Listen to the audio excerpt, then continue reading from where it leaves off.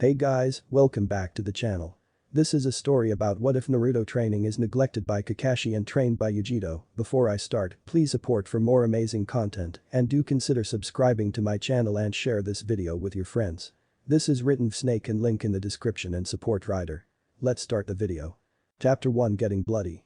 It was nighttime in Konoha, with most of its people asleep, out dining at a restaurant, or if on guard duty, were doing just that. Guard duty. However, there is one dark figure in the quieter more citizenry area of the Leaf Village that this story focuses on when it starts, as a lone dark cloaked figure wearing a white mask walked to a single residence to fulfill his objective for the night. His objective was nothing more than the pain and suffering being delivered upon the one person residing in that one building who was responsible for causing him pain years ago, and it was high time this person paid his debts. This person was Kakashi. Right now that man wasn't home, or at least not yet anyway, having celebrated at a local bar over an occasion the masked warrior hated with a passion. Entering the house was not difficult, as Kakashi was so well respected that not one citizen in Konoha would have the nerve to break into the man's house and possibly do something unspeakable to the veteran shinobi. They never met him before, or at least they knew him anyway. The masked figure loved the darkness of this place, wondering why in the world he spent so many years trying to be a part of the side that filled with light. Ha. What a joke that was to him now. It wasn't even funny, making it all the more ironic in the complex mind of the unknown entity.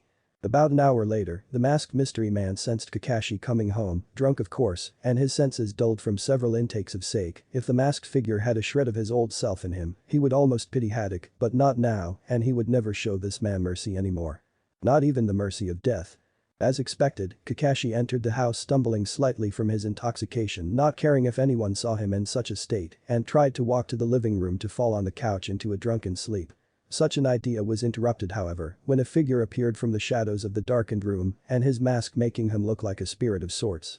Kakashi, said the figure, his voice a deathly whisper that helped Kakashi's inebriated senses slowly focus on the enigma. Yes, said Kakashi, as his mind began to become aware of the second uninvited person in his household and moved a hand in a casual manner to his kunai holster near his leg. I've come to deliver vengeance upon you in the name of the one you have betrayed for another betrayer, said the masked figure, taking another step forward casually. May I ask you just who I have betrayed? Said Kakashi while he silently opened his kunai pouch. Uzumaki Naruto, said the figure, seeing the man's emotions play out on his drunken half-hidden face. Naruto? That Kyuubi reincarnated spawn. The same Uzumaki Naruto who killed my sensei and so many Leaf Shinobi 17 years ago. I didn't betray him, I got justice for those that he killed when in his demon form, said Kakashi, his voice becoming more serious despite the drunken state he was in. According to who? You think I am so stupid as to believe that poor excuse, Haddock? I know the real truth behind your lies, and I think if your sensei knew of your betrayal to Naruto 4 years ago at the Valley of the End, then he would have spit in your face and denounced you in being one of his students. Said the masked figure before he moved quickly and dodging several kunai and shuriken aimed at him by his prey. Shut up. You know nothing. Do you know who I am? I am Haddock Kakashi. The son of the White Fang, the sensei to Uchiha Sasuke, and the slayer of the Kyuubi, no Kitsune known in human form as Uzumaki Naruto. Said Kakashi, trying to engage the figure in hand-to-hand combat.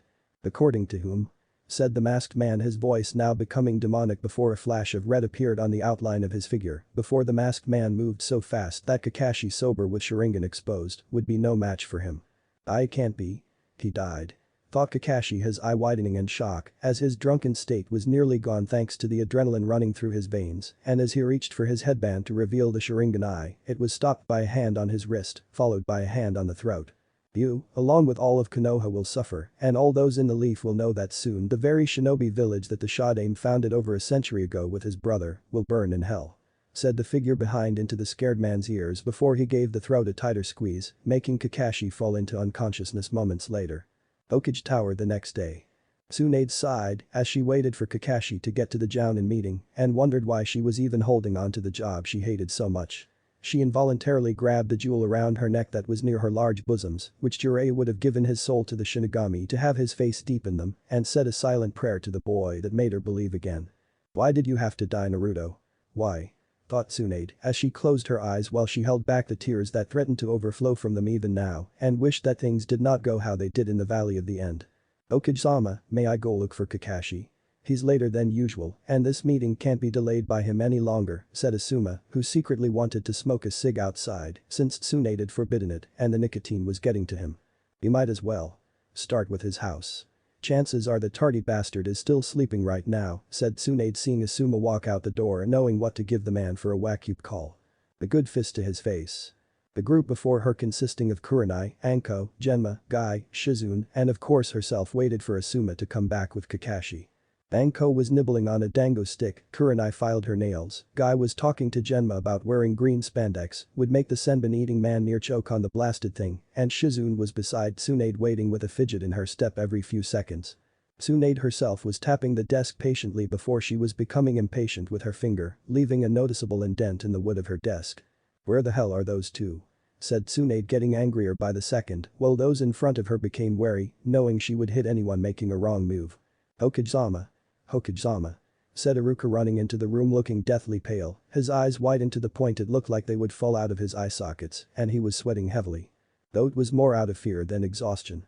What's wrong? Said Tsunade, looking at Iruka, knowing that there were very few things that could frighten someone of Iruka's sound mind. It's Kakashi. He's been attacked. I need your help right away, said Iruka, as he motioned for her to follow him, and she did with all the others in the room. They arrived at the man's hospital room with muffled sounds of screaming being heard from it, and for a moment Tsunade thought the man was being killed or not being given painkillers.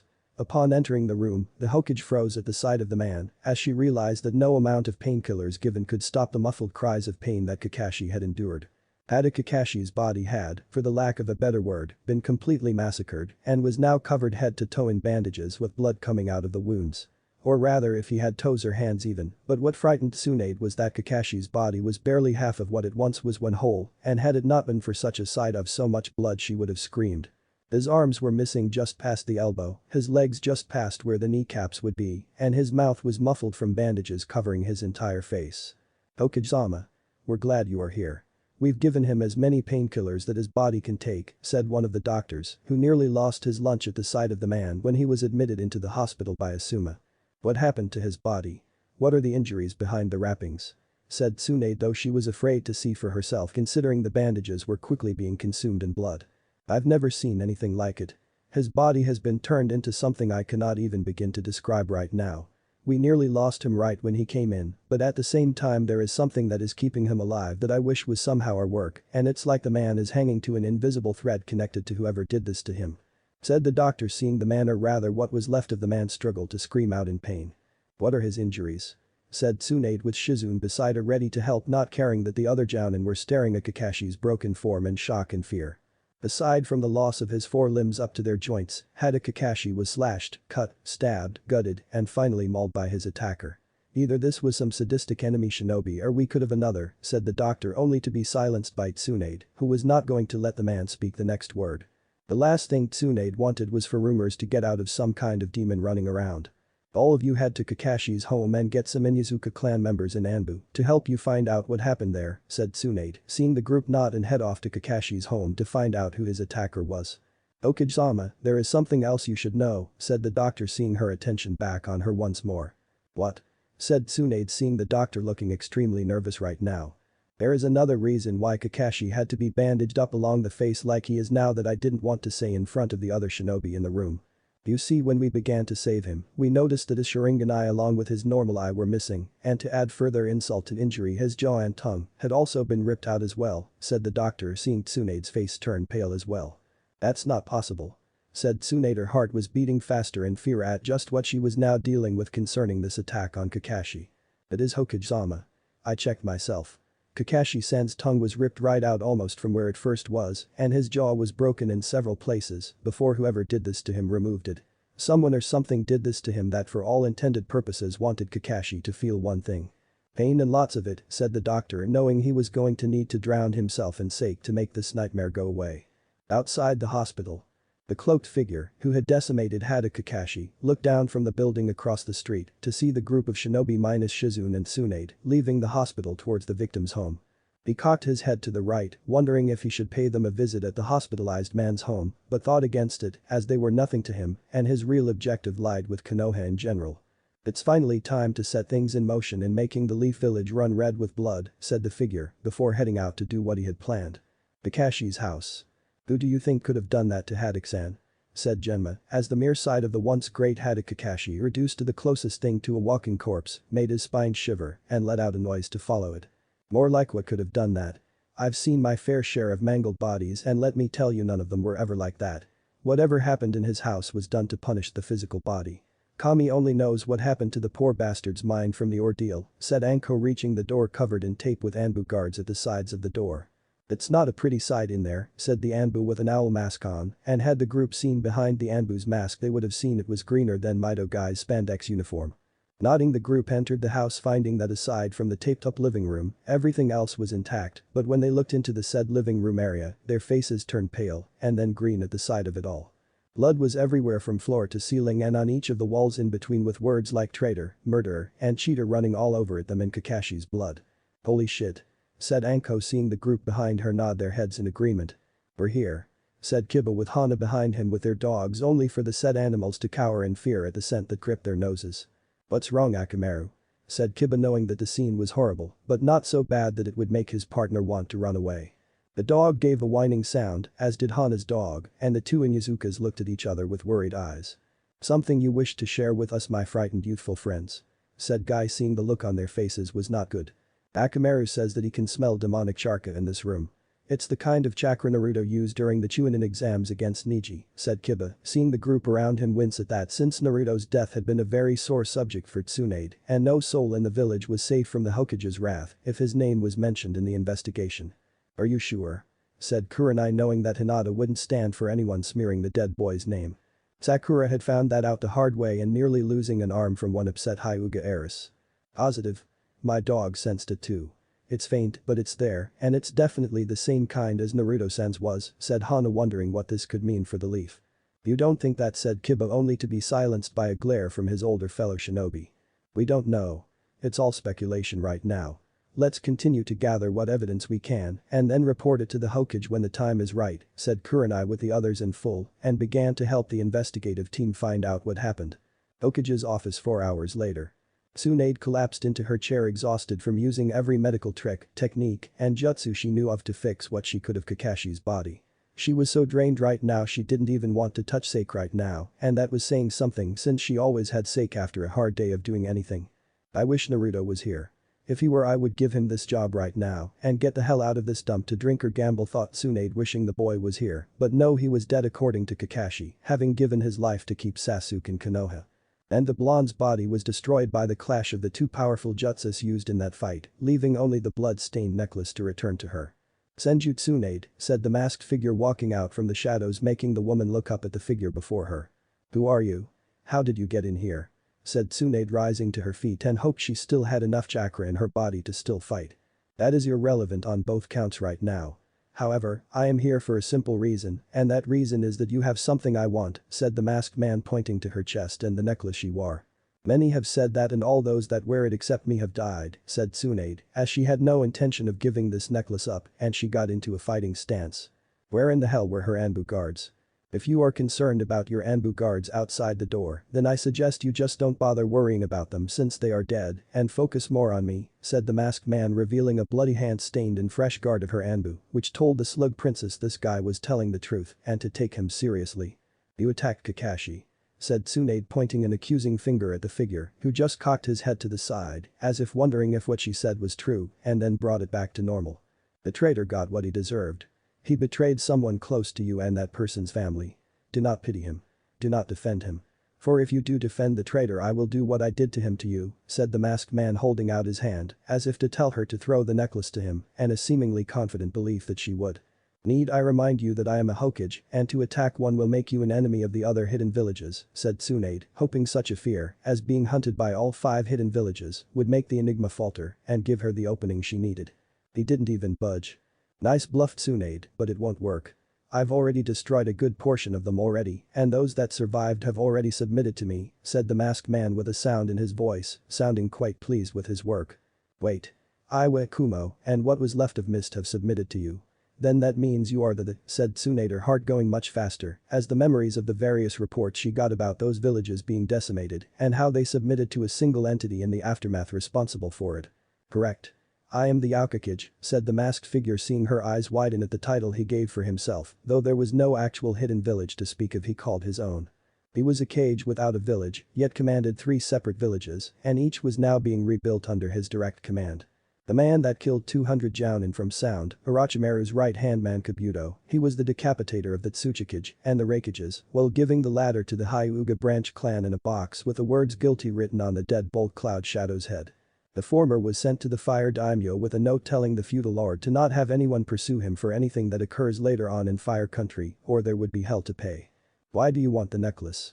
"To fund the 3 villages that kneel to you like wounded dogs," said Tsunade, as she saw him lower his hand, and she knew that he realized she wasn't going to willingly give up the Shadame's necklace. "No. Simply because the necklace you wear is not yours to have," said the masked man, taking a step forward, and Tsunade tensed while getting ready for an attack.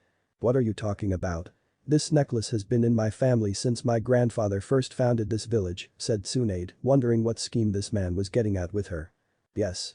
However, you bet that necklace against someone who won that bet and it belongs to him," said the masked man, taking several more steps forward with Tsunade taking a careful step back. "That person is dead. Killed by the curse of this necklace.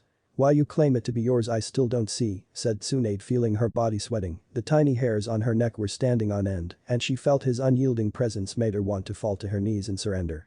"No. That person still lives," said the masked form before her as he removed his white mask and his hood to reveal to a shocked Tsunade the face of Uzumaki Naruto. "And Naruto?" said Tsunade, seeing the boy before her had grown to be taller than even her, and his face held none of the warmth she remembered when she saw him. His eyes were that of the Kyubis with fox-slits for pupils, his whisker-like birthmarks were more defined, almost like had actually grown whiskers, and his hair, from what she could see, was now blood red, the light in the room making it look like it had an almost unnatural shine to it, like it was filled with blood. She then saw his hand outstretched again, motioning her to give him the necklace since it still belonged to him. "That's Namikaze Uzumaki Naruto to you," said Naruto, snarling at Tsunade, who felt an incredible surge of fear in her again as this boy was looking at her as if she had been the one to kill him, and right now he looked ready to kill her. "Naruto, said Tsunade, but was cut off by Naruto's growling at her with his eyes glowing with unimaginable hate in them. "That's Namikaze Sama to you, old hag. Now give me the necklace or I'll kill you," said Naruto, his eyes giving no room for negotiation. "Did he just threaten me? The Naruto I know doesn't threaten people and demand things from them. Is this the work of the Kyuubi?" thought Tsunade, looking at Naruto for what seemed to be a new light that she didn't want to see since she last saw him. "Since you seem to be quite reluctant to give me the necklace back, I'm going to ask you a little question concerning my mother," said Naruto, lowering his hand and taking one more step forward, putting him in striking distance of the female Hokage. "What about?" said Tsunade, finding herself almost shivering under his demonic gaze. "Why didn't you come back to the village when she was with me to save her from dying during the pregnancy?" said Naruto, his eyes glowing with so much hate that Tsunade felt like she was going to throw up. "I didn't want to go back because of the bad memories I had of those I loved dying," said Tsunade, hoping he would believe it, only to find his hand wrapped around her throat and her pinned to a nearby wall. "Liar.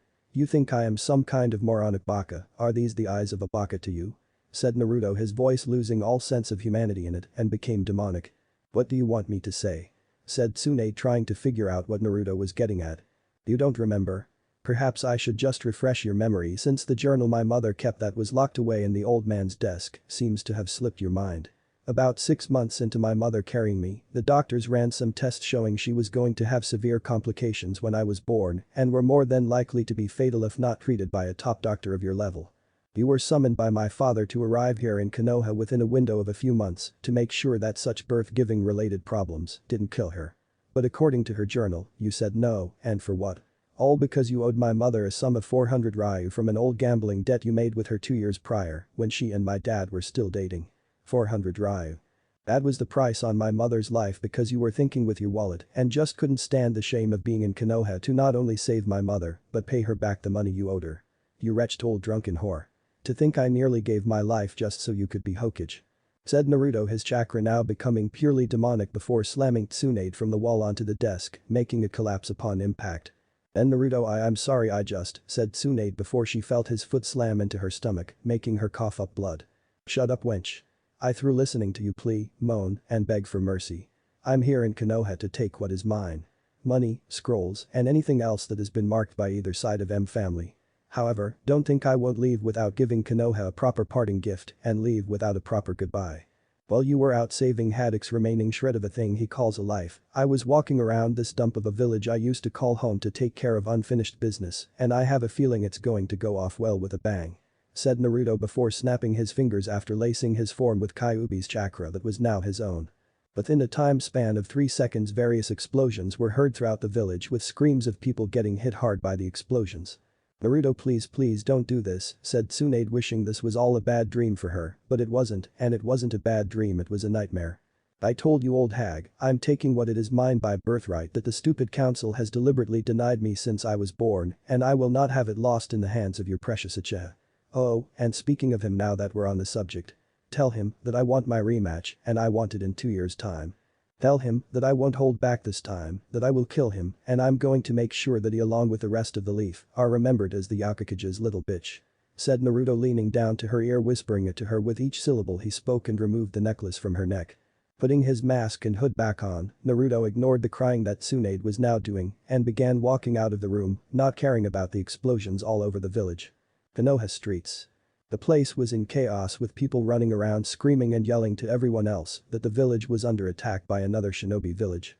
They were so worked up that they ignored him amidst a panic he had created, and with shinobi trying to figure out what the hell was going on, it made things so much easier to walk out the front gate after knocking the 2 guards away like they were nothing.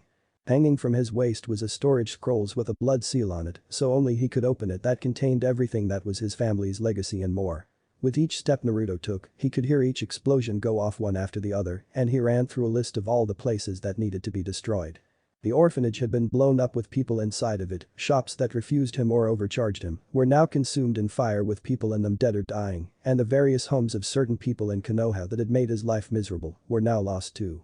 Turning to look back at the village, he stared at the 5 Hokage heads from the Shodames all the way to his Gondame that was the founder's granddaughter, and with just the raise of his hand, he made the sky turn red before bringing his arm down, making red lightning to strike all 5 head, making them catch on fire. Satisfied with his work, Naruto turned away and didn't look back at the village while ignoring the screams of people in pain. Naruto didn't care about people anymore. He hated them with a passion. He had already made an example out of Iwa, Kumo, and Mist in regards to how his mind worked when it came to these things. He just wanted to see the elemental countries burn before he planted new life into them that he alone would command. They were his pawns to play with, his loyal followers that would fight another set if he commanded them to, and so much more. It was through his might that they lived, it was through his spirit that had purpose, and it was through him that the human race was even allowed to exist in the world. He was the bringer of life and the bringer of death. He was Namikaze Uzumaki Naruto, the Yakuage of the elemental countries. "Hokage Tower. Hokage-sama. Hokage-sama," said Tu Anbu, trying to help the woman get back to the land of the awake, as they had tried to reach her first at the hospital, only to look for her the tower, and when they saw the guards dead, they feared the worst. "Get away from her, you idiots. Can't you see she's in shock," said Jiraiya, having come to Konoha as soon as he heard what happened to his former teammate and the village. "Jiraiya," said Tsunade, weakly looking up at the toad Sannin like a frightened child, and the man knew whatever it was she saw was huge. "Tsunade, calm down, everything is going to be alright," said Jiraiya as he picked up the woman and putting her on the nearby couch to help get her head together. "I betrayed him, Jiraiya. We all betrayed him and he hates us for it," said Tsunade, her eyes now filled with more tears as she clung to him and he held her closely. Who did this to you, Tsunade?" said Jiraiya, knowing that she knew he was really saying who broke your spirit. "Then Naruto." "It was Naruto," said Tsunade before she began to weep in his arms, while the man himself was shocked, having believed his student was dead. "It can't be. Naruto died at the Valley of the End. At least that was what Kakashi said. Oh Kami, the prophecy. The prophecy is about to come to pass soon," thought Jiraiya as he held Tsunade tighter and rocked back and forth slightly to soothe her. "Find him, Jiraiya. Find him and stop him. You are the only one who can," said Tsunade as she looked up at the Sannin and hoped he understood what she meant. "I understand," said Jiraiya, wishing he had not left his godson behind all those years ago and had actually been there for him when he needed him the most. Now he would have to kill the once kind boy now turned into a demon. Elsewhere 2 days later. "This has become a problem," said Pain, having gathered all his fellow Akatsuki members together. Or rather what was left of them. Madara and Sasori were dead, having been killed a little over 6 months ago while trying to extract the demon from Subaku no Gara, only to have them die at the hands of the Yakuage. Sasori's puppets had been destroyed along with the man himself, while Madara was used to get the Yakuage into Iwa before crippling the shinobi village into submission. If what is flying out of Konoha true, I think I can safely say we're royally screwed, Pain-sama, said Conan looking at their leader, who looked at her with a raised eyebrow. Really? Just because we lost 2 members does not mean we are doomed. Those 2 were the weakest of us all, and we still outnumber the Kyuubi vessel, said Pain, seeing Kisame looking nervous with Itachi appearing doubtful. I heard he crushed the Reikage and took one of our targets from us as his own personal bodyguard. Does that mean Itachi and Kisame are accompanying us to get the Nibi? Said Haiden looking at the leader of the organization, who seemed to be thinking at the moment. Possibly. If we can get both vessels we can accelerate our plans back on track. Also, let us not forget about Suna's demon vessel. Once we have removed the Kyuubi and the Nibi vessels from the equation, we will capture the Shukaku for his extraction process. Are we clear? Said Pain, seeing the group nod to him an affirmative yes. What should we do about Orochimaru? He's become more unstable thanks to the death of his right-hand medical assistant and now knows the one responsible for it, said Itachi, knowing that Orochimaru's wrath was nothing to scoff at, even with his skill level. Let the snake come after Naruto. If we get lucky, the 2 will weaken each other and give us the chance of taking care of them with greater ease. Now go. Said Pain, seeing almost all the projectors around his own end except for one. Something about this is bothering me, Pain, said Conan worriedly, knowing that when she was worried, her feelings were normally right and that paying attention to them was very wise. How so? Said Pain, knowing that Conan's feelings were second to none in sensing the impending dangers ahead. I have been having disturbing dreams as of late. The sky is bleeding red, rain that is the color of the darkest blood ever, and the ground around me was covered in an almost unearthly flame. It was if I was in the very depths of hell, only the hell was here, said Conan, hoping her mind wasn't playing tricks on her. Don't worry about it for now. Let us focus on finding the other demon vessels before we deal with the premonitions that you seem to be getting, said Pain, seeing her nod, and her projection ended. Her dream was interesting, said Madara, appearing in the shadows while looking at Pain's projected form. Is it of things to come? Said Pain, having found Conan's intuition about these things to be very important in his mission. I don't know. I've been having dreams as well. Only I'm in a forest stained in blood, the moon is blood red, and I hear the bloodlust-filled howl of a fox not far off. Be careful, Pain, or all of our work will be destroyed. I barely got out of mist without being noticed, and that was a few years ago. If those 4 fail, I may have to step in and dead with the Kyuubi vessel myself, said Madara before his form faded back into the shadows. Pain's projection ended as well, with the man thinking about what Conan saw and what Madara said. Unknown location. Welcome home, Yakuji-sama, said Yugito Nai in a seductive tone, pressing her body against his while purring at feeling his body against hers. Yugito-chan. How are you? Making sure things are alright while I'm away, said Naruto, looking at the woman with somewhat sound of warmth in his voice. Good, but I was bored. Kimimura was complaining again on how he couldn't join you on your trip to Konoha to make all those people pay for their sins against you. Frankly, I don't know why you made me resurrect him in the first place, said Yugito, whining slightly when she talked about Orochimaru's former bodyguard and once potential body to steal. Because he needs to atone for his past sins and serving Orochimaru. You know that. I am giving him a chance at living again with a renewed purpose, said Naruto, sitting down on the couch of the room with Yugito right next to him, almost on his lap. But what about the other 2 you mentioned? Said Yugito, wondering why the 2 during the man's mission to Wave Country weren't resurrected as well.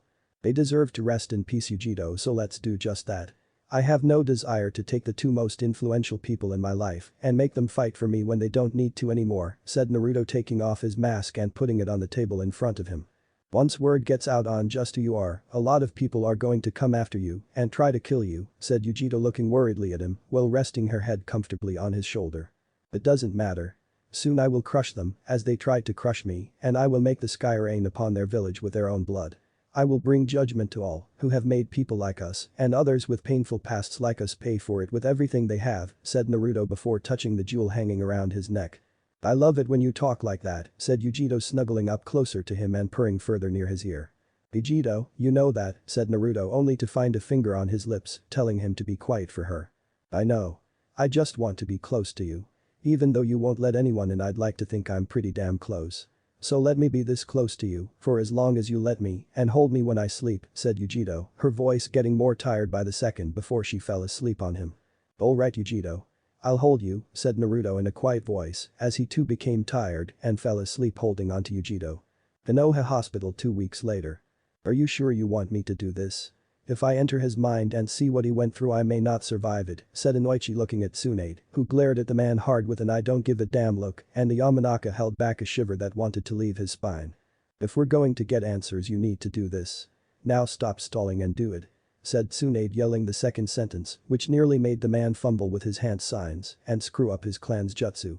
"Okage-sama, if I may ask, what caused Naruto to," said Shizune, only to be silenced by Tsunade, who gave her a death-given glare that she had never given to her in all the years they had been together, and it frightened the younger woman immensely.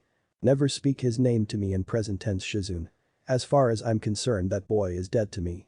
All that he was has been corrupted or destroyed by the Kyuubi inside of him. Understand?" said Tsunade, making Shizune tremble in front of her teacher. "Why yes, Hokage-sama," said Shizune, wishing the woman had not fallen into such a state of depression and anger. After what happened, the official damage report had been devastating, and it wasn't just the physical damage either the village had suffered. The Namikaze and Uzumaki bank accounts had been drained clean of all their money, the Namikaze compound had been drained of everything in it from scrolls to furniture, and the forbidden scroll had been taken too from its safe with note in there instead with the words, "not worthy" written on it. The causalities had been enormous for both civilian and shinobi, as homes had been lost, the money those people had been taken, and the multiple lives snuffed out from the attack. The Hokage monument was, according to her Anbu trying to fix it, permanently damaged. The faces looked like they had been beaten within an inch of their lives, as the scars seemed to be laced with demonic energy, and various other marks were on them in the most horrible of designs, making it look like they were crying. "Okage-sama, I have Yuhi Kurenai and her former genin team with her, and they wish to know their mission," said Iruka, having left the academy or what was left of it since the rooms were badly damaged and having class wasn't an option. He was actually glad Konohamaru and his teammates with Abisu as their sensei were off on a C-rank mission to escort a man to one of Fire Country's major ports. "Send them in," said Tsunade, not taking her eyes off the form of Hada Kakashi, who despite being invaded mentally by Inoichi, was still screaming out in muffled pain, and the painkillers seemed to have no effect on lessening it. "You called for us, Hokage-sama," said Kurenai, knowing that whatever it was, it had to be important and it concerned the one person that no one dared speak of. "Jiraiya told me he thinks he's found Nar the Kyuubi, but needs some backup. At the very moment, you are all I can really spare since the village needs to recover and I need someone to back up my old perverted teammate," said Tsunade, looking at the group of four, seeing their eyes widen and understood what she was getting at. "You need us to distract the demon so Jiraiya can finish him now that he possesses a mortal body," said Shino, knowing that he was skating along the issue with his old teammate, but knew he was safe since he didn't mention the fallen shinobi's name and hoped the others would do the same. "Yes. This is an SS-ranked mission, and while we don't have the money to pay for it, I'll do what I can to pay you later down the road and get you more support when it becomes available." I sent a request to Suna for help, but Gaara turned it down, saying he owed his life to him because of Akatsuki and refuses to betray him whether he's a demon or not, said Tsunade, knowing the other reason was because the demon had spared Suna any kind of destruction so far. Whether the people in Wind Country would admit it or not, they had already submitted to the Yakukage's will. "Naruto-kun, are you still you, or has your spirit been destroyed by the demon you held?" thought Hinata, hoping that the boy she admired for so long and cared for was still in that state he was in. "We will leave immediately, Hokage-sama," said Kurenai, as her team would need just about every single piece of shinobi gear they could get their hands on and head out to help Jiraiya. If they could help, that is. Inside Kakashi's mind. Inoichi wished he could leave Haddock's mind right now so he could puke his guts out before killing the man for what he had done to Naruto. Kakashi's Chidori to Naruto from behind at the Valley of the End was the straw that broke the camel's back. No wonder the demon possessed a boy and took his revenge on the man before attacking village that had abused its vessel. Kakashi had on more than one occasion sold out Naruto to a mob during his birthday and had nearly hit him with a Chidori once had the Sandaime not shown up. The former Anbu captain had ignored his post on numerous occasions, with the two councils getting the man off from any charges the Hokage wished to press against him. "I don't know whether to be glad or frightened by what I'm about to see," thought Inoichi, as he entered the man's memory of being tortured mercilessly by a demon, and it was quite a sight. "You have no right to call yourself a slayer of Kyuubi or a student of my father. You are nothing but an insect that needs to know its place in the world, and I am just the person to do it," said Naruto to a tied-up Kakashi hanging in the air, who couldn't move his head due to a neck brace and his arms wrapped in heavy chains, with each of his fingers broken to prevent jutsus from being used. "You are not Minato-sensei's son. I am his only son. Me. If that Uzumaki slut hadn't seduced him and made him help her sire you, I would be the only child they would ever need," said Kakashi, earning him a clawed backhand to his face, tearing the mask and flesh from the jounin. "I'm sure my father would love to hear you say that to his face right now. Did you tell him how you felt? Did you call her a slut to his face? No. Because you were a spoiled little child just like Sasuke is. Always have to have everything and destroy everyone in your path that prevents you from having it. We'll make no mistake, Kakashi, I will see to it that you get what's coming to you and that when it's over you can rightfully call the pain I'm about to inflict on you your own," said Naruto as he drew a sword and began to systematically destroy Kakashi's being. Inoichi was in shock as the demon claiming to be Naruto was simply destroying Kakashi without asking him question, as if he already knew the answers, and savagely butchered the Jounin's body. The man screamed for hours on end, with the seals hidden on the walls that suppressed noise from exiting the room staying active throughout the ordeal. Well, it's not like Kakashi had it coming, thought Inoichi, seeing the demon finally stop after taking out both of Kakashi's eyes, having already removed the jaw with tongue. "Inoichi, I know the old hag sent you in here to enter Haddock Team's mind, so deliver this message to her from me.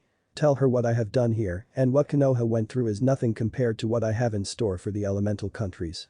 Tell her, I know she is going to send Iro Sennin after me and that I have my own grudges against him to deal with. Tell her, the next time she sees her old teammate will be in a box with only his rotting flesh-covered skull," said Naruto before he looked over at Inoichi's general area, allowing the man to see the blood-red eyes staring him. Feeling nervous and quite scared, Inoichi ended the jutsu and re-entered into the safety of his own body, while Tsunade, seeing him jolt upright, waited for his report. "How bad is it?" said Tsunade, seeing the man sweating heavily, and looked at her with fear-struck eyes. "Worse than you know. He knows you would send Jiraiya-sama after him and intends to destroy the Toad Sannin for his past sins," said Inoichi, finding his mind was now being tormented by the glowing red eyes he saw in Haddock's mind. "What questions did the demon ask Kakashi?" said Tsunade, wondering what the beast would want with Haddock at all, aside from hurting him. "There were no questions, Hokage-sama. Naruto ripped him apart just for the hell of it," said Inoichi, not realizing he spoke Naruto's name in front of Tsunade, only to find her hand on his throat and slamming his form into a nearby wall. "Never call that demon by Naruto's name in my presence again. Do you understand me?" yelled Tsunade, her fury clear in her eyes, and Inoichi thought she was going to kill him. "Why you don't you understand, Hokage-sama? It was Naruto. I'm telling you the truth. I swear it," said Inoichi, trying to breathe but was finding his efforts futile. "You lie," said Tsunade, her eyes were flashing dangerously at him. "I wish I was. He's gearing up to slaughter everyone around him. He doesn't care about you, Konoha, or any other place in the elemental countries. He just wants to see things die at his feet," said Inoichi, hoping the woman would relent from crushing his windpipe. He actually began to fear for her life when she squeezed his throat tighter for a good 5 seconds, but soon she relaxed and let go of him before falling into a nearby chair. "Did Kakashi really deserve his injuries?" said Tsunade, looking at Inoichi, rubbing his throat to ease the pain. "If you saw what I did, Hokage-sama, you would stop giving him painkillers and simply kill him yourself," said Inoichi, getting off the ground, though he wobbled a bit before he was able to steady himself. "I'll take your word for it," said Tsunade, her voice sounding almost broken by the time she finished her sentence. "The 2 councils, plus the clan heads, will want to have a meeting concerning this matter, Hokage-sama. Though not many of them are still alive after what happened a few weeks ago," said Inoichi, as such a meeting had yet to take place, and with all that had happened with rumors flying around of Naruto's rebirth as a demon, it was difficult to get any level-headed members speaking in such a meeting. "Those arrogant fools are the reason why the Yondame's dying wish wasn't honored in the first place," said Tsunade, though she had to bite her tongue after that, since she had been such a fool herself for not coming back to Konoha to save Kushina when she needed her and all for a simple bit of money.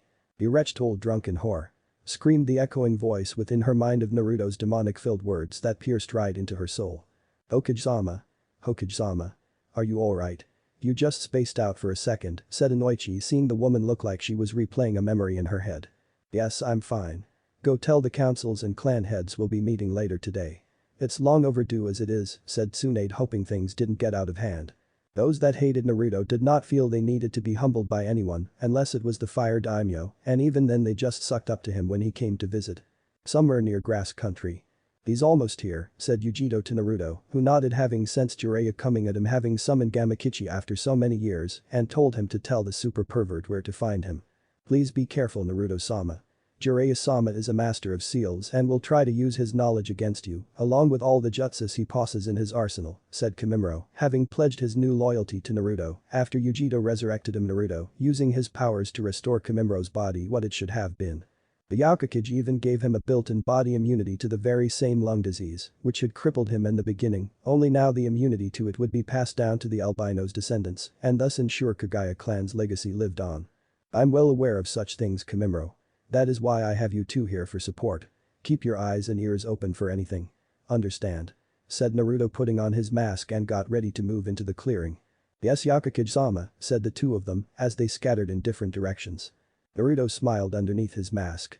Oh, how he wished for teammates like them when he was in Konoha and he was loved like the damned Uchiha was even now. No doubt there was more than one council member who wished to have the last Uchiha stay at their residence and make small talk with the brooding little bitch. It was a good thing he raided the Uchiha clan's long list jutsu scrolls they had and the secrets behind the Sharingan that they didn't want anyone to know about. But the time for reminiscing on the destruction of a place the team had a personal spot in his heart for was over, as Jiraiya the Toad Sannin was now in the clearing looking at him, and Naruto couldn't help letting out a small chuckle at the man's serious expression. If only you had been this serious when it came to my training, Iro Sennin. I could have gotten stronger back then to not have to sweat so much in brining Sasuke team back to Konoha, said Naruto, seeing Jiraiya frown at him further, and the former demon vessel wondered if the Sannin was actually going to attack first before asking questions later. "I thought I told you years ago that you needed to do things on your own," said Jiraiya, getting into his toad hermit fighting stance. "Did you do the same training method with my father?" said Naruto with an edge in his voice, seeing the Sannin wince at that. "So you know. You're Naruto under that mask, aren't you?" "Not the Kyuubi," said Jiraiya, as he was not asking a question but making a statement, and Naruto responded by simply removing his mask with hood to reveal his facial form. "The Kyuubi is no longer in me. After Kakashi hit me with that Chidori to my back, he left me to die a watery grave, and I would have died in such a manner had the Kyuubi not tried to make a last-ditch effort to break free," said Naruto, as he felt that the man needed to hear this before he died and understand what it meant to be what he had become. Flashback 5 years ago, Valley of the End. His body began sinking into the water, his eyes closing and opening faster like he wanted to fall to sleep, and his lungs were filling up with water. As this happened, Kyuubi was seeing the boy's mindscape starting to collapse, and the demon lord knew that soon his time would be up unless he did something fast. "I will not be silenced so easily by being killed while sealed away, an immortal child," said Kyuubi, before taking all of his chakra and slamming it against the bars of his prison, hoping for his chance at being free. Sure enough, the gate began to strain and melt under that demon's power before the paper holding it with the word seal in big letters burned off, making the cage doors to break open. Kyuubi reveled in his newfound freedom after being contained in this weak body for over a decade and was ready to return to that miserable shinobi village to get revenge. He was so overjoyed at the thought of causing mayhem upon the world that he didn't even notice his vessel's mindscape form staring at him with serious eyes when walking out of the cage. "Where do you think you're going?" said Naruto in a no-nonsense voice, gaining the Kyuubi's attention. "Out of the way, you mortal speck. I have no time to be here any longer, as you are about to die and I am about to be free again. Do not worry though, as I have every intention of attack your precious leaf village again, and this time I intend to be the winner," said Kyuubi, his mouth sporting an evil grin with bloodlust in his eyes. "I can't let you do that," said Naruto, calmly seeing the lighting in the room flickering every few minutes.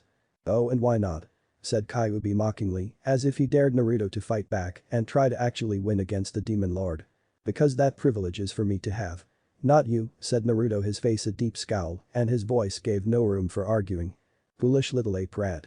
What makes you think you can stop me from leaving here?" said Kyuubi, ready to kill his vessel and leave the body for freedom. "It's simple really. I can stop you through my mind," said Naruto, as blue chains appeared from within the walls of his mindscape wrapping around Kyuubi, holding him in place while pipes came out shortly afterwards, piercing Kyuubi's body. "This is not possible. How can you do this to me?" said Kyuubi, having never felt fear like this before and wondered how the youth in front of him could even do this. "Like I said, it's my mind, hence my rules. The chains are just to hold you down, while the pipes stuck in you are connected to my chakra network to extract your chakra.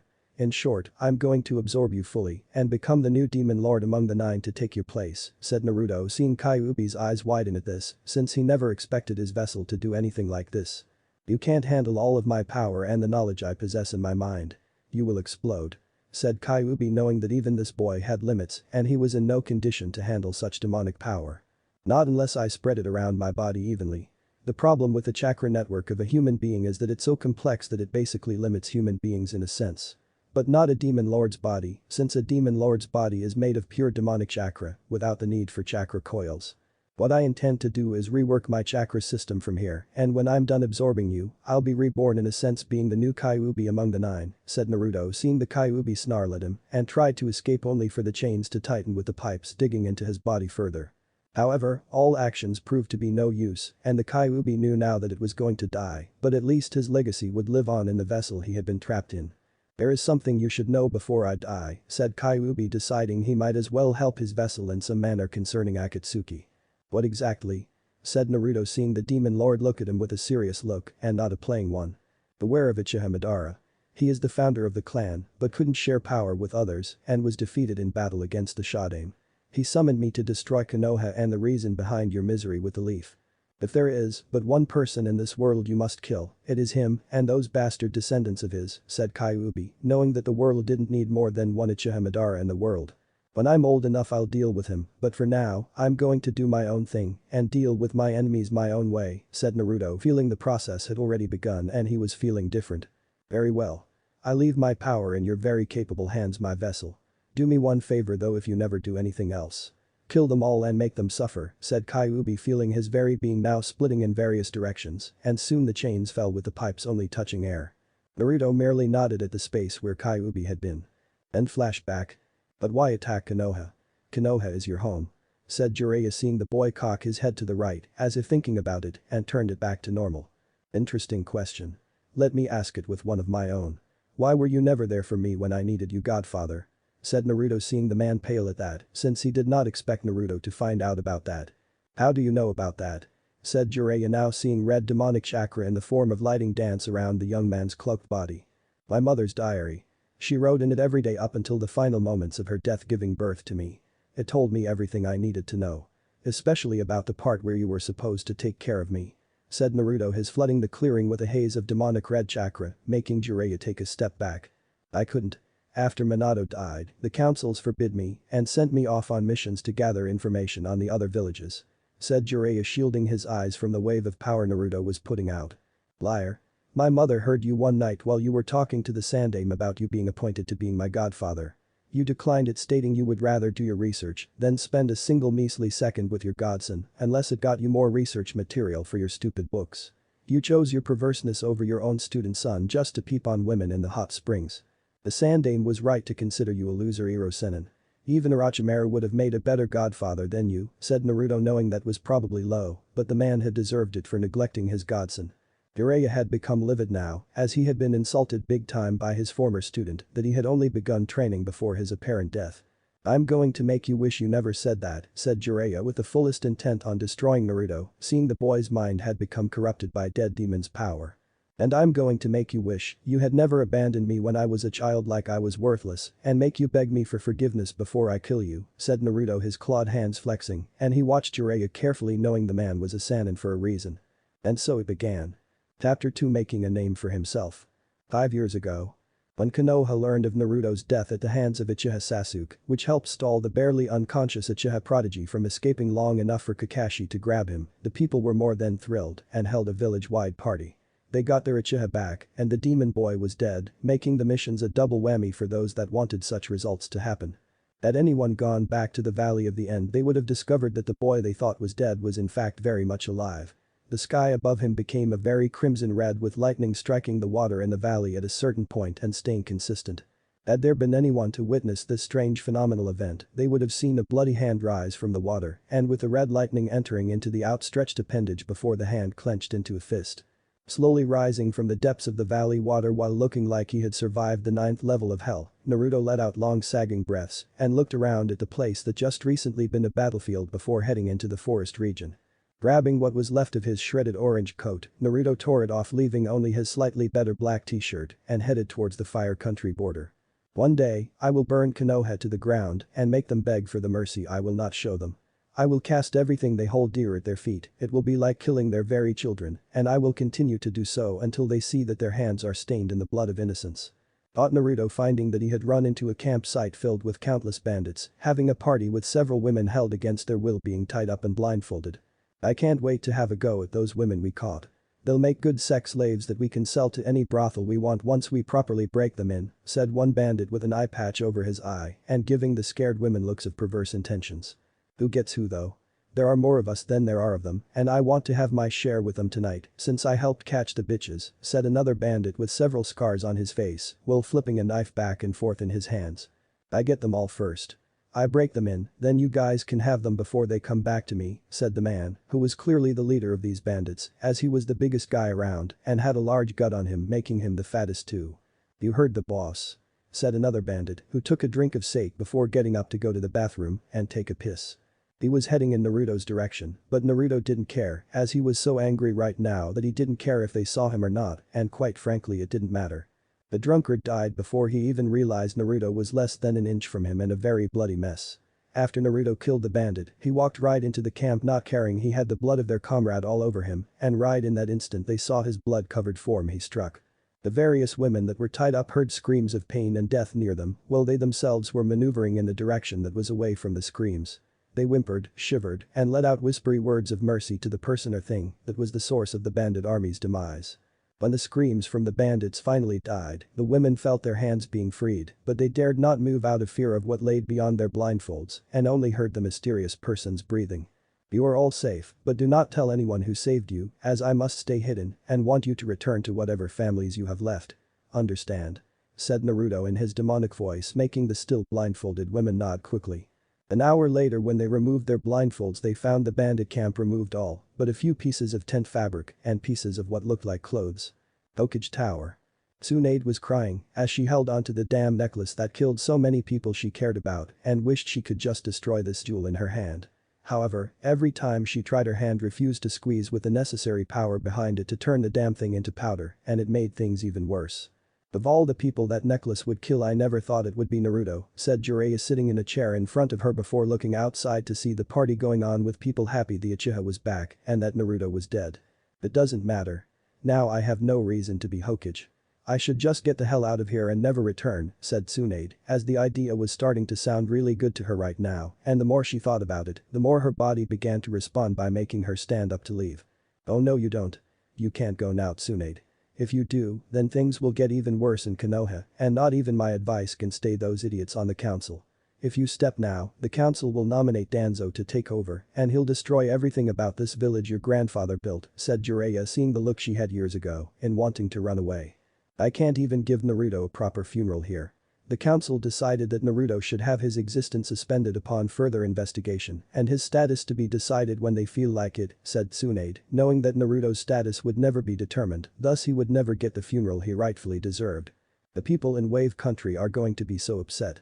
If it wasn't for the fact we are in a binding contract with them right now I imagine they would pull all trading from here, said Jiraiya, knowing that the people there adored Naruto like he was their favorite son. The Kazekage didn't look too happy either.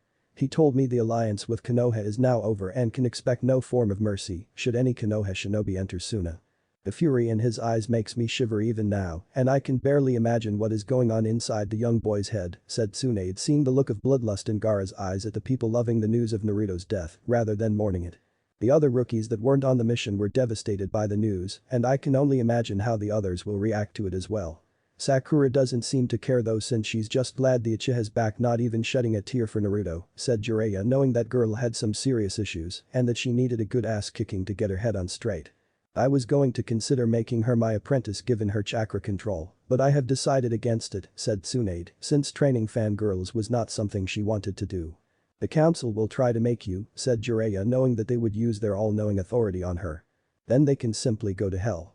I will decide who I train. Not them. I will still have that much control in my life, said Tsunade looking at Jiraiya darkly before her eyes turned to that of sadness once more. Elsewhere 1 week later. It was nighttime when Naruto entered the village that was just beyond the Fire Country border into Lightning Country, finding the place to be very low-key, which was good for someone like him.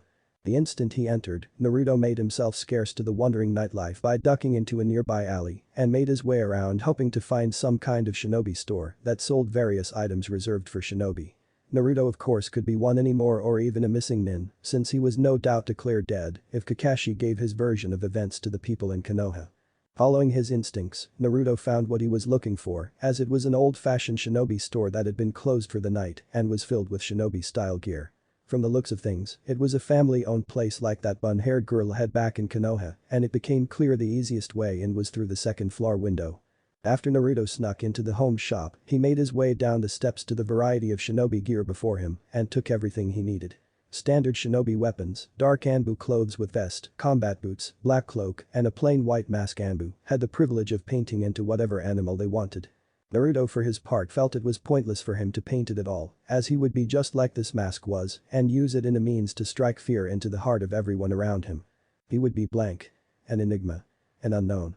A shinobi who had no allegiances as well as had no loyalty except himself, and if he happened to recruit people to his cause, then he would make them his tools. With his gear in place, Naruto got ready to head out the door, but before he could the boy spotted something of interest on the wall and made him stop. It was a sword that was an interesting design for him, since it was a rare kind of blade with a long hunting knife as its partner right next to it. Taking said weapons off the shelf, the blonde boy made his way out the door and began walking out of the village to his next destination that was Wave. He needed a place to gather his thoughts, and Wave Country was the best place to go since he had to visit some old friends of his there that he needed to speak to. Suna. Are you sure this is wise, Gaara? I mean, we really can't afford to be Konoha's enemies after what happened. The Wind Daimyo won't stand for it a second time, said Kankuro, having worked really hard on getting a new peace treaty signed. You don't understand, Kankuro, because you are not like me or Uzumaki-san. You were never hated by others, attacked by others, and denied love by others simply because of the stupidity of such people. Those ungrateful people in Konoha celebrated Naruto's death when they learned of it. Celebrated. If I could, I would have crushed them all with my sand and fed their blood to Shukaku to offer up as my own personal tribute to Uzumaki Naruto, I would have. Said Gaara, sitting at his desk while manipulating the sand with one eye to read the paperwork and sign it while staring at his brother with ghoulish eyes. Eyes that Kankuro realized were almost like before Naruto entered Gaara's life. The not too friendly kind.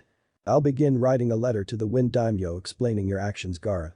I just pray he understands your reasoning behind it, said Kankuro before he left to handle writing up some incredible letter for his brother to read before approving it. What do you think, Tamari? Said Gaara, seeing his sister beside him now with a mixed expression on her face. It's not my place to question you, Gaara.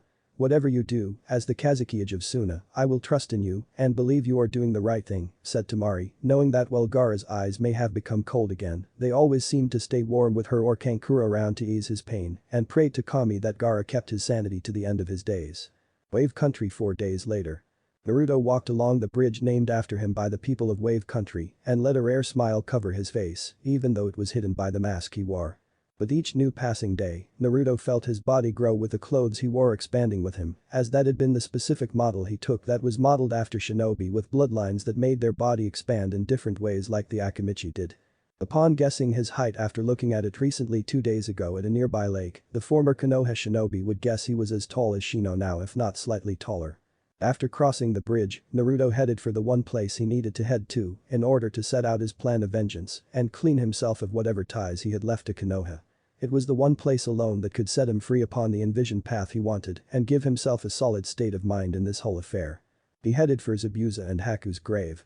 He approached the two graves glad to see they hadn't been defiled or ransacked by some stupid drunk or moron trying to make a name for himself in claiming the demon of the mist's death. The graves looked untouched, as if the two had just been buried days ago rather than months, and it silently aided him that he couldn't save either of them from death's door. Removing his sword and knife, Naruto got on his knees before the grave and placed his two weapons on the ground at his side. Slowly, he removed his mask and dropped his hood, revealing the blood-red hair that up until now no one had seen and lived to tell the tale. Hey Zabuza. Hi Haku.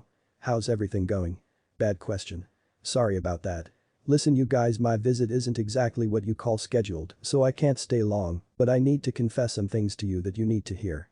Zabuza, I think I understand why you betrayed the Mizukage when it came to trying to take over, it's made me respect you even more. You were serving a master that you could not stand for whatever reason it was that made you try to kill him, and during that time you struggled to get the strength needed to fight him. You did what you had to do and I respect that. Haku, I'm sorry for failing your philosophy in being truly strong when protecting someone we consider to be precious to us. Even though we just met, I know we could have been good friends if you had lived after what happened on the bridge, and I hope you can forgive me in not saving you when you needed me the most. I've tried taking your words to heart, using them as my own nindo to honor your beliefs, but no matter how hard I try, I find it's impossible since all those I consider precious to me don't return such affection. I've come to a realization about the elemental countries Haku that you're not going to like when I tell it to you, said Naruto before hearing a twig snap behind him and putting his mask on turned to see it was Inari of all people looking at him in shock. Big brother? Said Inari seeing Naruto with awe at what the young shinobi had turned into. Hi Inari. Come join me. You need to hear this too, said Naruto taking off his mask since there was no point in hiding it anymore around the boy. We thought you were dead, but you look different, said Inari walking up to Naruto and sitting beside him. I went through a lot of changes that were caused by my apparent death at the hands of my own sensei. That was what I wanted to talk to these two about, so listen and don't interrupt me, okay? said Naruto, seeing the boy nod his head vigorously. His sensei betrayed him? That's not the story that came out of the leaf. What's going on? Thought Inari, but his thoughts were interrupted by Naruto speaking again to the two grave markers. Ever since the people have become arrogant in Konoha, it has begun spreading outward to the other villages like a cancer and slowly killing the very things each village stood for. It is because of this, along with my own sensei betraying me, that I will have to do some horrible things that one day even I may regret doing, but before then I must do this and I will carry out my objective. I'm going to kill them. I'm going to be the one to kill them. If anyone is going to kill the hidden shinobi villages of the elemental countries, it's going to be me. I'm going to kill what I once held dear in my heart. Said Naruto, his yelling before letting out an insane laugh before he felt Inari grab a hold of him as if to be his anchor and pull him from the insanity that was plaguing his mind. Big brother, thought Inari as tears ran down his eyes, seeing the older boy looking down at him before stroking the innocent kid's hair while letting out a gentle chuckle. I'm going to kill them all by injecting each of them with a lethal dose of poison. Said Naruto, grinning at the thought, and held Inari closer to his form.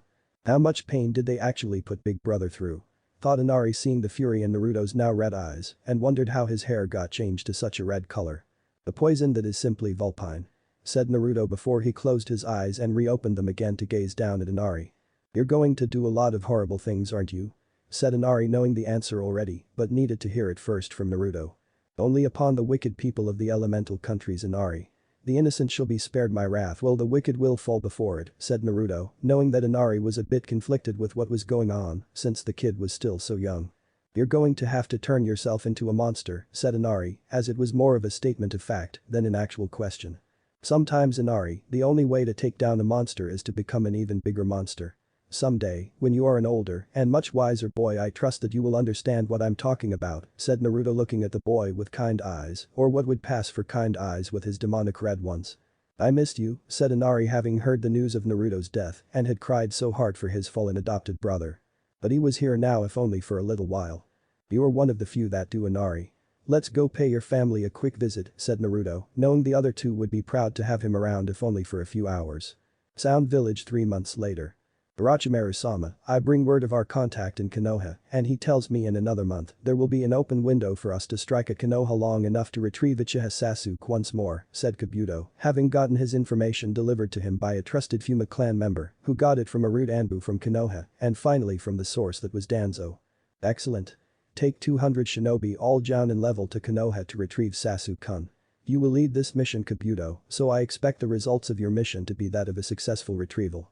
Should you fail, said Orochimaru, letting the threat hang out in the air for the medic nin to shiver at the potential pain that would be delivered onto him should he fail. I will see to it that the retrieval is a success, Orochimaru-sama, said Kabuto before he left his master's presence to deal with this mission.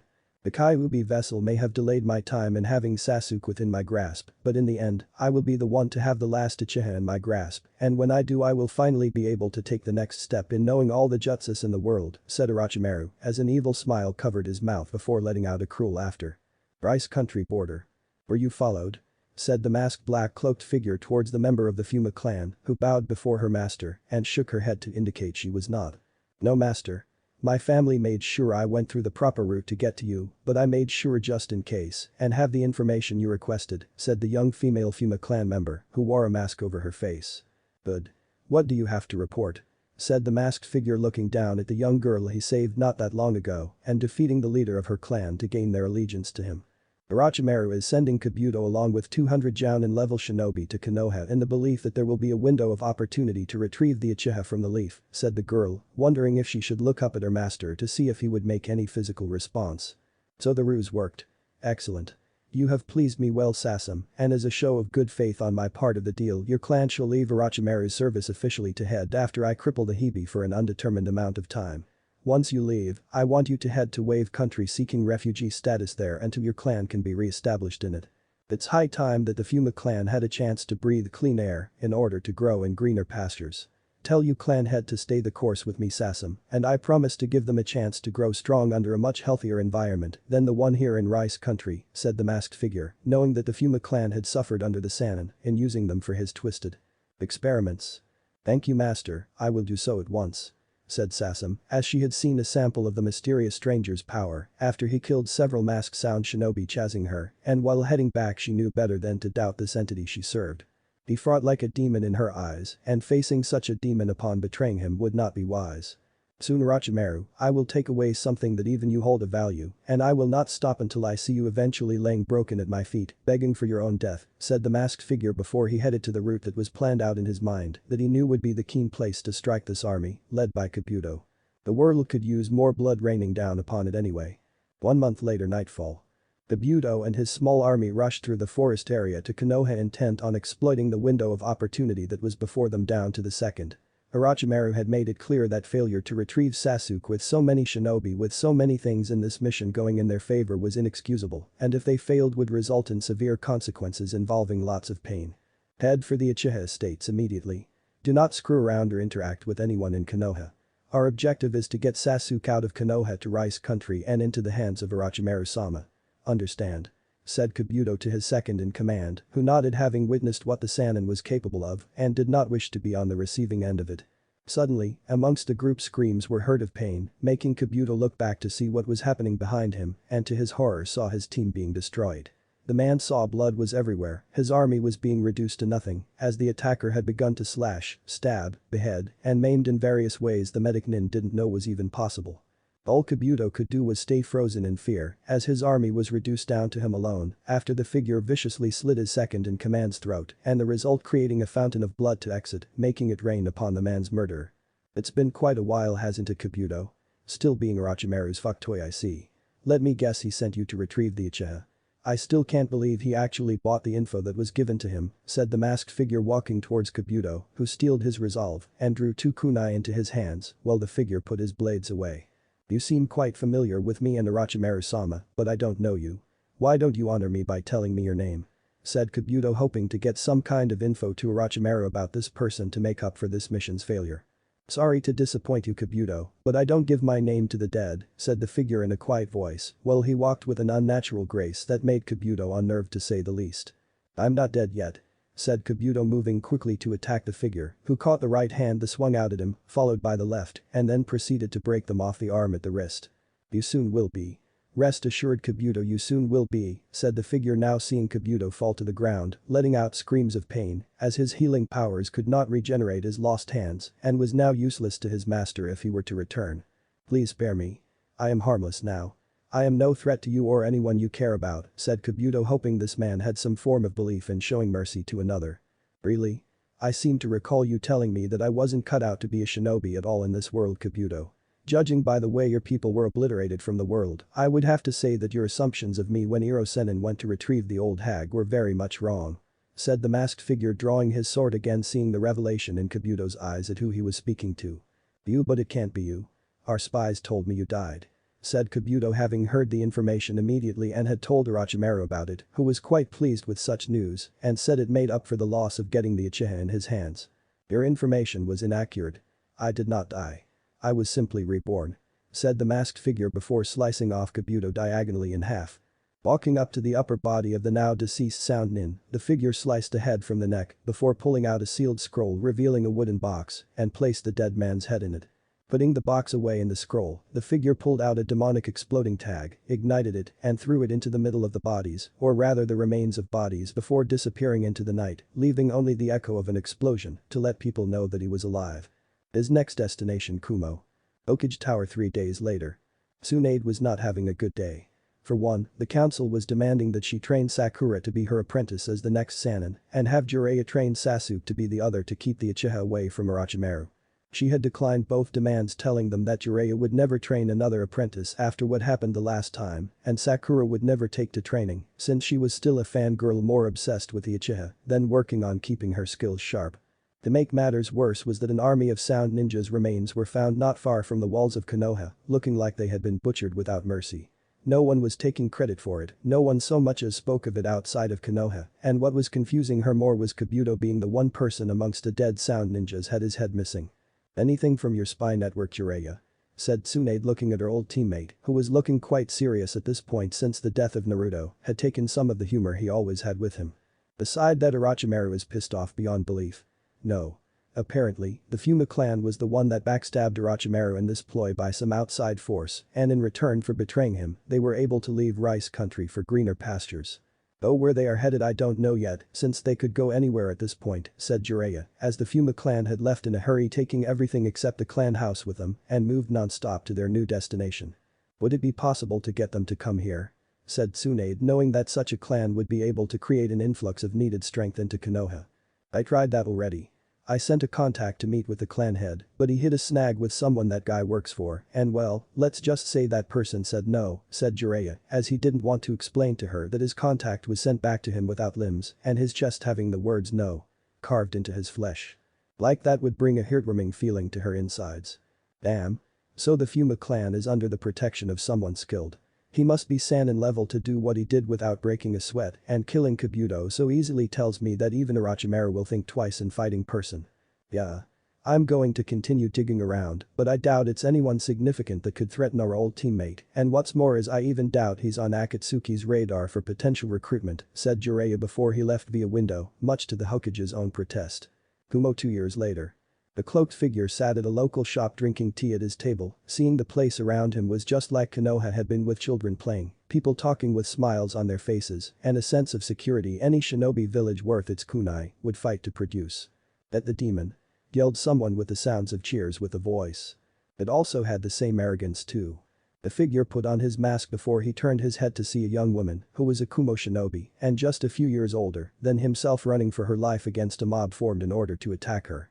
The figure of course frowned at this, since this female ninja should be able to hold off her attackers easily with her skills, but noticed that several of Kumo's shinobi were attacking as well, and they seemed to be making hand signs that were forcing the woman to collapse onto her knees in pain. "I see. So they had some kind of enslavement-based seal onto her body to make sure she couldn't run away. Interesting. It seems the Nibi vessel is no better off than I was. Well, I think it's about time I introduced myself," thought the figure standing from his seat and paying the bill for the meal he had just eaten before walking over to the mob that now surrounded the poor demon vessel. "Now demon, we're going to show you what it means to know your place in the world at our feet and see to it you always obey your raikage," said a Kumo Anbu, who made another hand sign forcing the woman to scream out in pain and tried to struggle for her survival. The Kumo Anbu was soon interrupted in his torturous pleasure when he felt a pain in his body and upon looking down, saw a clawed hand exiting it, with the beginning being in his back along the center of the spine. The instant the arm was removed the figure fell in a heap of his own blood and the mob's attention was now directed at the slayer of the Kumo Anbu. "Have you no shame?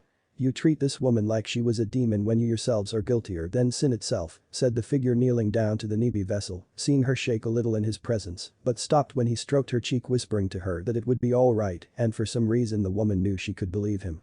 "Demon lover. You are in league with the demons of the world to destroy us. You're a traitor to your own species," said someone in the mob, causing the others to yell out other things that made them feel bold again, only to be silenced by the dark laughter they heard come from this enigma before them. "Fools. Who said I was human?" said the figure before unleashing his killer intent upon the mob that made the mob freeze in horror as they saw red demonic chakra erupt from the figure's body, and before they could run they found themselves be slashed to pieces at superhuman speed. The mob of people no less than 30 soon exploded in a sea of blood that rained down upon the figure, who didn't even mind the crimson downpour he had created and now turned his attention to the barely conscious demon vessel of the Nibi. The woman shivered now as the figure covered in blood walked over to her and began to pick her up. She tried to struggle with what strength she had, but it proved useless to her, as all she could do was stay in his surprising comfortable arms. She was unconscious shortly after he left the area. Raikage Tower 3 days later. "What do you mean you can't find her?" said the Raikage, looking livid at the Anbu before him, shaking like a frightened rabbit. "We looked everywhere, Raikage-sama, but she is nowhere to be found. Her seal we used to keep her in line is no longer giving off a signal to where she is, and there we can't seem to locate the individual that was responsible for the destruction that saved Yugito from her beating." "I think someone removed that part of her seal," said the Anbu, who could see that his cage was infuriated by this and that someone's head was soon going to roll. "You think that part of her seal was also her limiter seal in order to keep Yugito from reaching her true potential with her demon? If someone has removed it, she'll be able to handle all the power of her demon and come back here to kill me for all those years I let the people of this village hurt her," said the Raikage, who was secretly sweating bullets. And wondered how he was going to defeat his once prized weapon. "We will double our effort, Raikage-sama," said the Anbu before leaving to find his tracker team to hunt down the Nibi vessel once more. "My weapon will not betray me. I will see to it such betrayals are met with my unmerciful wrath that will make her beg to be my loyal weapon," once more thought the Raikage as he took out some sake and began to drink heavily from the bottle. Unknown location. Yugito awoke with a start, finding she was only in her underwear in a bed that was not her own, and for a moment she feared she had been raped. Fortunately, the Nibi had told her that was not the case, as the demon inside of her had been awake the whole time, making sure that she was not touched inappropriately. The blonde-haired woman looked at the bed she was in one more time, finding it was very soft against her skin and that it was huge enough to fit several people on it at once. Looking around the dark room, Yugito spotted some clothes on a chair next to a desk and would have gotten up to grab them had the door to her room opened. Instantly, she covered herself while pretending to be asleep, and if need be she would try to attack him when his guard was down. The figure walked towards her bed carrying a tray of food and put it down on the nightstand next to the large bed before turning to face the sleeping figure before him. "You can stop faking now, Yugito-san. I'm perfectly aware of you being awake right now, since your chakra signature combined with the Nibi inside of you increased upon you awakening," said the figure, waiting for her reaction, which he sensed from another spike of chakra, and in an instant she moved to attack him. "I will not be your slave or weapon like I was the Reikage," said Yugito, who if she had been paying attention would have remembered she was in her underwear and tried to cover her figure rather than expose it during her attempt to hurt or rescue her. "I never wanted you as my slave or personal weapon, Yugito-san. If I did, I would have made your limiter seal stronger rather than simply removing it," said the figure, grabbing one of her fists before grabbing the other and bringing her closer to his masked form. Yugito was so shocked by his words she didn't struggle against him being so close to him before it took her a moment for the mind to sink in that she was in her underwear and very close to a man. If his voice was anything to go by, that could do anything to her at a single moment. Letting out a squeak, Yugito managed to free herself from the man's grip and ran back to the covers to hide her figure while glaring at the man like it was his fault things happened this way. "Pervert," said Yugito, hissing like a cat at him with some of the Nibi chakra filtering out of her body, only to stop when she felt his crimson one flash, making her recede back into her own. "If I were still human, then maybe I would be, but as you can tell from my pulsive chakra I released, I'm not. I saved you, Yugito, because you and I are similar," said the figure, walking over to a light switch and turning it on so she could see him perfectly. Yugito noticed he didn't have his cloak on, though since it was no doubt stained in blood of so many people trying to hurt her, it was probably in a washer and would most likely be indisposed of for a while. She saw he had red hair, was wearing something close to Anbu-related clothes with a standard kunai pouch on his lower right leg and a long hunting knife with jagged edges on one side, with a flat surface on the other sheathed higher up. On his left side was a very dangerous-looking sword that looked flawless, but the scent of blood that she could smell from it told her it had killed its fair share of people, and the knife had almost an equalized amount too. "At least he's ripped if his arms are any indication," thought Yugito, who fought down the blush that threatened to arise on her face and looked over at the tray of food the man had brought in. "The food isn't poisoned if that's what you think. As I said, I have no need to hurt you or put you through any more of the hell these arrogant humans have done," said the figure, walking over to another chair and sat down after grabbing the clothes meant for her. "I don't suppose you would let a girl get dressed first before eating, would you?" said Yugito, who then heard her stomach growl and she blushed in embarrassment at her own stomach betrayal while wondering if the Nibi had anything to do with it. The figure cocked his head to the right in thought before throwing the clothes on the bed, but just out of arm's reach, meaning she would have to expose her body to reach for them, and the last thing Yugito wanted to do was give the guy a free show.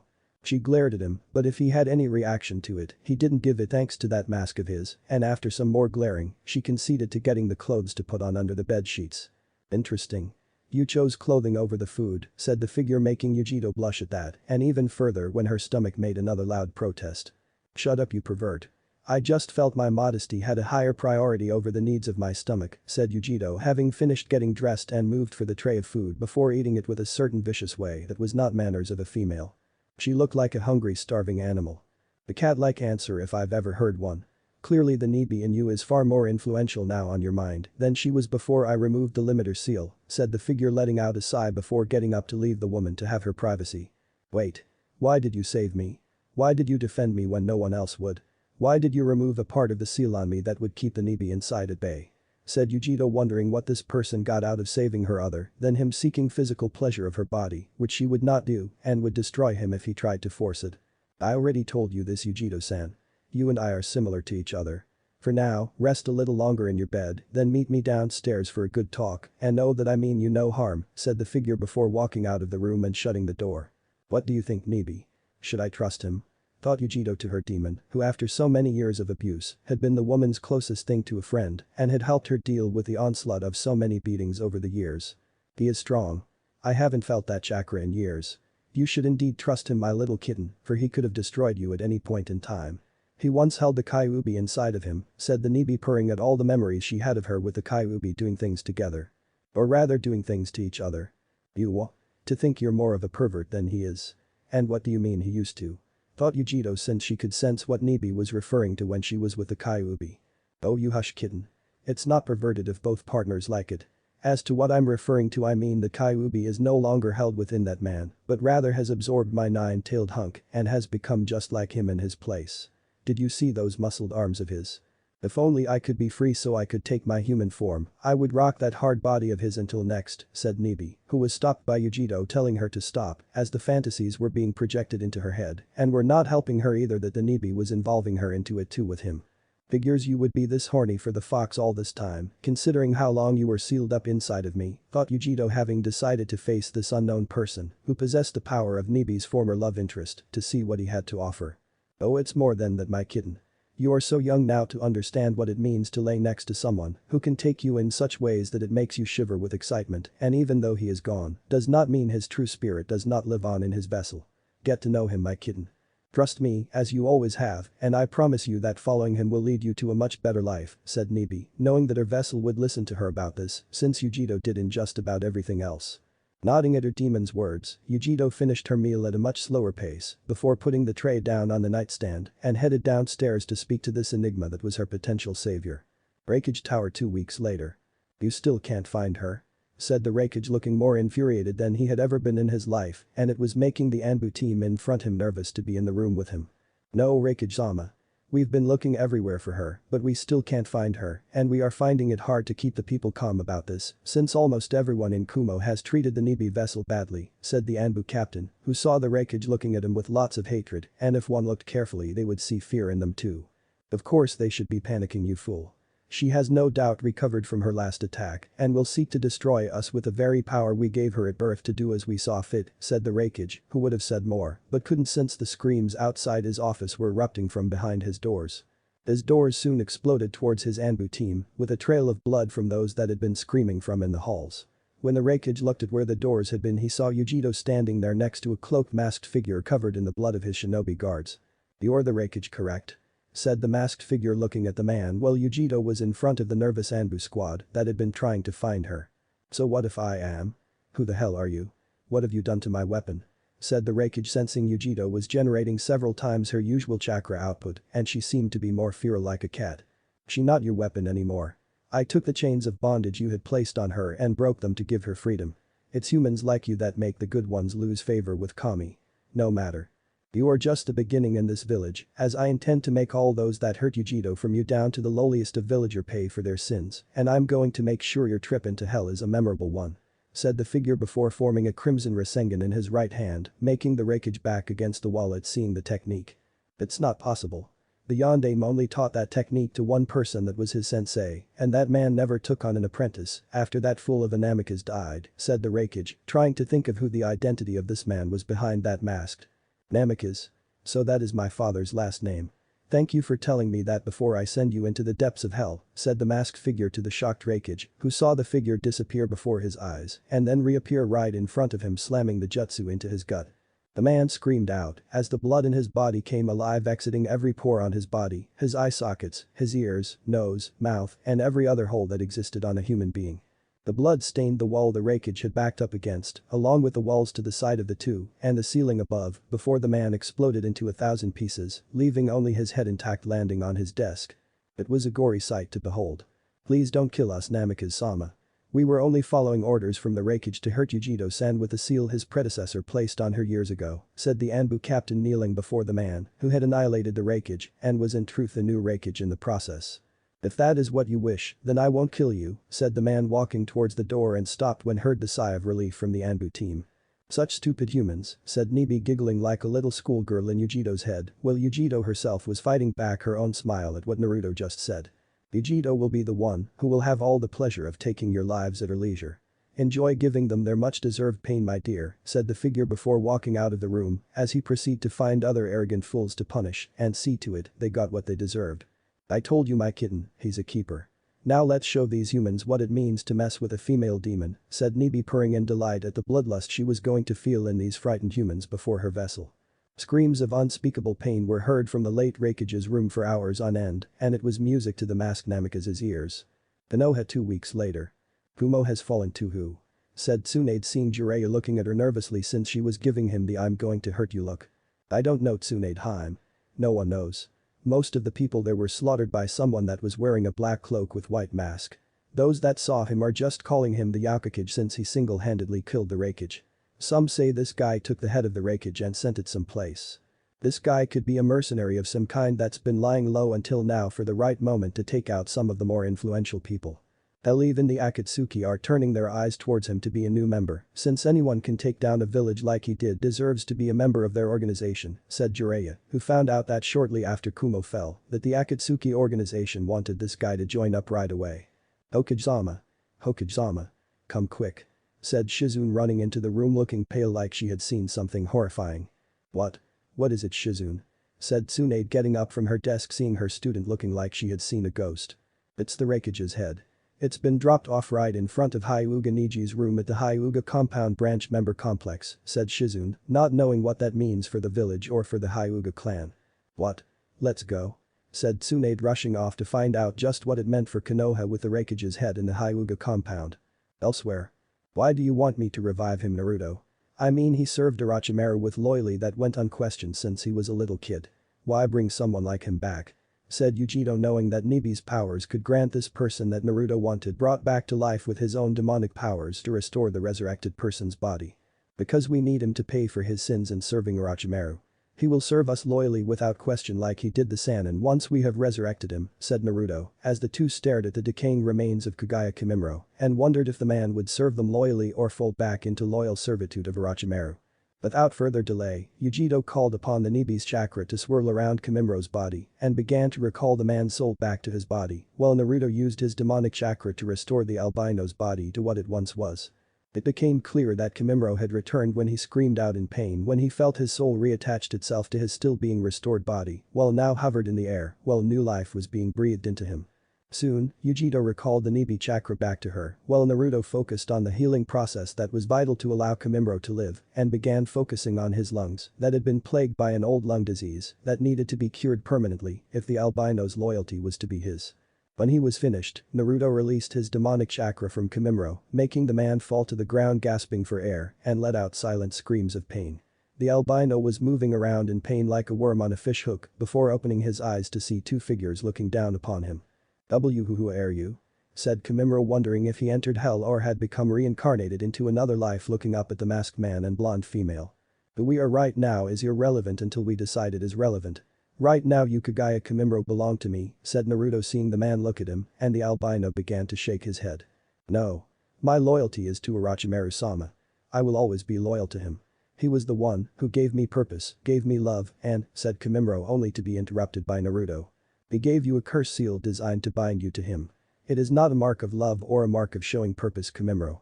It is a mark of a puppet, and Orochimaru is the puppeteer who was pulling your string until they broke after you died from that fatal disease in your body that I cured.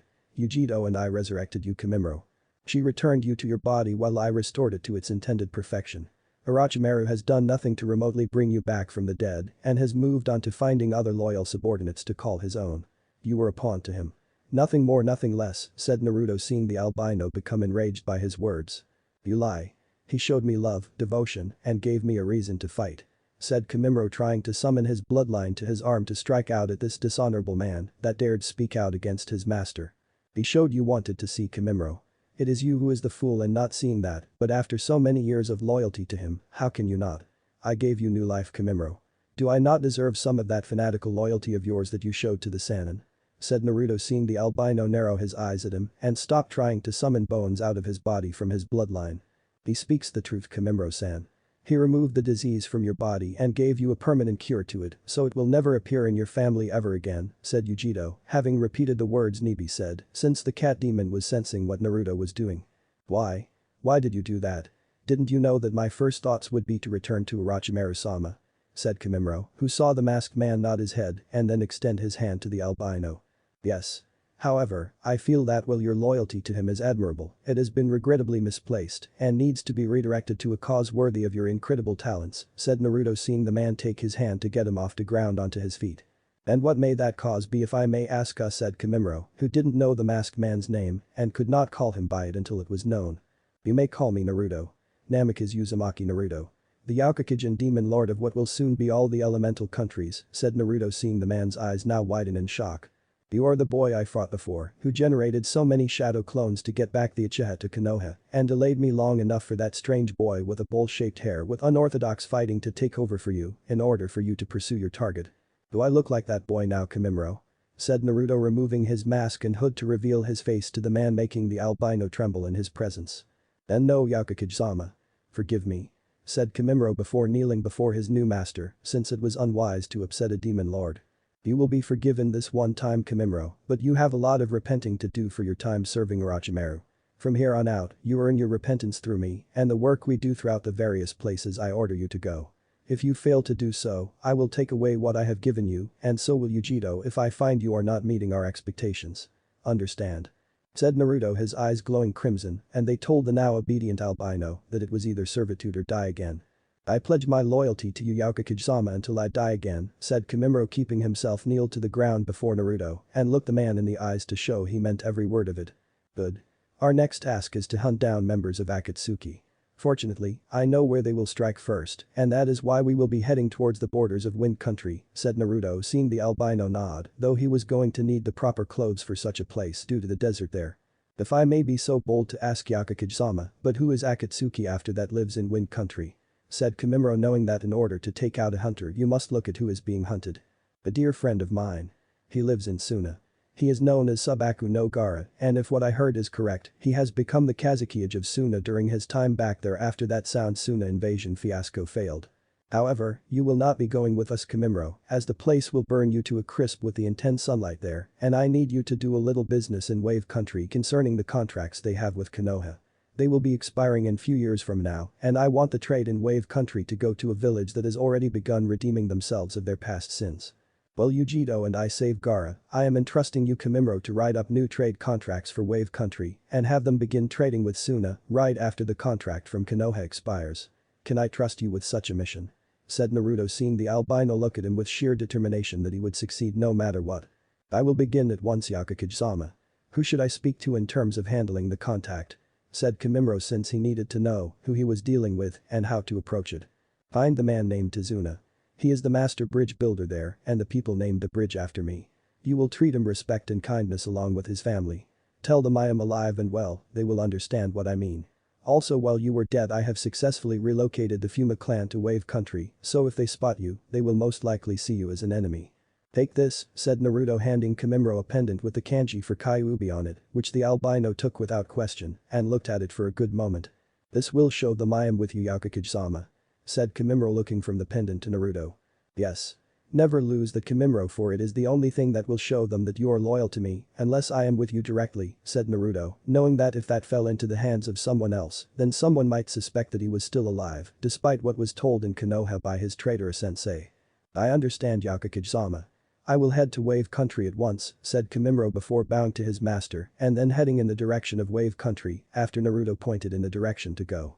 "Can we trust him, Naruto?" said Yugito once Kimimaro was out of hearing range. "Yes. I saw the look of pure loyalty in his eyes. He will serve us with the same fanatical devotion that he did Orochimaru, and that is what matters. We gave him new life and we cured him of his disease forever. He would kill Orochimaru himself if I asked him to, and I have no doubt he would be the Sannin easily," said Naruto before he put his mask and hood on before leaving this bone-covered place with Yugito right behind him. So many things to do, so little time. Chapter 3: Broken Ties. Naruto and Yugito arrived in Suna, having snuck in late at night during the gap in their guard shift before ducking into an alley since no one was out so late that night. Yugito whined about not being an alley cat kind of woman, while Naruto said it was either this or stay outside of Suna's walls. Yugito wisely took staying in the alley, finding she could spend one night in the alley if it meant she could stay in a nice place later on tomorrow. "Naruto, are you sure this Subaku no Gaara will meet with you? I mean, I know you two were just starting to develop some kind of friendship, but will he be able to keep a secret like yours from the general populace until you want it to be known?" said Yugito, having heard about Gaara from her time in Kumo but never actually met the man. "I saved him from becoming something he was not meant to be. I gave him the respect and love that his village should have given him and like mine should have given me. He has long since believed I was dead, and now I have to make my own penance for that by paying him a visit, said Naruto before resting his back against wall and began to fall asleep, not caring that Yugito was sleeping right next to him with her head on his shoulder, purring slightly every few seconds. Next day. Gaara was not having a good day. The Suna Council was asking him to reopen ties with Konoha again to consider the neutral rather than hostile. However, Gaara would hear of it and told them to let him handle things with Konoha his own way. After that, he had to deal with paperwork that kept coming in, and quite frankly it was getting tiresome. Next, he heard reports of the Akatsuki making their move thanks to the Sannin Jiraiya, who wished to help rebuild the bridge between the leaf and sand so they could fight this threat to the shinobi villages and once more be allies. While Gaara was grateful for the information, he was not about to have some lackey from Konoha use free information to barter alliance ties for the near future. Alliances were meant for those that could be trusted to bring help when it mattered most. Konoha was not a place he could trust to ally with. Not anymore with Naruto gone. Subaku no Gaara, said a voice that made Gaara frown a fraction of an inch before he summoned his sand to attack, only to be repelled by a wave of demonic chakra. Chakra that Gaara and Shukaku remember only too well. You cannot be him. I was told he died, said Gaara looking at the masked figure, who removed his hood first before taking off the mask to see Gaara's eyes widen in shock. Reports of my death were greatly exaggerated, my old friend, said Naruto, seeing rise from his chair in shock while Shukaku was whimpering in fear. What's going on? We felt a wave of demonic chakra and, said Temari, who took one look at Naruto and blushed several shades of red that could match either boy's hair. You? Who are you and what are you doing in our brother's office? Said Kankuro as he got ready to use his puppets only for a hand from Gaara telling him to stop. It's alright Kankuro. Leave us, said Gaara seeing Naruto's red eyes looking at him and then at Temari. But Gaara, said Kankuro only to be silenced by a glare from Gaara that said do it or die, and Kankuro decided to do as he was told. Temari, you stay, said Gaara turning his head back to Naruto and prevented from seeing Temari's face turn redder at being in the room with this incredible handsome individual. Hello. I am Subaku no Temari. Gaara's older sister, said Temari bowing to the man who seemed to look at her with a calculating gaze that made her face heat up faster than the hot springs. It's a pleasure to meet you Temari-san, said Naruto walking up to Temari, took her hand and gave it a kiss, making the Suna woman finally faint into the chair behind her with Naruto's help. She'll want your name when she wakes up, said Gaara having seen that face before with women and learned from Baki about it. By the time she does I'll be gone. Though I doubt she would believe it was the same person she saw years before at the Chunin exams, said Naruto before walking over to the seat next to her and sat down. Indeed. I take it your return to the land of the living is not a social call, or you would have done it sooner, said Gaara seeing Naruto nod before putting on his hood and mask just in case someone else came into the room. Akatsuki is moving. They are targeting you first before they hunt down Nai Yugito, who holds the two-tailed Nibi in her. I can assume you heard what happened in Kumo? Said Naruto seeing the man nod since the other villages did too. Yes. I don't have to be a genius upon seeing you were the source of its destruction and now reconstruction, said Gaara seeing Naruto nod while he poured them both sake from the private stash. He had a little help, said Yugito entering in the same fashion as her leader with a cat-like smile on her face. Gaara, this is Yugito. Yugito, this is Gaara, said Naruto properly introducing them both to the other. Naruto's told me a lot about you, said Yugito giving him a cat-like smile, while Gaara simply nodded. I imagine he would, said Gaara before focusing his eyes at Naruto's masked face. Gaara, another reason we are here is to make sure Akatsuki can't get their hands on your demon. Once they extract Shukaku from you the process your life will end, as it requires a human sacrifice, and it's generally the vessel of the demon they use for that process, said Naruto seeing Gaara nod at this info and the meaning behind it. Whoever they sent to capture him would have the needed skills to counter his sand. How do you plan to help me? Said Gaara wondering if he meant killing the members of Akatsuki or just fixing the seal so it would deny them the means to extract Shukaku. First, we're going to fix that seal so you have a stronger connection. Second, we're going to extract the mad priest from Shukaku's mind so the beast won't be crazy anymore. And finally, we're going to kill those two assholes they are going to send after you and make sure they never try to hurt you or Suna, said Naruto, knowing that such a method was going to be troublesome, but it would be worth it. Let's proceed then, said Gaara before activating his intercom and telling his secretary to get Kankuro to have him finish up his paperwork while he took care of more important matters. By the time Temari woke up, Kankuro had entered the room, only to be trampled by his sister, who was now in hot pursuit of the hot blood redhead and was determined to learn his name. Wave Country. The Great Naruto Bridge. They named this huge bridge after him. Said Kiba, his jaw now officially dropping to the floor. He's considered a hero here, Kiba-san. As such, heroes are honored for their exploits by having things like bridges named after him and loved by its people. Konoha could learn a thing or two from this place, said Shino, having seen the way people celebrated his old classmate's death while loving the Uchiha even more in the process. I would very much rather live here than in Konoha, said Hinata coldly, having already slammed Sakura into a wall on several occasions for saying Naruto deserved to die in order to bring the Uchiha back to her like he had promised. Oh, don't be like that, Hinata-chan. I mean, sure, the village has its moments, but it's not like they don't have a reason for celebrating, said Kiba, who expected Hinata to agree with her on this. Much to his surprise, that Hinata turned around, Byakugan blazing with untold fury, and then slapped him right across the face. The village has no right to celebrate Naruto-kun's death. If you say something like that again, Kiba-sen, I'll kill you, said Hinata before walking off over to the bridge. Kiba. A word of advice I suggest you take to heart before you regret the next thing you say to her about Naruto. She loves Naruto.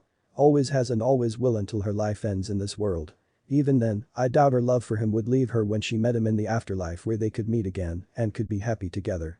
Don't try to make any moves on her, Kiba, or else she will make sure you are crippled where your male pride matters most, said Shino, walking towards the bridge, while Kiba paled and Akamaru simply whimpered in fear, since the now big dog had seen the fury of such women, with Kiba's mother being a prime example.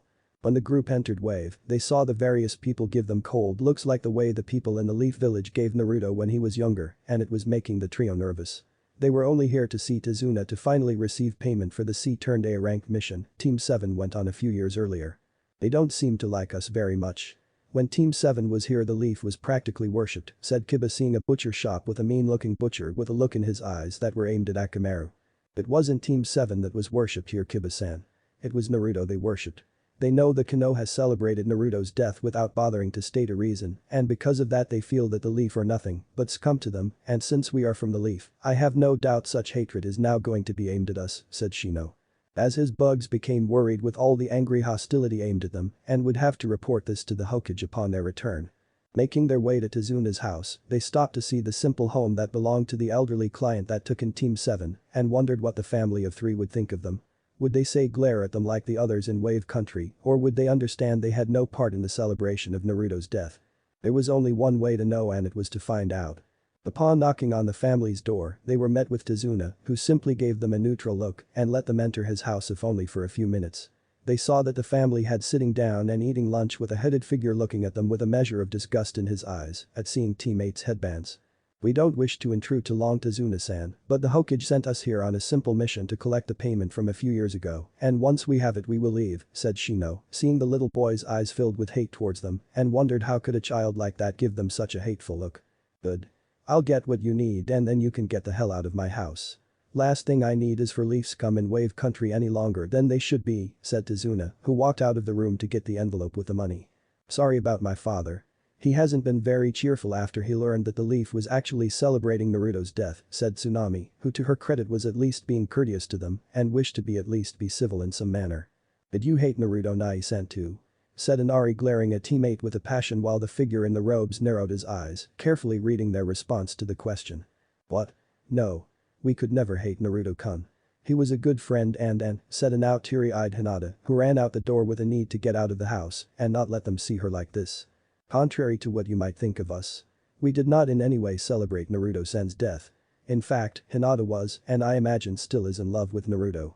Her father has tried to ease her pain by going so far as to allow her to see other people, but she turns them all down, and I'm quite certain she will long after her time being young is over, said Shino, before turning his head to the hooded figure. Be as that may, you can tell your Hokage that right when the contract we have with the Leaf expires we're going elsewhere for trading, said Tazuna, having walked in with a fat envelope filled with money and handed it to Shino. She'll be saddened to hear that. She thought of Naruto like a little brother, said Kiba, hoping that they would see that not everyone was happy with Naruto's demise. Well, she did a piss poor job of being a big sister.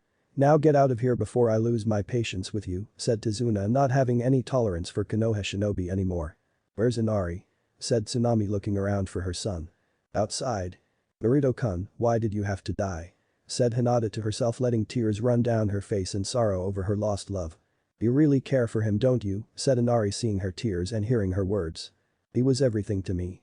During the Chunin exams, he gave me the courage to fight when I was so terrified to do anything, and I wanted to prove I had changed from being so weak. He made me believe in myself when very few people could, said Hinata, now looking at Inari, seeing his eyes soften at her words. I'm sorry for glaring at you in there with the others. It's just that when we heard that Konoha had betrayed Naruto and celebrating his death, we were shocked and demanded an explanation. When we got none, my grandfather became upset and like him I wished for Konoha to one day burn to the ground. It's good to see that at least one person within the leaf still cares for him, said Inari giving Hinata a hug, which she returned, and said a thank you to him. Hinata, it's time to leave, said Shino seeing the moment, but said nothing since Hinata would need this to help mend her heart. Thank you for talking with me Inari-san, said Hinata giving the boy another quick hug before she got up from the deck steps before heading over to her team waiting for her. Do you really think they were sincere in what they said about Naruto? Said Tazuna seeing Inari smile at Hinata while she walked away. The Hyuga was indeed sincere in her feelings for Naruto-sama, as was the Aburam with what he said about the Hokage, but the fact that someone of the Hokage's position could let her own people celebrate a hero's death is not someone I can't respect, and I look forward to the day Konoha burns to the ground by his hands, said Kimimaro, as he turned to Tazuna, who nodded. And offered the albino a drink. It had not been easy for Kimimaro to get into Wave Country, with the Fuma clan keeping an eye out for enemies, since they still being careful, should Orochimaru wish to find and hunt them down for their betrayal. When they learned that the Sannin would not pursue them out of caution for the man that killed Kabuto, his small army of shinobi, and the Raikage may retaliate back they were pleased. However, when they saw and noticed Kimimaro they surrounded him before preparing to attack. Had the albino Kagaya not shown them the symbol of the Yaukakage to them, he would have been torn apart by the justice they were going to unleash upon him. After the Kagaya member explained that he was in Wave Country under the orders of the Yaukakage, the Fuma clan let him pass and wished Kimimaro not mention this to their shared master. When Konoha shinobi teammate arrived, the Fuma clan spies immediately reported to Tazuna's house to tell Kimimaro, who was given a cloak to hide his form from the Leaf shinobi and prevent the team from reporting him to Konoha. The last thing they needed was to destroy the Yaukage's ingenious plans after giving them what they all desired. Now looking at the liquor in front of him, Kimimaro decided to have some since he never did before and wished to take in some of life's little pleasures. Suna. Well, this hurt a lot. Said Gaara standing in the middle of one of Suna's currently empty training grounds. Possibly. I am taking something out of you. It all depends on how much what I take out is connected to you, said Naruto preparing his own extraction seal on the Kazuki-age, but meant for something else inside of him other than Shukaku. Then I should prepare for a great deal of pain then, said Gaara seeing Temari eyeing him worriedly. Not necessarily.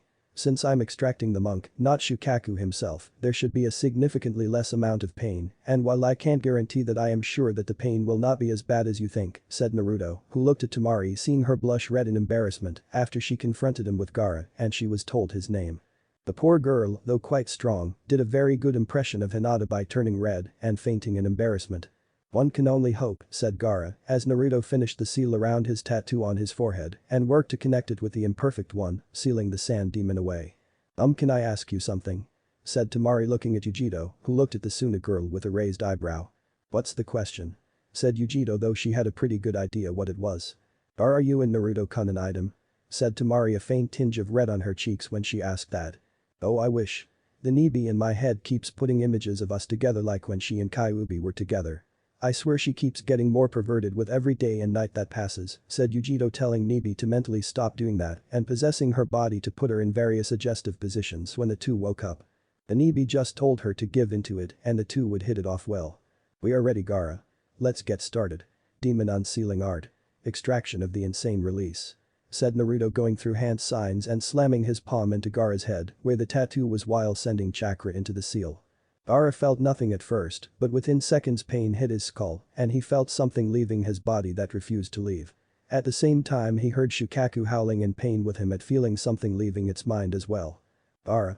Said Temari nearly rushing to help her brother but was stopped by Yugito from doing so.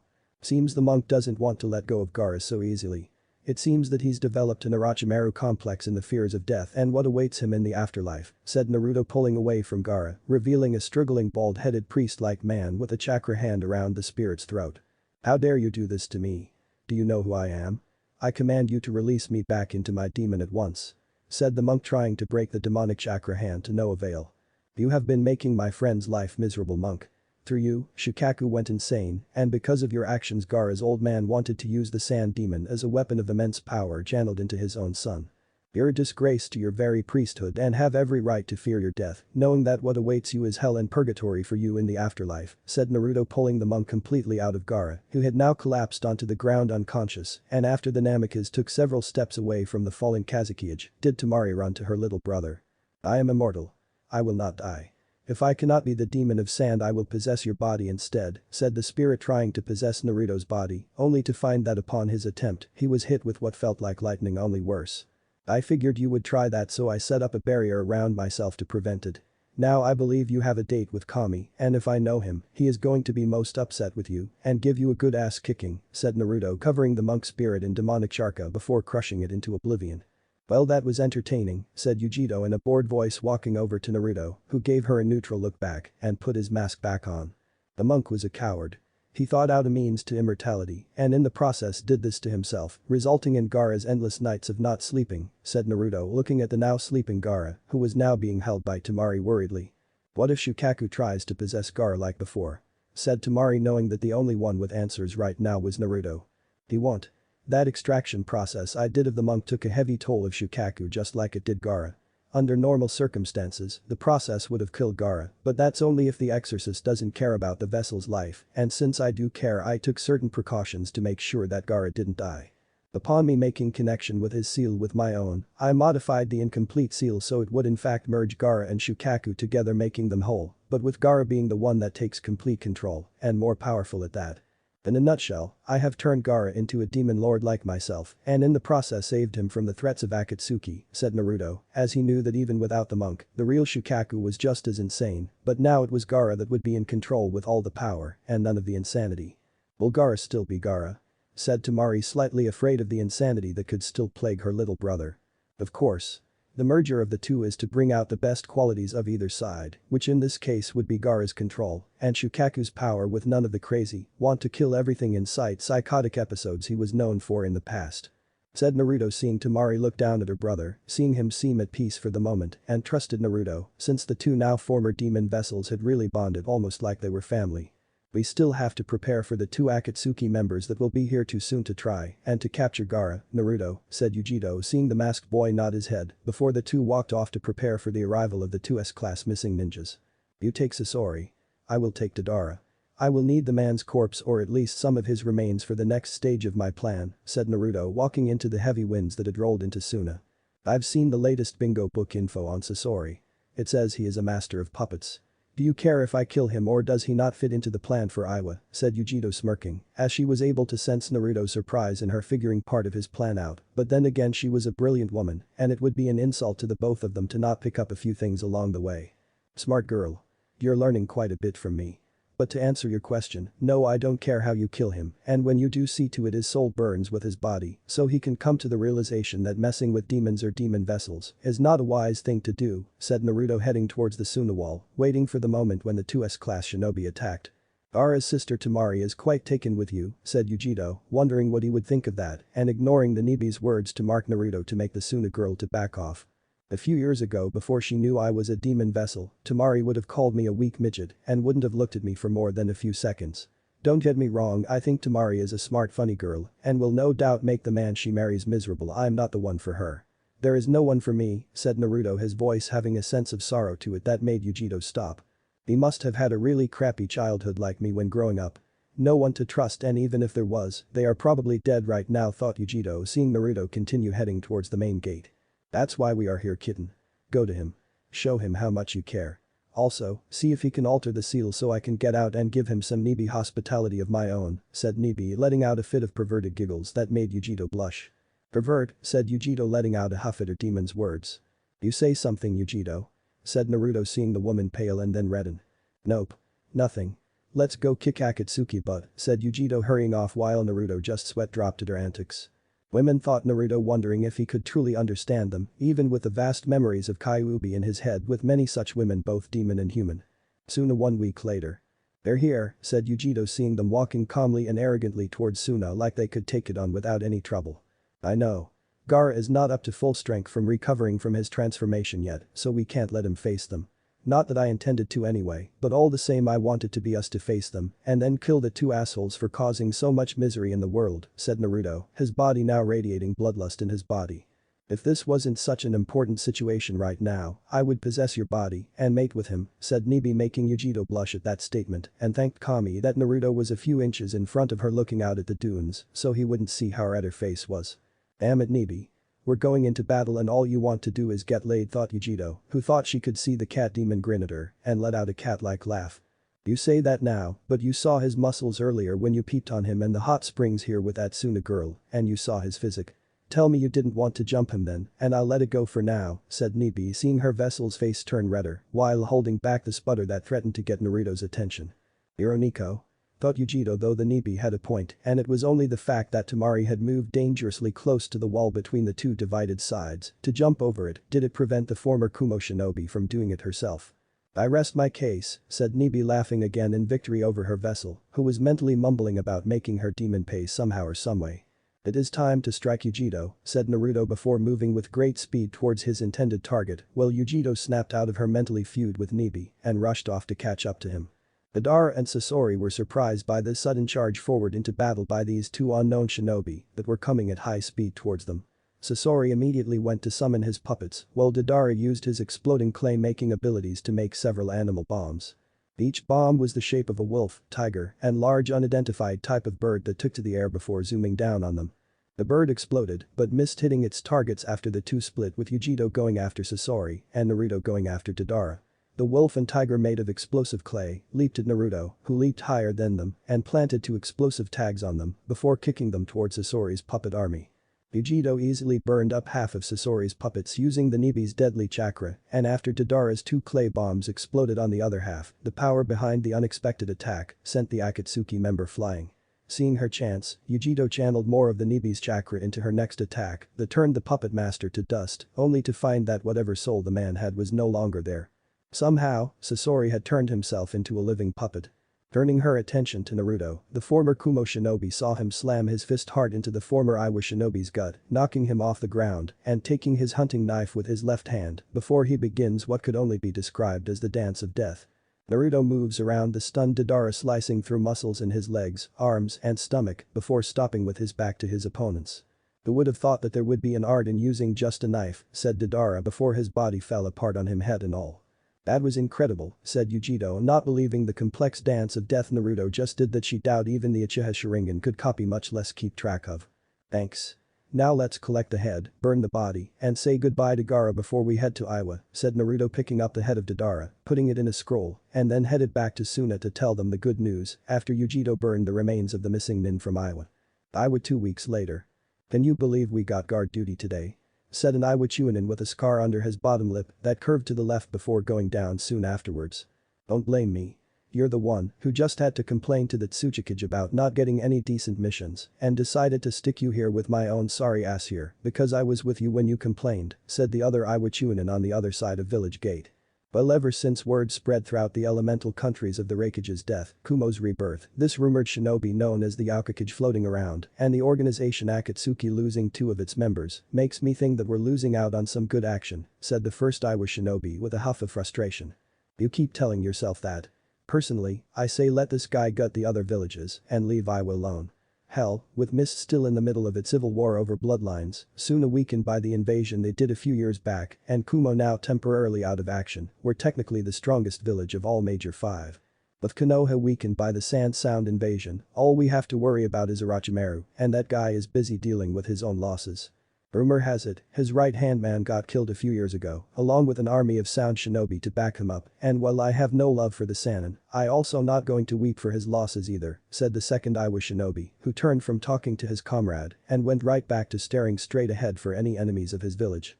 Hey, what's that? Said the first Iwa shinobi, narrowing his eyes, seeing a figure with a black cloak and white mask walking towards them with a scroll in hand. Don't know. Let's wait. Last thing we need is to piss off some important agent of the Tsuchikage and get stuck working the quarry for the next 3 months, said the second Iwa shinobi, who shuddered knowing how many had been sent to the quarry and had come back dead or wishing they had been. Let me pass, said the figure after walking up to the gate with the 2 Chunin shinobi looking at him like he was crazy. First, why should we? And second, who the hell are you? Said the first Iwa shinobi looking at the mysterious figure like he was an idiot. I am here to see your Tsuchikage about receiving money for a bounty on the head of former Iwa shinobi known as Madara. As to who I am the Aokage, said the masked figure, seeing the two shinobi in front of him tense at his given title and the name of the man he had come to collect the bounty on. The Aokage doesn't exist, pal. He's just silly little rumor going around to frighten village cages into submission, said the one of the shinobi before the Aokage, who tilted his head to the side before turning back to normal, and before either Iwa shinobi could react the two of them had their heads removed. Silly little rumor indeed, said Naruto before walking into Iwa unchallenged. Konoha 3 weeks later. This is inexcusable, Hokage-sama. How can you not let the Uchiha gain more power to ensure he stays in the village? Said Homura, seeing the woman glare at him. Because if we do, the Uchiha will take what we give him and then go to Orochimaru to get even stronger. What's more is you want him to go to the Namikaze estate to learn all the jutsus in that library, including the Hierishin jutsu, said Tsunade, knowing that only someone of Namikaze blood could enter that house.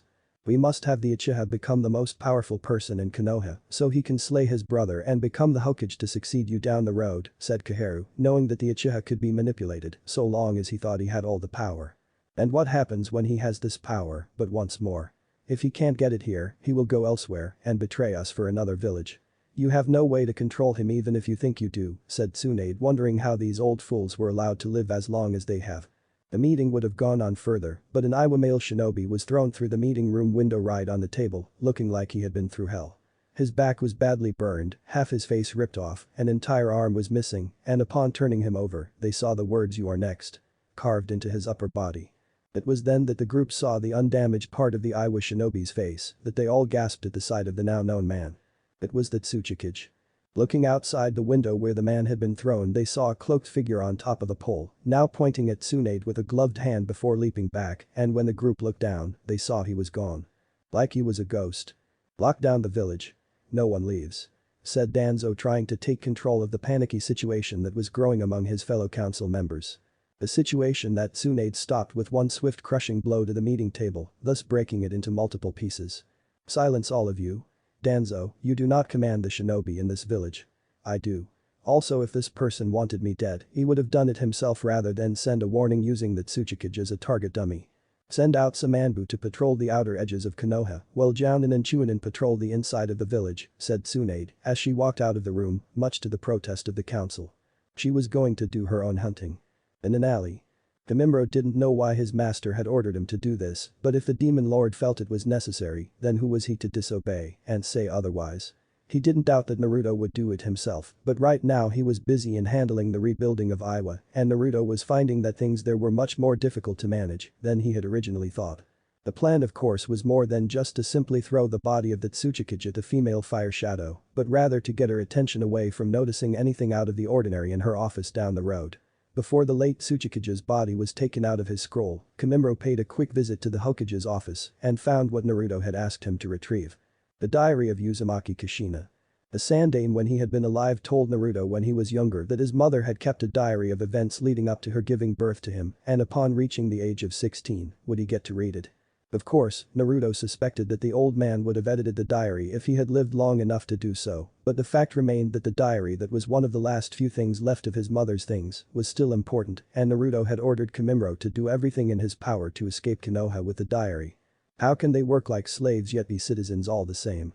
It's no wonder Iwa lost the last shinobi war, thought Kamimaro before crushing the white mask Naruto had given him into powder that was a fake of the original, and then donned the disguise of an old retired former merchant with straw hat, walking stick, etc. It was time to leave. Halt. Said Chunin, having seen Kamimaro coming out of the alley in his disguise with suspicion. Yes, said Kamimaro, trying to sound old with a cloth around his face while faking a heavy cough. Where were you just recently? Said the Chunin, looking at him with suspicion. Right here resting. It was quiet so I felt I could sit here until my strength returned, said Kamimaro, keeping his voice sounding like he was much older, having hinged his face to look older too. The Chunin narrowed his eyes at the old man and pulled back after the fit of coughing that was done near him, not wishing to catch whatever the suspicious character before him currently had. You haven't been near the Hokage Tower, have you? Said the Chunin, wondering if this person really was an old man or not. Do I look like I have the energy to make it up all those steps? Said Kamimaro, seeing the man scowl at his words, finding them insulting, but there was little the leaf shinobi could do about it. No, I suppose not. Just stay out of trouble, old-timer, said the Chunin before heading out to sweep for any other suspicious characters lurking around. Konoha scum, thought Kimimaro before heading out to leave. Konoha wishing he could just kill the man before heading out, but restrained himself having retrieved his intended objective and decided that his master could do a much better job than he when it came to ending the Leaf's miserable life. "You there, halt in the name of the Hokage," said a female voice that made Kimimaro stop before turning around to see it was none other than the Hokage herself staring at him with heavy suspicions. "Yes," said Kimimaro, wondering if that annoying fool of a Leaf Shunin had been the one responsible for the female fire shadow's sudden appearance. "Who are you? And don't tell me you're harmless. You may look it and even acted, but I know for a fact you are not an ordinary old man," said Tsunade, seeing the figure turn to face her and staring at her with eyes that said, "You are my enemy, but I do not wish to face you right now. Who I am is unimportant. All you need to know is my master sent you a message. Do not take it lightly. Also, my master wishes to tell you that if you don't want a village-wide panic, he suggests you keep the incident at your tower a secret and be mindful of your past sins against him when he comes looking to destroy you," said Kimimaro, moving quickly to avoid a punch from Tsunade, who was surprised that the disguised albino could move so fast and get away from her super strength enhanced punch. "Do you really think I'll let you walk out of here to return to your master?" said Tsunade as several Anbu arrived on the scene and awaited their Hokage's orders. "If you don't, my master will see to it this village suffers for your stupidity and sends all that inhabit it into the underworld, if not hell itself. Can you in all honesty risk his wrath upon your village? Either you let me go or your village dies by the end of the week." "You must choose," said Kimimaro, knowing that while it would take more than just a week for his master to arrive, the Hokage didn't know that and his bluff was too risky for her to ignore. "Get out of here. Hurry. Before I decide to change my mind and send an army of Anbu after you," said Tsunade, seeing Kimimaro nod his head before disappearing with his ever-blinding speed. "Was that really wise, Tsunade?" said Jiraiya, appearing next to her, wondering if she had sensed how truly powerful the figure was. The man was strong, Jiraiya. He was around Sannin level. Just imagine the power of his master if that foe were unleashed upon the village. If we managed to have him restrained, I doubt he would have told us anything and simply killed himself or waited for his master to come here to destroy us," said Tsunade, knowing the village came first. "That was probably a good move on your part, since I have some interesting news you might not believe concerning a rumor about the Kazekage," said Jiraiya, knowing that such talks were meant for her office and not where a potential spy could hear them talk. And Suna at the moment. "So Doc, can you tell me why Tamari has been feeling nauseous as of late?" said Kankuro with Gaara next to him, looking at Tamari before looking at the doctor. "Well, I don't know how to tell either of you this, but if you could guarantee me that I won't be killed, I think I will find it easier to say," said the doctor, who looked at the two brothers while Tamari looked almost expectantly at the doctor. "What? What happened to Tamari?" said Kankuro while Gaara remained calm as usual and like Tamari, he seemed to know the answer. "Then Konoha." "Okay Jiraiya, what's this big thing you have to tell me that concerns the Kazekage?" said Tsunade, plopping into her seat with Jiraiya across from her into his own. "It was something I just learned recently. Hell, even the doctor that found hasn't told him yet about his sister," said Jiraiya, seeing Tsunade getting impatient with the Toad Sage. "And Suna. You have our promise not to kill you no matter what the results are, now please tell us," said Kankuro, getting peeved at the man's reluctance and telling them the reason behind Tamari's condition. "Well, you see, Kankuro-san and Kazekage-sama, it seems that," said the doctor, now sweating up a storm, knowing that even with the promise made the two brothers may try to kill him regardless. "And Konoha." "Spit it out Jiraiya, I don't have all day," said Tsunade, knowing that the longer he took the longer it would take to deal with the growing pile of paperwork. "Since you ask so nicely, it seems that Subaku no Tamari is," said Jiraiya, as he was wondering if Tsunade was going to punch him out of Konoha for telling her this, thinking it was something perverted. She usually did. "And Suna." "Subaku no Tamari is," said the doctor, still feeling nervous from the look of murder in Kankuro's eyes. "And Konoha." "Is what?" said Tsunade, now ready to pound the Toad Sage into paste for not telling her right away. "Subaku no Tamari is," said Jiraiya, taking a deep breath and prepared for the beating of his life. "And Suna." "Pregnant," said the doctor, seeing the now wide-eyed expression of Kankuro with his jaw having it floor and his eyes bugging nearly out of their sockets. "I'm sorry, can you repeat that again for me?" said Kankuro, taking his jaw off the floor and looking at the doctor with serious and deadly-looking eyes. "And Konoha." "She's pregnant." "Subaku no Tamari is pregnant with a child," said Jiraiya, who almost found it humorous in seeing the female Hokage's shocked face, if not for the fact it turned to anger, and she grabbed him by the scruff of his neck, ready to pound him into paste. "And Suna." "She's what?" yelled Kankuro, now choking the life out of the doctor, while Tamari blushed at her brother's reaction, while Gaara simply nodded to Tamari, giving her his own private congratulations to her. "She's pregnant, Kankuro-san." said the doctor, gasping for breath. The puppet master was now depriving him of before falling unconscious from the lack of air that returned after the man let go of the medical professional. "In Konoha. Is this some kind of perverted thing for you?" said Tsunade, eyes looking deadly serious at Jiraiya, who shook his head many times in a no fashion and hoped she didn't punch him through the wall again. "And Suna? How did this happen? With who? When I find out I'm going to," yelled Kankuro, only to be silenced by Gaara's sand. "If you want to know how this happened, read Icha Paradise. As with who, that is a private matter that I discussed with an old friend who I asked for a favor I can probably never repay, and I will leave it with that," said Gaara, looking at Temari, who held onto her stomach and smiled fondly at the life growing inside of her. "A favor? What favor? Who was this guy?" said Kankuro, looking from Gaara to Temari, who looked at a red-haired demon lord of a brother and saw him nod to her to tell the middle child of the trio. "It was Yakukage-sama," said Temari, blushing at the memory of how the event took place and moved her hands delicately over her stomach. Flashback after Deidara and Sasori's defeat. "Thank you both for helping us in our time of need," said Temari, though she looked at Naruto more for a split second than Yugito, who let out a silent hiss at Suna woman to back off her man. "I appreciate it, Temari-san. How are you feeling, Gaara? I trust you're fine. The sand is less resistant to you now," said Naruto, seeing the man manipulate the sand around him easily like he was a master of it for years. "It's feeling better, thank you, Naruto. Once more, you have given me more than I could ever ask of anyone around me in doing.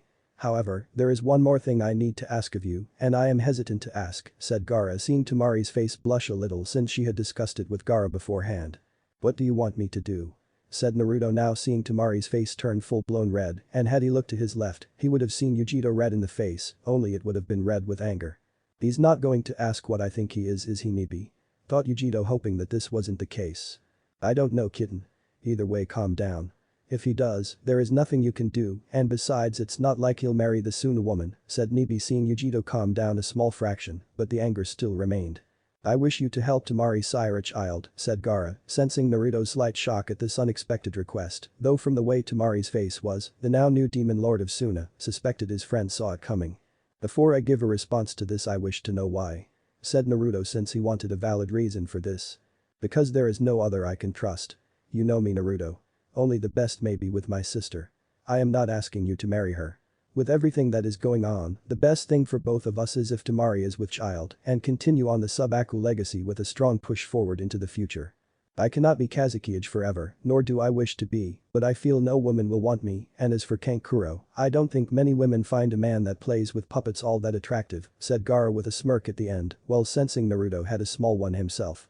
"Will you do it? Please, Naruto-kun," said Temari, knowing that she was pushing it and asking him, but she felt she needed to. Naruto let out a sigh before thinking for a few minutes about this and sensed Yugito was ready to tear Temari to pieces. Naruto wasn't oblivious to the Nibi vessel's ever-growing affection for him, nor did he miss Temari's feelings for that matter. "If that is what you wish, then I will grant it and help Temari be with child," said Naruto, seeing Yugito look Gaara with murderous intent, while Temari ran up to the demon fox lord and hugged him. "Do not fret, my kitten. She may give him a child first, but it will be you that is with him the most long after this is over, and give him a large litter of your own," said Nibi, as she knew that her vessel wanted to roast both Temari and Gaara for such things, but it didn't matter since demon lords could take more than one sexual partner, and that was all there was to it. "I assume you want to begin right away," said Naruto, seeing Temari nodding her head vigorously at him before pulling him towards the sanctity of her room and locked the door. "Before we begin, I just want to say thank you, Naruto-kun. Thank you for helping my baby brother when no one else would," said Temari, walking up to Naruto, who removed his cloak and his mask before putting on the chair next to a desk. "Your brother is a friend worth fighting for. He was put in a predicament that was unfair and cruel in every sense of the words. I'm glad your brother has found happiness with the people of Suna," said Naruto, giving Temari a gentle smile, or at least as gentle as he could make it without his face looking scary. "You and he both deserved better. Now let me help you receive such things by giving my body to you," said Temari, untying the sash around her waist and removing her kimono, reveal her body wearing a black bra and matching panties. After getting redressed, Naruto made a new clone after having the previous one go poof and ordered it to take the dirty sheets to the laundry room while the original went to see Gaara. When he saw them, Naruto saw Yugito looking at him with sad eyes and Gaara with understanding ones before telling them that it was done with Temari now asleep in her bed after removing the dirty sheets for new ones. "Thank you for your help, Naruto. Once more I ask something of you that is your choice not to do, and yet you do it anyway," said Gaara, knowing that what Naruto did with Temari went above and beyond favors in helping the Kazekage. "Friends are rare to me, Gaara. You are a shinobi of honor, and I know you're a guy I can count on when the time comes to ask for the favor repaid. If it's alright with you, I would like to be in the child's life every so often when I can," said Naruto, knowing he didn't have to ask, but in this case he felt it was the polite thing to do and asked anyway. "You are always welcome here. I heard what you did to Kumo and the Raikage. I know the hurt they caused some of the people you deemed worthy of friendship back in the Leaf, so I know they deserved it. Whatever happens in the near future, rest assured that you have Suna's full support and will aid you in any way we can," said Gaara, knowing that he couldn't tell Kankuro yet about this since his big brother had a big mouth when hit with shocking news. But that being said, the Yaokage and the Kazekage bid farewell to each other before the former left with his female comrade. "Yugito-chan, I take it you are not happy with me?" said Naruto, fully cloaked and his face hidden by his white mask, sensing her feelings were mixed despite the Nibi trying to soothe her inside. "It's just that you know I like you. I mean, I really like you, but you never made a move to express that further, and when the Kazekage asked you to impregnate his sister to have your child with you agreeing I just," said Yugito, finding herself at a loss for words. "Yugito-chan, I didn't do this to make you upset, and if I did I am sorry. However, you must understand what I did for a dear friend who trusted me with something that no other individual could do and was trusted by the Kazekage in bringing about the next generation of Suna shinobi.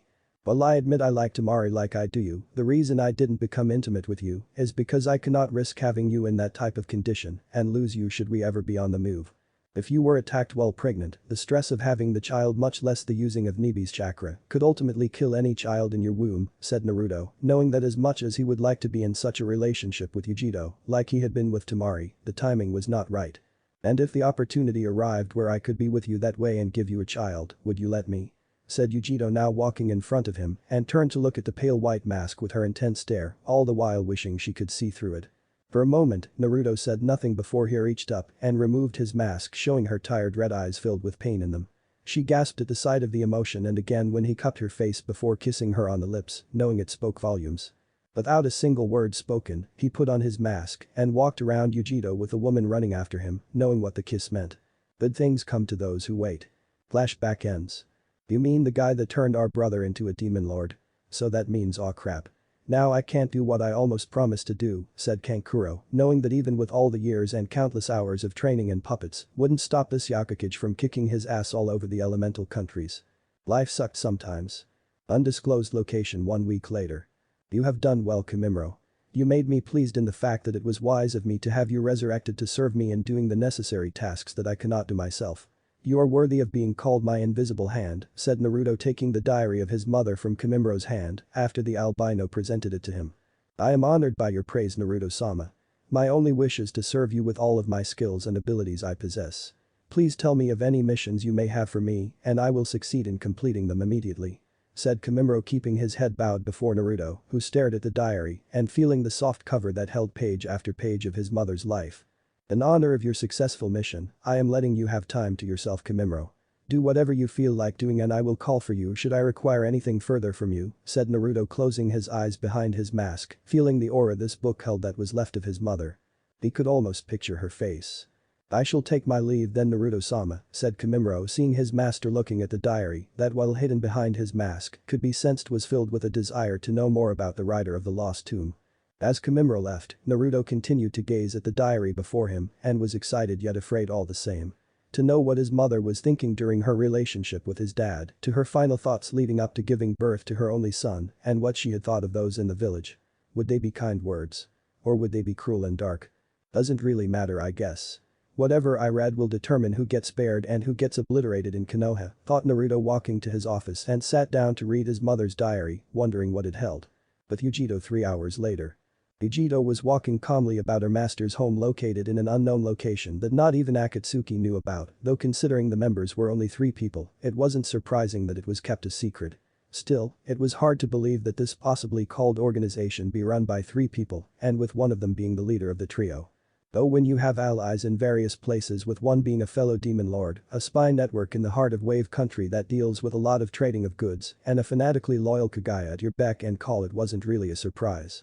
Many of the things Naruto gained from Kumo, Iwa and Suna for his help in protecting their Kazekage were stored here. It was his home and base of operations with a backup base located elsewhere with a copy of everything this place had. It wasn't that he didn't trust her or the albino, but there was always a chance that someone, be it Orochimaru, Akatsuki, or Kami, forbid leaf shinobi, stumble upon his lair. Should either of these or something else entirely be the case, certain safety measure would kick before the last one resulted in the destruction of the complex, should the other traps fail, and taking all those that tried to take it from its creator. I wonder if Naruto-kun would like to snuggle up with me again. The past couple of days have been strenuous, and he looked like he could really use someone to lean on, thought Yugito, who wanted to be a part of Naruto's life and wanted to be held closely to him. Ever since she saw that pained look in his eyes and the kiss on her lips, the Nibi vessel was more clingy to the demon lord. Not that she tried to peep on him or anything, but now she felt she didn't have to be embarrassed when she snuck into his room to sleep in the same bed, in a respectful manner, as him. His childhood had been much like hers, with keeping one eye open for demon-hating villagers or shinobi that wanted to take a piece of their hide to get back at the demon they held. To be alert for any chance or hint of danger that could rise from within the room they slept. It didn't surprise her that the first time she even tried to sleep in his bed that he let his crimson chakra pulse silently as a defense mechanism which covered his bedroom to sense who was there and learn if they were friend or foe. His body stiffened at her touch the first couple of times when she wrapped her arm or half her body around his until she purred in content at being near him. Only then did his body seem to relax, as if knowing she could be trusted and let down its guard just for her. Her thoughts were interrupted by a demonic howl from Naruto's office as a blast of his crimson chakra flooded the base of his operations, and she thanked Kami that the seals on the outer walls of the complex blocked out any form of detection from outside sources in sensing Naruto's power. Whatever was now upsetting Naruto was something that made Yugito worry, and sure enough Kimimaro was right beside, also wary to even get near his master's wrath-filled power. What is he so upset about? Said Yugito, looking at Kimimaro, who had a look of fear, and she suspected that whatever it was concerned whatever the albino retrieved for the demon lord in his last mission. I do not know, Yugito-sama. Whatever it is, it must have to do with the contents of his mother's diary and her past relationship with Konoha. She must have written something in the book that has made Naruto-sama angry, said Kimimaro, feeling another wave of Naruto's chakra wash over him and made the albino fearful that he had upset his master. Suddenly, the tantrum the demon lord created seemed to stop and the crimson chakra retreated back into Naruto's body with the individual breathing heavily.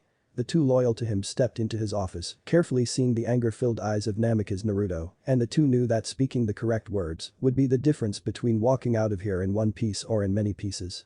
Naruto-sama, may I respectfully ask you what has made you upset and if it is anything that I did in brining you your mother's diary?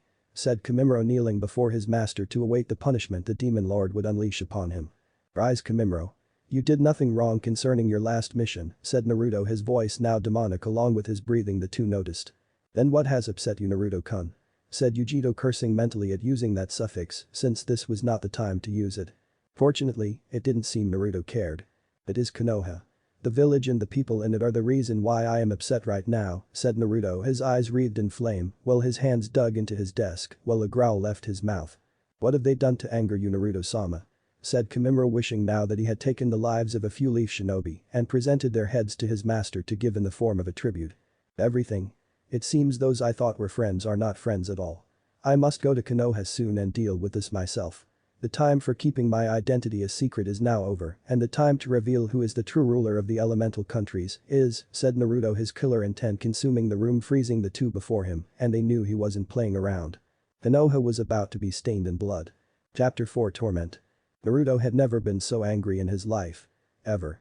The remaining time he spent leading up to his confrontation with Kakashi, Tsunade, and Konoha in general, he spent planning on how if not when to get their undivided attention. Now that he had it, Naruto was going to make sure that the people of Konoha along with it Hokage knew this wasn't going to be a one-time deal, and he was going to make that clear through their infamous Toad Sage Seal Master named Jiraiya. The said Sannin was now staring right at him in his own fighting stance with serious eyes that Naruto had barely ever saw during his brief time with the perverted man. However, it made little difference to the demon lord at the moment, and Naruto had every intention of making sure that for all of Jiraiya's so-called power, that the man understood one thing. He was going to be in pain. Lots and lots of pain. I'm going to hurt you and I'm going to love it, said Naruto before cracking his neck from side to side while letting the bloodlust inside him grow stronger with every passing second. I don't doubt it, said Jiraiya calmly as he held steady, waiting to see if he was the one going to make the first move or if Naruto was going to do that first. Not since the Kyuubi appearing over a decade ago did Jiraiya question whether or not he was going to live through the day.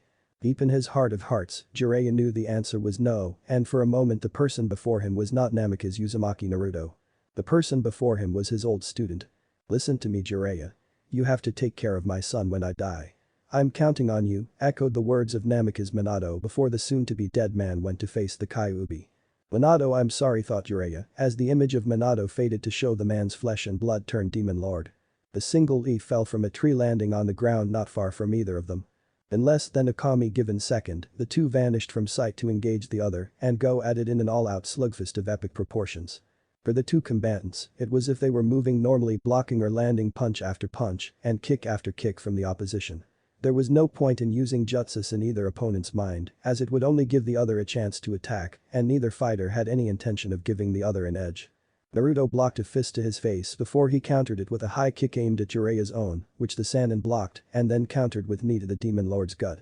The attack missed when Naruto leaped over Jiraiya before performing a spin kick that Jiraiya ducked, rolled away from his opponent, and deciding now was a good time to use a jutsu. "Earth style. Mud dragon jutsu," said Jiraiya, sending a dragon made of mud at Naruto, who summoned chakra to his fingers, flicked his wrist to the right ever so slightly, and using his mastery over the 5 major elements, dispelled jutsu like it was nothing. "Pathetic. You should know fully well that all of the elements of the world are under my complete control," said Naruto, looking at Jiraiya, who smirked with his hand behind his back and moved faster than Naruto expected to unleash a fully powered Rasengan into the demon lord's chest that sent him into the trees.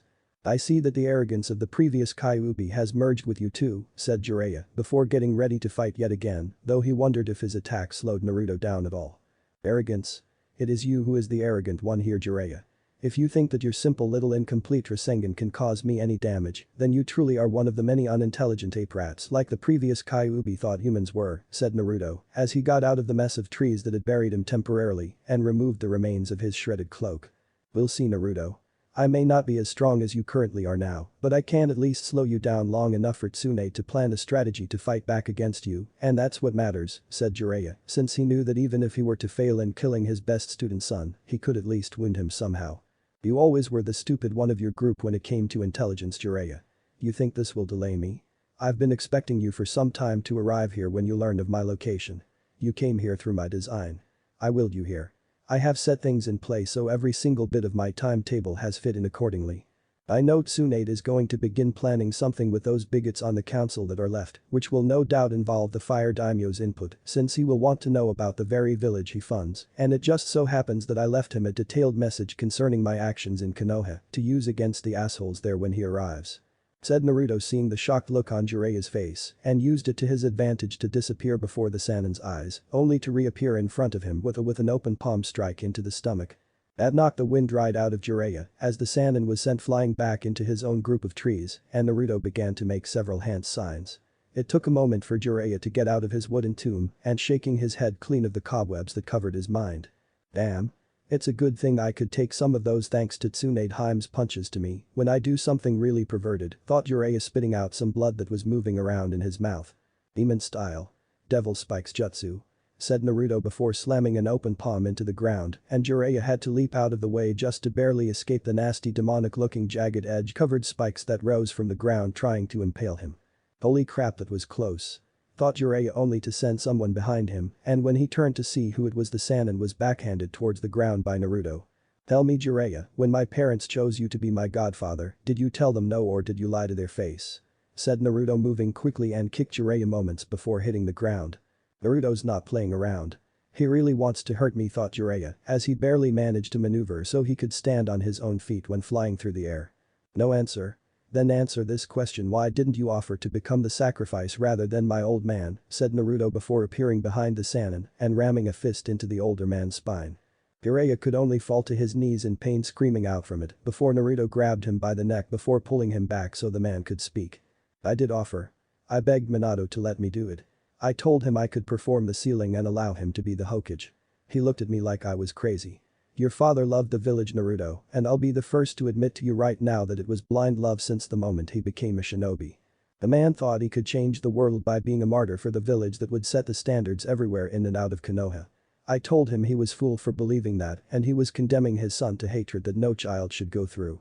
He then told me that was one of the reasons behind me being your godfather, and that should anything happen, I was to take care of you," said Jiraiya, only to wince when the grip on his throat increased. "So you lied to his face when you said you would protect me.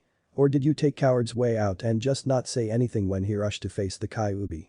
Said Naruto, as one of his hands became claws and became charged with demonic chakra.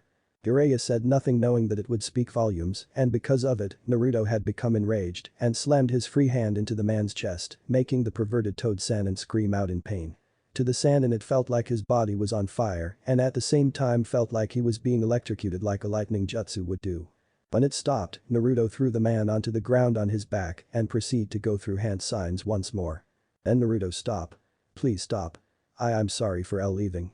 We all were when you were hurt in some shape or form, said Jiraiya, who would have said more to the demon lord, but the man went silent from the spike of killer intent and the look in Naruto's eyes told the Sannin that he just said something wrong. You're sorry. All of the people in Konoha are sorry.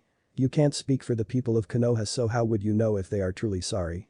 Said Naruto, his body generating massive amounts of demonic chakra that was swirling around his body like some great god. I know enough of them are. Said Jiraiya, wondering if this was what it was like for his student when facing the previous Kyuubi. Then perhaps you can tell all those that are not they should have when they are all dead. Demonic style. Devil's crucifix. Said Naruto, finishing the hand signs and slammed a palm into Jiraiya's chest. Instantly, the demonic chakra spread out across Jiraiya's form onto the ground before wave after wave of demonic chains erupted from the ground that tied Jiraiya up. The thick chains had metal spikes that pierced the Sannin at the wrists, shoulders, neck, chest, waist, knees and ankles, making Jiraiya scream out in pain. Reaching into the ground to the right of Jiraiya's neck, Naruto lifted up a heavy crimson bar that was connected to the chains and lifting it all the way up with Jiraiya attached to it. Whoa.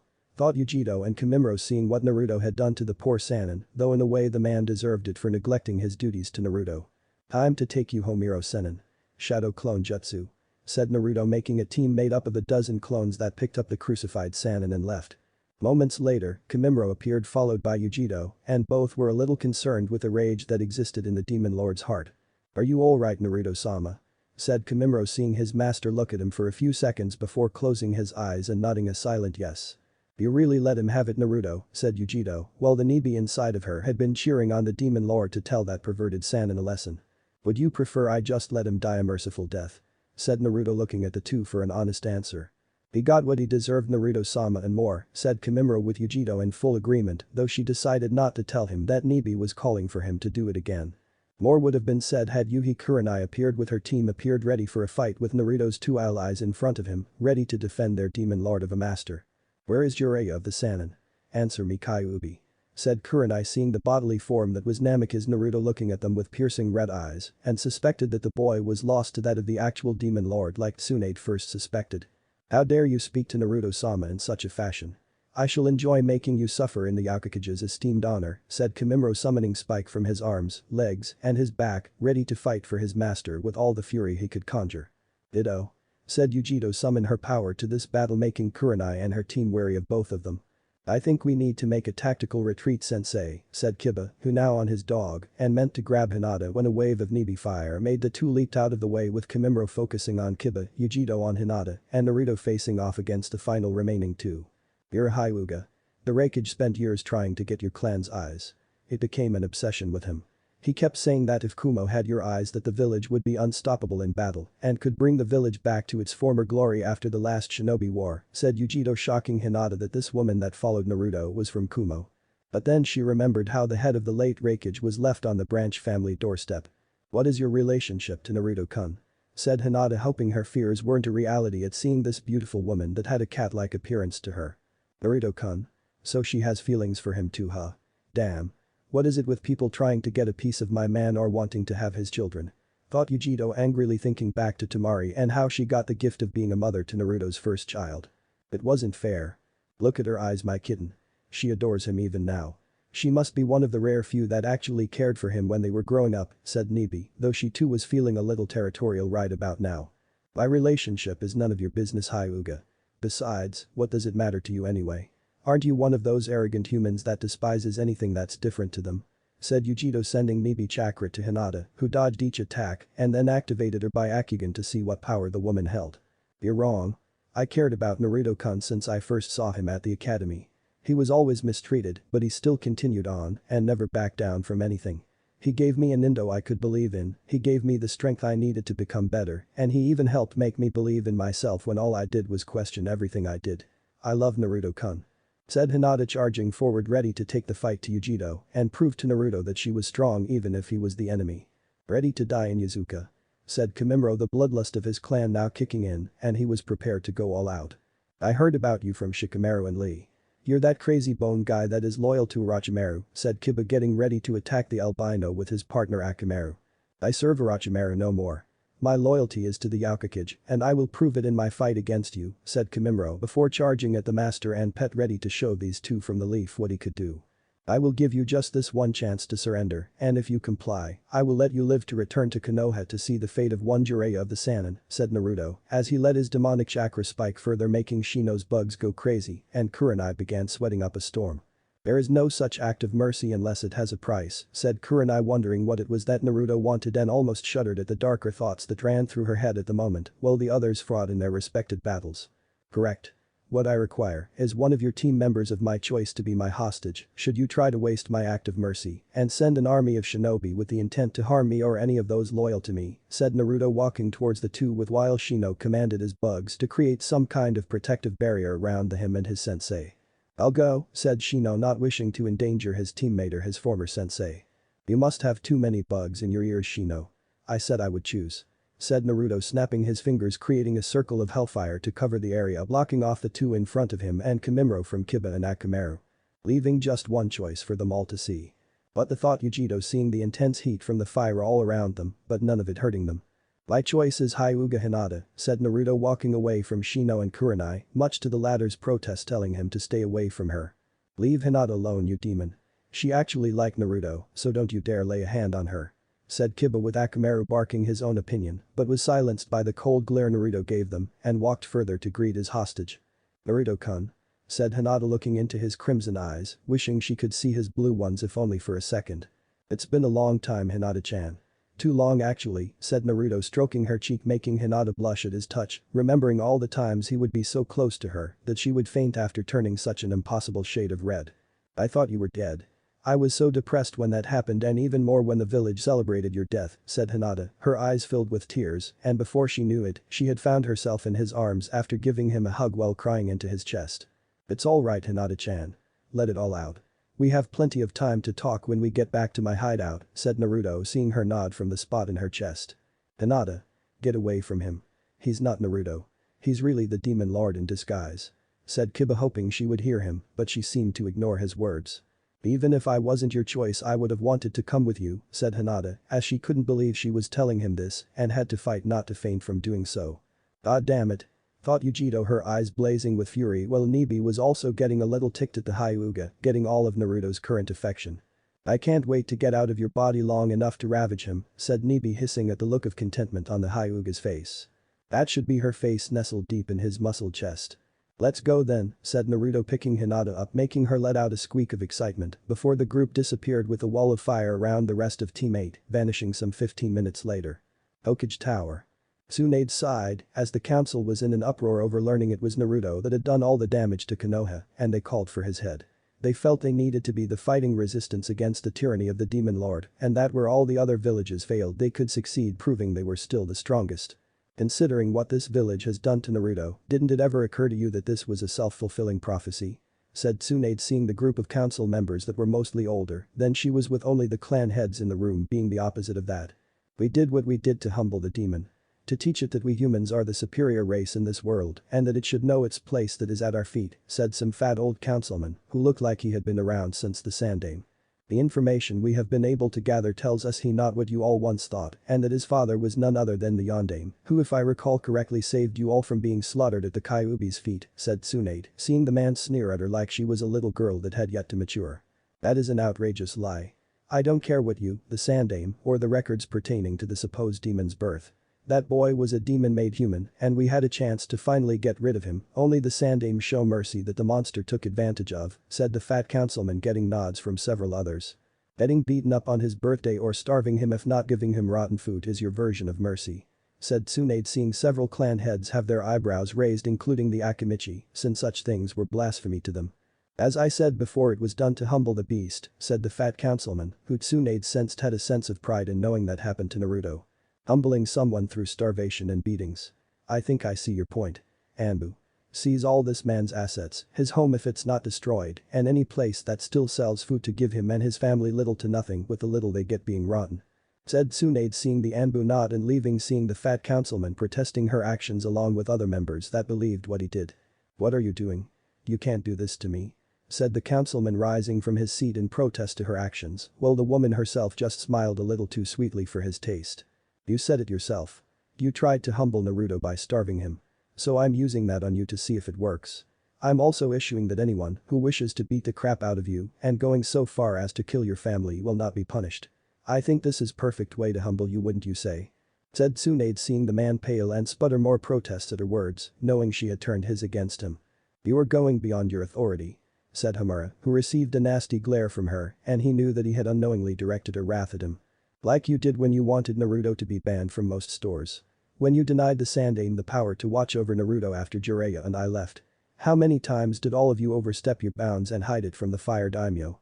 Said Tsunade, seeing the various members of this council looking nervous, knowing that if the daimyo of Fire Country learned of what happened they would be royally screwed. Like the fire daimyo would let the demon run around unchecked, said Kaharu, but it was mostly to herself and didn't know Tsunade heard her. It's funny you should say the Kaharu, because it turns out from my sources that the fire daimyo is coming here and he apparently wants answers to this situation, said Tsunade, seeing the older woman pale at that information, as did the others, and they wondered how the fire daimyo knew so fast about their situation. Tsunade-sama. Come quick. It's Jiraiya. Said Shizune, looking deathly pale when she ran into the room, while the other council members mistook her voice of worry for that of relief. So the Sannin did it. I knew he would be able to kill the demon, said Danzo, smiling at the council despite his crippled condition. No he didn't, said Hiashi, seeing the look on Shizune's face, as did the rest of the clan heads, and they knew it was no victory for the Toad Sannin. What do you mean? You heard her. Jiraiya has returned, meaning he killed the demon, said Haruno-Yasha, who was happy the Namikaze was dead, seeing how the Yondaime passed her over for that Uzumaki tramp. Look out the window. Said Shizune, her voice near hysteric levels, making the once happy council stop being happy when they looked, while Tsunade having already left to find Jiraiya. They all gasped, and when Tsunade reached him outside in the middle of Konoha Square, she fell to her knees and began to cry. Before her was a crucified Jiraiya, wrapped in thick pointy chains, and was bleeding all over, while looking like he was near death from the way his eyes looked. The sight of his blood-covered body brought back memories of Dan, Nawaki, and Naruto when they were near death. Acting quickly, Tsunade tried to get her fellow teammate free, but when she tried to pull on the chain he screamed out in pain, and she realized that all of the chain length around Jiraiya was done in a way that trying to free him would cause him further pain. Tsunade, let me die, said Jiraiya, as his voice was raspy, tired, and broken down from the far cry from what his voice was normally like. What Jiraiya, what the hell are you saying? I need you. Konoha needs you. How can you just simply ask me to let you die? Said Tsunade, trying once more somehow try to remove the chains that bound him in this manner before she stopped when he let out another cry of pain. I deserve this, Tsunade. Everyone here who has wronged Naruto has only just begun to suffer, and suffer they will without a doubt, said Jiraiya before he coughed up blood that fell less than a few inches from her. Is he really Naruto? Said Tsunade, wondering if what Inoichi said earlier was true. Yes, it's Naruto. He's out for blood.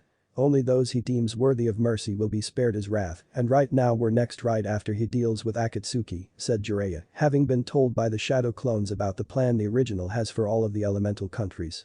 He's going after Akatsuki next. That means we have time. Time to prepare some kind of counterattack against him, a possible sealing, or maybe some kind of jutsu that will send him from this world, said Tsunade, looking away from Jiraiya in thought, not seeing the Sannin shake his head at her attempts at grasping for straws. Don't be stupid, Tsunade. We had this coming to us for well over a decade and a half in the making, and you know that just as I do. We left the son of the Yondaime to the mercy of angry wolves that were out for blood the very moment they learned he had the Kyuubi sealed inside of him. We left him to be mauled when we should have protected him. We deserve to suffer like this for not protecting him like Kushina and Minato wanted us to do when they passed on, said Jiraiya, seeing her now have tears in her eyes that were filled with disbelief at what she was hearing. What did he do to you? Said Tsunade, seeing his eyes that were so old, like how their sensei's eyes had looked right before they left and not take Naruto with them. He showed what I know, what all of us should have seen from the beginning, Tsunade. He showed me the truth behind human arrogance and the memories of the previous Kyuubi. The one that summoned the fox was in Uchiha, said Jiraiya, seeing the woman look at him in shock, and populace around them gasped as well. What? An Uchiha? Who? Said Tsunade, wondering how an Uchiha could summon the Kyuubi and command it to destroy everything around it. Uchiha Madara. He's alive, Tsunade. He summoned Kyuubi to destroy Konoha, but did not take into the account of the Kyuubi being sealed, so he later formed Akatsuki to seal all the beasts into a giant statue that is an ancient super weapon that can destroy all life in the known world. These influenced everything from the Shinobi Wars to the Mist Civil War and finally the summoning of Kyuubi in order to destroy Konoha, said Jiraiya before he began laughing despite the pain and blood filling his lungs. "Stop it you old pervert or you'll die faster," said Tsunade trying to free him again before she went to trying to heal his wounds. "I can't help it Tsunade-hime. I just find it funny that the people of this village love the Uchiha, who is the long-line descendant of the man responsible for summoning the demon that killed the Yondaime, and the Yondaime's son is hated because of the damn demon he once held," said Jiraiya, who continued to laugh again, and Tsunade had to knock him out with a blow to the head using her strength.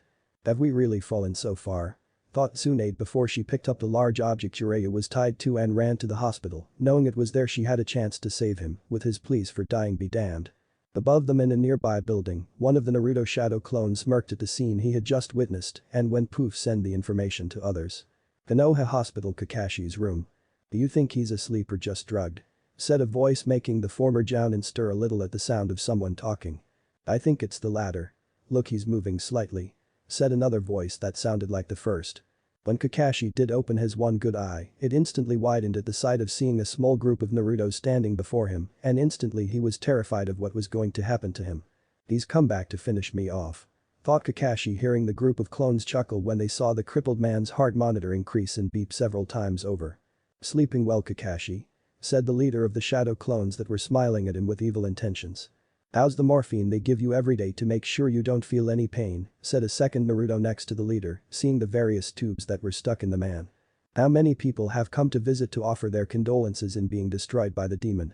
said another Naruto was the closest of them all to his face, making the now literally one-eyed man shiver in fear. "Why don't they just kill me like I know he wants them to?"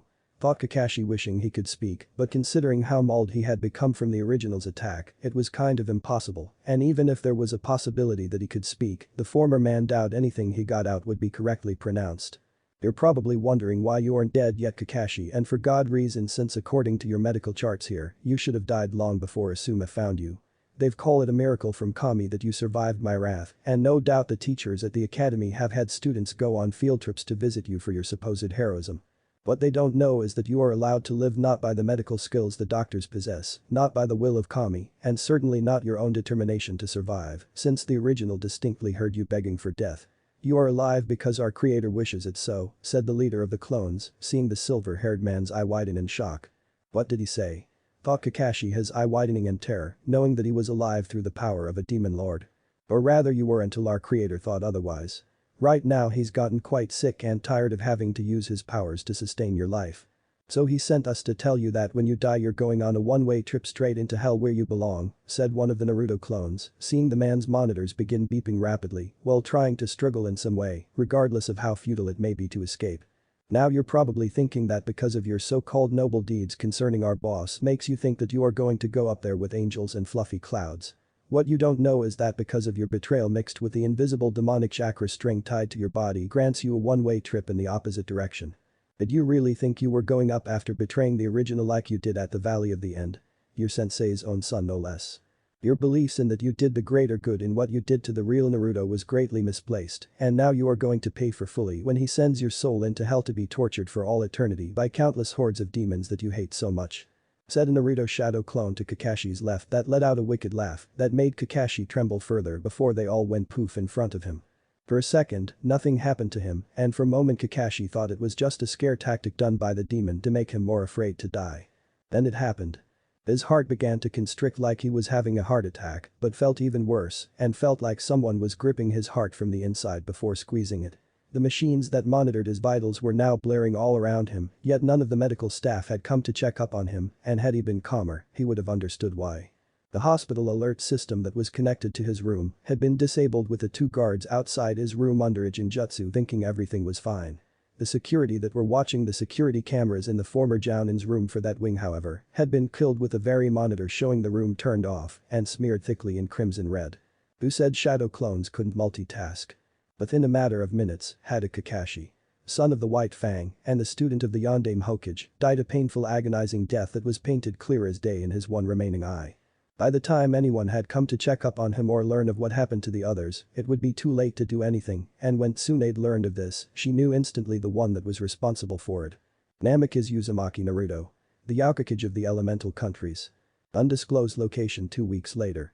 This has become an even greater problem than I originally anticipated and a new plan needs to be devised, said Pain with the remaining Akatsuki that were Konan, Zetsu, and Uchiha Madara, making himself known to the other two, much to their surprise. Any word from our sources on the whereabouts of our fallen members? Said Konan looking at Zetsu, who looked a little more out of it than usual, and she wondered what was going on inside his head. No. What's more, I think we could consider having Orochimaru brought back into the organization. We need all the firepower we can get our hands on, said Zetsu's nicer side, while his darker one nodded in agreement, which in itself was rare and somewhat scary. I agree. Orochimaru may be a prick and a pedophile at times, but he possibly has the power we need to remotely stand a chance against him and those that follow him, said Zetsu's darker side twitching slightly after when he spoke. Do you agree with this, Madara-sama? Said Pain, knowing that the man was the true leader of the organization and his say was what would influence the decision to have the Sannin brought back.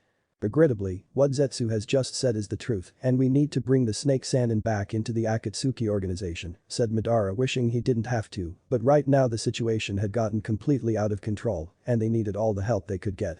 I agree as well, said Konan looking at Pain, who nodded, knowing that if they were to stop the premonition she kept dreaming about from happening, they needed to deal with the vile Sannin.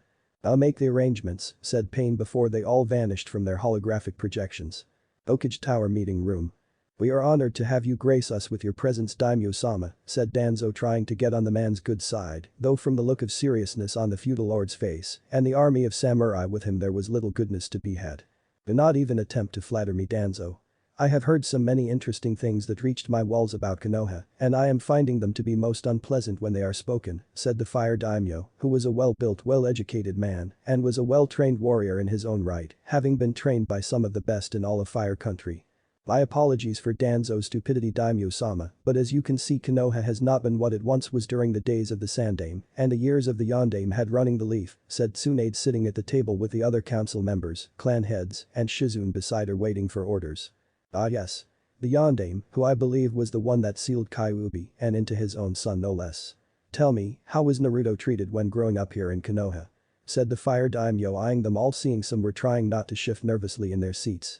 He was treated well, Daimyo-sama, said a council member lying right though his teeth, which the daimyo noticed immediately and narrowed his eyes slightly. Are you sure?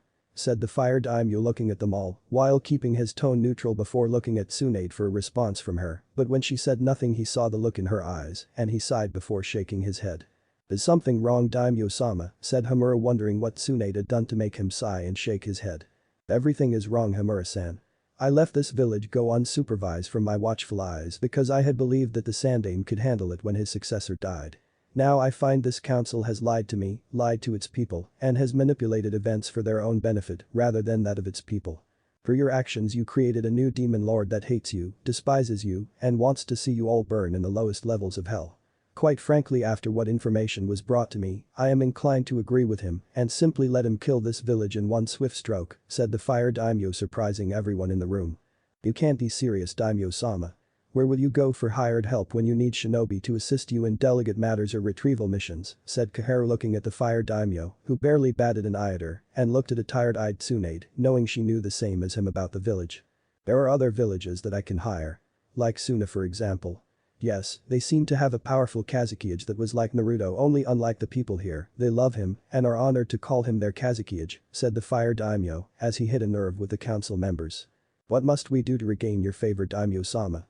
Surely, there is something we can do to appease you and show that we still have the will of fire that the Sandame told you we have. Said Hiashi, having decided to say something, though his eyes were tired after learning that Naruto had taken Hinata as his hostage. Niji was surprised and upset at first and the same time by that, since Hinata was so in love with Naruto, even after they all thought he was dead. Flashback. Where is Hinata-sama? Said Niji, having heard her team came home but found that his cousin had not returned and it worried him. I'm afraid Hinata-sama is not coming back, Niji, said Hiashi, seeing his brother's son look at him with wide eyes at what was just said. What do you mean, Hiashi-sama? Are you saying that she is dead? Said Niji, finding that his heart was hurting inside because of all the past years of abuse he delivered to her and had spent the last half a decade on up to make amends for it. From what I just learned, it seems that Namikaze Naruto has spared teammate in exchange for having her as his hostage, so the Leaf would be less ambitious to hunting him down, said Hiashi, seeing Niji's worried eyes soften a little, but they still held worry, and it was for a good reason. Naruto had turned into a demon lord, was angry at Konoha, and could take it out on Hinata if he wished without worry. She may be his hostage, but I think she will be okay, Hiashi-sama, said Niji, seeing the man turn fully to him with a questioning eyebrow raised. Please explain, Niji, said Hiashi, seeing Niji's mind working on the events in his head and knew the boy had a reason for thinking what he did. Hinata-sama has never harmed Naruto, never belittled him, and never once thought of him like the villagers did when he was growing up. I think Naruto just wants to have her by his side rather than possibly against him when he returns to Konoha to finish the rest of the village off, said Niji, seeing Hiashi think on this and nodded in agreement at his nephew's words. Do you think the Hyuga clan will feel any backlash from Naruto? Said Hiashi, as he knew of several elders in the clan that didn't like Naruto, whether it was because of being a Namikaze or because of the Kyuubi. I know that there are some in clan that do not deserve his mercy, and I'm sure those of our clan know this. I think those that are guilty will be slaughtered, while the rest of us will be allowed to live in hopes we remember not to make the same mistake twice, said Niji, knowing that if Naruto's current action were anything to go by, then the Hyuga clan could still live. And learn to change properly with the times. I hope you are right, Niji. For the moment, we must have faith in Hinata that she will in fact survive this and come back if she so wishes, said Hiashi, knowing that all he could do was wait and prayed for the best. Then flashback. Now Hiashi sat in his seat once more, praying his oldest was safe and that her past actions of being nice to Naruto would allow him to show mercy upon her innocent form. For the next few days after he had heard about what happened, Hiashi had waited for the moment that someone would come tell him that they had found Hinata dead or possibly alive, yet crippled forever, to be a reminder to the village that no one was safe, regardless of those that loved him. You have little you can do to regain my favor once more, Hiashi-sama, but I am inclined to consider this one option, though if the council all agree on this, then I'm afraid that the village will never ever receive work from me again, said the fire daimyo, seeing the group around him looking at him somewhat anxiously to know what it was they could do. What do you propose, Daimyo-sama? Said Tsunade, wondering what the man's idea was to possibly redeeming themselves from future damnation. Not that they were then likely headed that way, no, regardless. First, I want the entire story behind the Kyuubi attacking Konoha with the Fox Demon's connection to the Uchiha clan. Second, the reason behind Itachi killing off his fellow kin. And the final condition is to the Yondame's dying wish to become revealed, since it's clear you didn't let that become public knowledge at all. Agree to do all of that, and I will not pull the funding from the Leaf, said the fire daimyo, seeing that many of the collective council members were looking nervous right now, and he knew they didn't want to say anything. The daimyo-sama, please, you must reconsider such a request. If the public ever found out about the Uchiha clan or Uchiha Sasuke knowing the real reason, then he will try to take his revenge on us, said Hamura, not wanting to face the public or Uchiha Sasuke for that matter. Not only that, but the public will find it to be our fault for the Yondame's dying wish not being fulfilled when Jiraiya of the Sannin didn't live up to his expectation of being the Dem Boy's godfather, said Danzo, knowing all the power he had been gathering to take over Konoha would be lost, along with the public support in what he was doing if they knew the truth. Would you prefer it if I told them? When I first explained my terms, you all seemed very surprised that I knew about it. Why do you suppose that is? Said the fire daimyo, putting his hands together on the table, looking at them for an expected answer to his question. We didn't know that you knew the truth, said Tsunade, getting a glare here and there from various members of the council. Correct. Meaning that even after I arrived here, you all planned to keep me in the dark about your past actions and knew that if I became aware of them, it would get you all in serious trouble. Now I believe, given the people here have studied the laws of Konoha very thoroughly to a point where you could name half of them by memory. I can do the same, but there is one law since the days of the Shodaime that I think you all should remember by heart, and I'm going to recite it right now. All major events concerning the village must be shared with the reigning fire daimyo by the Hokage, and if anything or anyone prevents him from doing so, must be punished accordingly by the fire daimyo himself. Now, can any of you explain to me how the appearance and sealing of Kyuubi did not fall under that law, or should I just begin punishing all of you now? Said the fire daimyo, seeing the council flinching at the reciting of the law that was one of many the Shodaime passed in the very beginning when founding the village. It was Uchiha Fugaku's idea. He felt that such matters were not meant for you, since the matter had been settled, said Aburam Shibe, seeing why the man became so zealous and wanting to keep things in the dark about the situation. I see. Unfortunately, he is dead, so punishing him like I want, but I think I can another way, and it pertains to one Uchiha Sasuke, said the fire daimyo, seeing more council members stiffen, since they had hoped to mold the Uchiha into a puppet of a Hokage when Tsunade stepped down. How is that, daimyo-sama? said Tsunade, seeing as how the people had always given Sasuke the spoiling type treatment. But quite simple, Hokage-sama.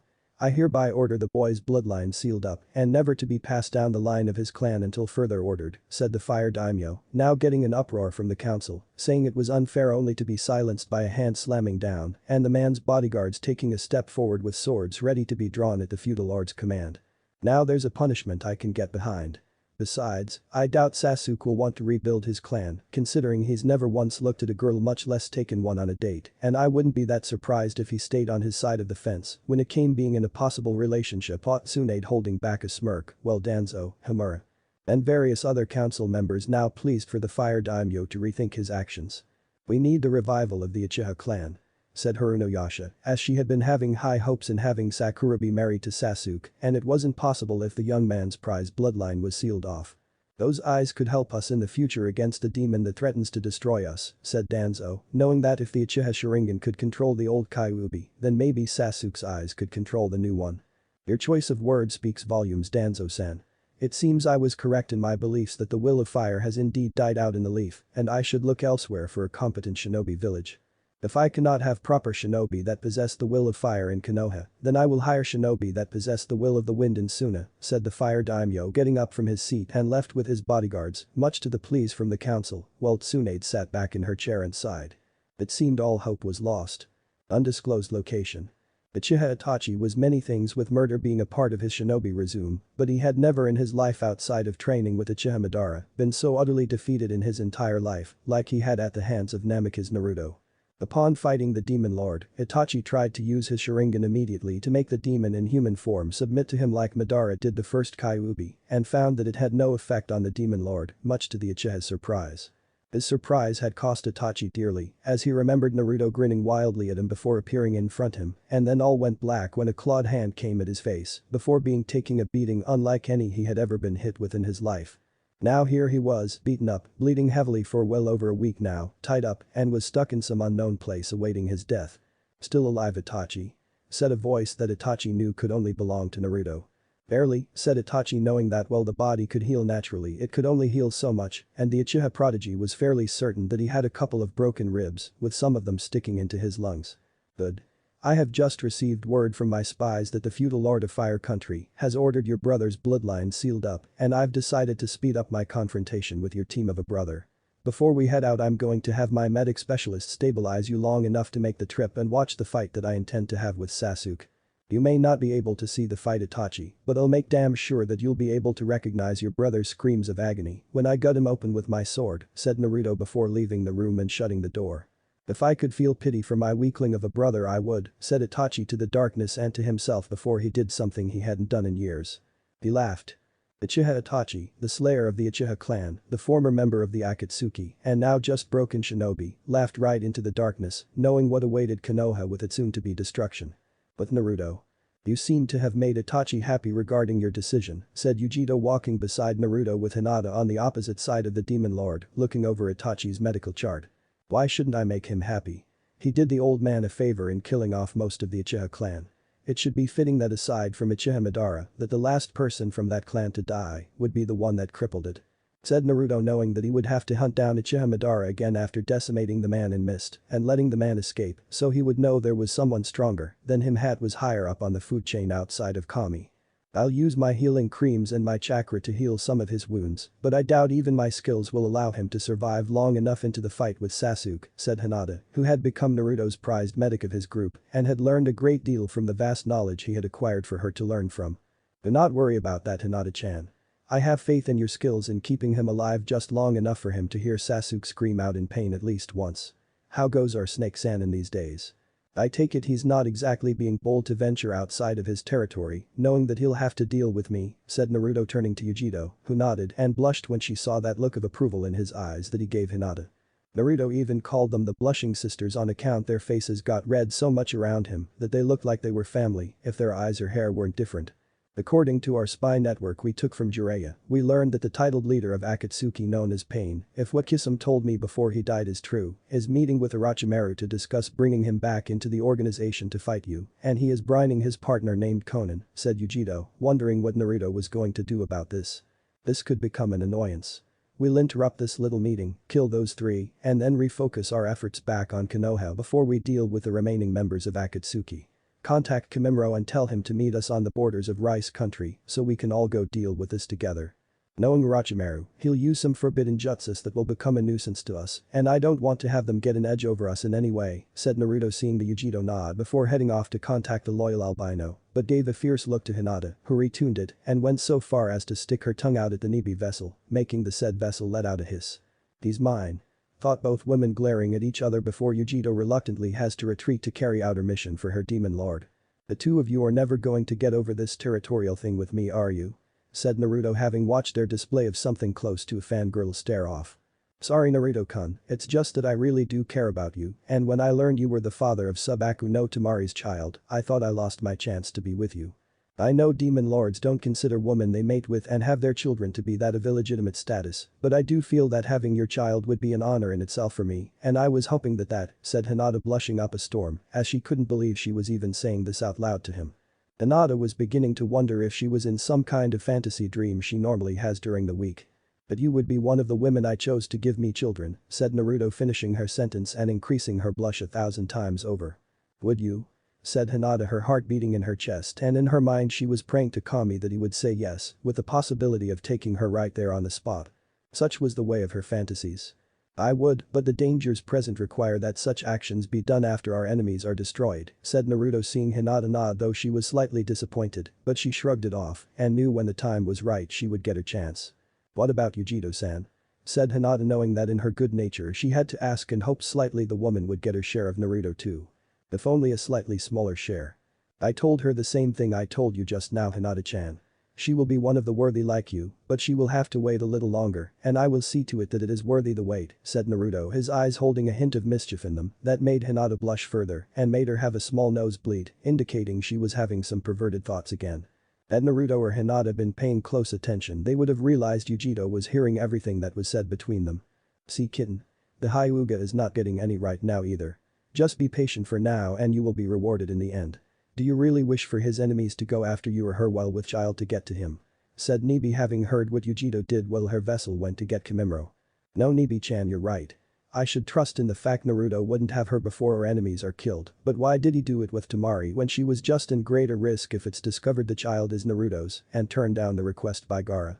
thought Yugito, wishing she had been Tamari at the moment, wishing she had been the one that was carrying Naruto's child right now. Because Tamari has her brother of a demon lord protecting her and no one outside of the Subaku family knows that the child is our sexy fox's. So long as no one tells anyone else on their end or us on our end, the woman should be safe long after she gives birth, said Nibi, though she, like Yugito, wanted to be Tamari right now, giving Naruto a whole litter of children to call their own. "Okay, you got me there. I can barely wait in killing off the rest of Akatsuki like we did with Haiden and Kakuzu with the help of Kimimaro.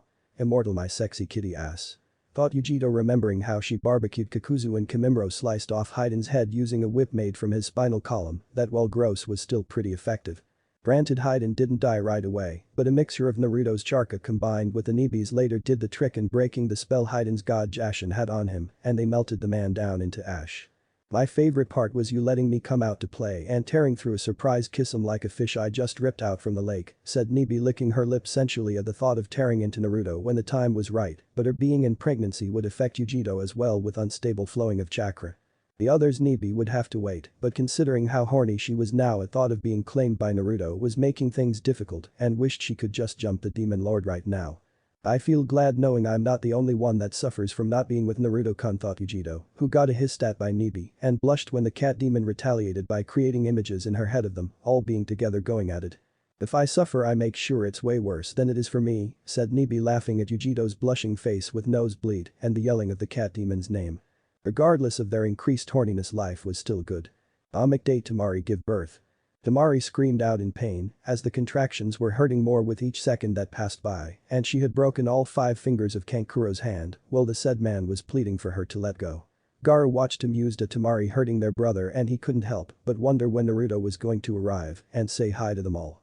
"As long as I have this child hurting me I'm going to use this time to hurt you," yelled Tamari before she screamed out again, feeling this baby being difficult to get out and had a renewed respect for her late mother, giving birth to all 3 of them. "Did I miss it?" said Naruto, wearing his mask when he entered through the window, seeing Gaara shake his head no. For the love Kami, get her hand off mine. She's going to tear it off. Said Kankuro, seeing the man that should be the one to have his hand crushed right now and not him. Seriously, what did the puppet user do in another life to deserve this and be treated like a doormat? Ignoring Kankuro's cries for help, Naruto walked over to the other side of the bed and took hold of Tamari's other hand. I can't believe I let you do this to me. When I have the chance, I'm going to neuter you. Yelled Tamari, while the doctor in charge of this had wisely put earplugs in so not to be given nightmare of angry pregnant woman. Almost there, Tamari-sama. Just a little more. Push with everything you got. Said the doctor, who was sweating a little when he noticed Gaara was looking at him to make sure the good doc wasn't getting a free show, and the man made a note to have lots of sake later to give him memory loss. Tamari pushed with everything she had, finally removing the child from her womb and collapsed back on the bed, panting heavily at the strain, freeing both males of their hands. My hand. My precious hand. How am I going to masturbate to porn ever again? Said Kankuro, making everyone in the room sweat drop. There's one guy who's going to die a virgin, thought Naruto before going over to the doc holding his boy. It's a boy. Said the doctor, handing the boy over to Naruto, who walked over to Tamari and gave the child to her to hold. He's beautiful. What should we name him? Said Tamari, looking at the father, who was deep in thought for a moment and then looked back at the child that had a few strands of hair that were a mixture of red and yellow. How about we call him Gaara? After his uncle, if it's alright with you? Said Naruto, looking at the man, nodding his head. Oh great, just what Suna need. Another Gaara running around, said Kankuro, who got blasted by killer intent and then hit by a giant fistful of sand that sent the man out the window into the Suna hot springs where various Suna shinobi women were bathing that began beating the crap out of him. Hold on, we're not done here, said the doctor, making eyes turn to him. Oh my Kami, I'm having twins. Said Tamari, hoping that this time she got a girl. No, it's not a child. It's a map of the elemental countries. Said the doctor, looking at the map that showed little red X-like marks with the words attack here in various places. No one noticed the child narrow its eyes. Chapter 5, to each his own. Konoha Village Square. The people gathered in the village square, finding the rare appearance of the fire daimyo a rare treat for them and a moral boost to them after a good portion of Konoha had been decimated by the demon lord known as Namikaze Naruto. With the fire daimyo was a good portion of his escort, with another nearby in case of backup was needed in terms of crowd control for any major event. People of Konoha, as the fire daimyo of this great country, I have served you well in funding your village with what it needs to survive and providing missions to you while putting my reputation on the line by saying that I trust Konoha. However, it has come upon attention less than a week before my arrival that some very disturbing information came to doorstep, and after I read such disturbing information, I found my trust in the Leaf Village very much shaken. Said the fire daimyo, seeing the people looking at him with concerned and nervous eyes when he spoke the delayed word of choice. And now comes yet another blow to the village, thought Homura bitterly, along with his fellow council members, who had all but begged the daimyo to reconsider his decision and were met with a feudal lord's glare, telling them to shut up. Why is my faith in the Leaf so shaken, you may wonder? I'll tell you all why it is, since it's so very simple.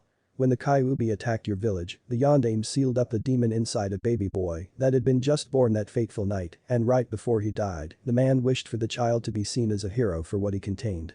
After all this time, I had left the issue alone in the belief that you would all honor the late Yondaime's dying wish, and it is with great sorrow that I learn only recently that you have not done that at all. In fact, it is the exact opposite of what he wanted, and you are all guilty of such sinful acts against the boy now turned demon lord, said the fire daimyo, seeing the people pale at his words, knowing that what they had done to Naruto was made known to the Lord of Fire Country. He's still a demon. He proved it when he attacked the village. Said a villager, getting a few nods and yells of approval, only to be silenced by a commanding hand by the fire daimyo. Attacked in a form of retaliation after what you people did to him when he was younger, and from what I understand you even blamed him for the deaths of people that died long before the first Shinobi War. Honestly, Naruto's own grandfather was still a child when that war happened, and you still blamed him for all their deaths, said the fire daimyo, seeing the people look away like they didn't want to believe it was true that they had been wrong. Daimyo-sama, would you please tell them the truth behind the Uchiha massacre now, as they still need to know what the councils have been keeping from them, said Tsunade, seeing the council behind starting to sweat a little since they were dreading this moment. Ah yes, thank you Hokage-sama for reminding me. Another reason I called this public appearance was to tell you that it has come to my attention that the reason behind the Uchiha massacre was from the councils themselves, with the approval of none other than the late Sandaime. Said the fire daimyo before hearing protests from the people, saying the Sandaime would never approve of something like that and the feudal lord was lying. The Uchiha clan would never do something like that. It's all the demon's fault that it happened. said Sakura from within the crowd, continuing to. You mean the same demon that was summoned by a member of the Uchiha clan? Said the fire daimyo, seeing the crowd stop their protest at those words, having been shocked by them. That shut them up, thought Tsunade, smirking at the crowd of shocked people before her. Yes. It seems the Uchiha clan you all cherish has a connection to the Kyuubi of old, and it was their prized Sharingan that had the means to summon the fox in the first place. In addition, the Uchiha clan was also planning to overthrow the Sandaime in order to create another Uchiha Madara to further strengthen their control over Konoha and then turn one Namikaze Naruto into a weapon, said the fire daimyo, seeing the crowd staring at him with shocked eyes that were filled with disbelief and denial. You lie. My family would never stoop so low as to betray the village, said Sasuke as he appeared before the daimyo with the feudal lord's guards, ready to kill the Uchiha should he prove to threaten the ruler of Fire Country. Oh? They were going to have your older brother become Madara's second coming, but they didn't know he was the Hokage's spy, and when Itachi told the Sandaime what they were planning, he gave the order. However, with your brother murdering the entire clan before leaving the village, it fell upon you to revive your clan, and this had unknowingly brought the councils into the realization that they could create another Madara. Only, it would be this Madara they could manipulate and control like a puppet so long as you were given enough power to keep you here, said the fire daimyo, seeing the Uchiha now seething in rage at the man's words. Those bastards. Thought Sasuke, seeing the council members trembling in fear of him when his Sharingan activated. Why do you think they wanted you to be the next Hokage? Why do you think they had Kakashi teach only you?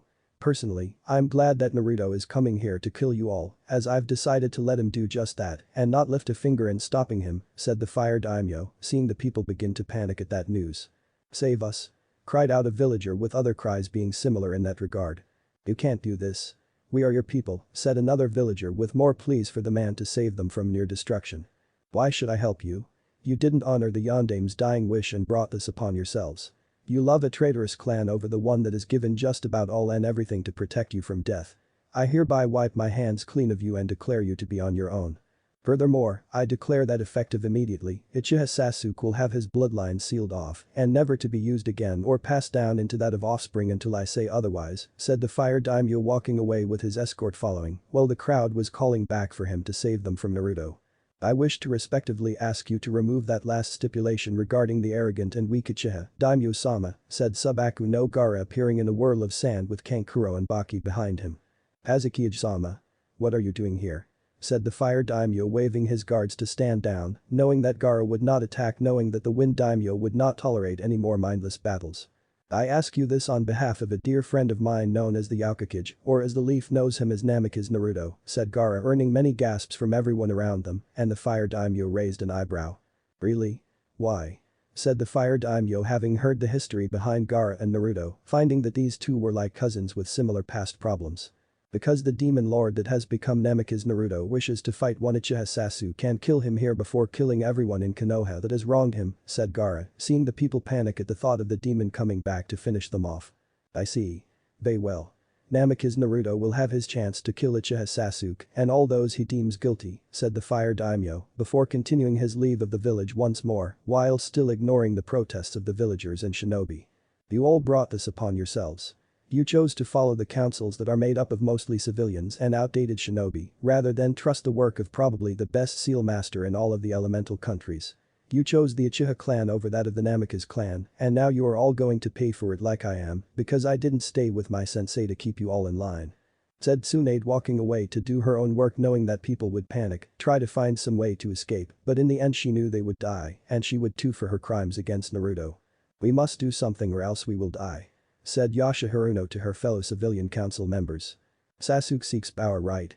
All we have to do is convince him to get stronger here to face Naruto and prove to everyone that Konoha is still the strongest because of the last Uchiha is with us.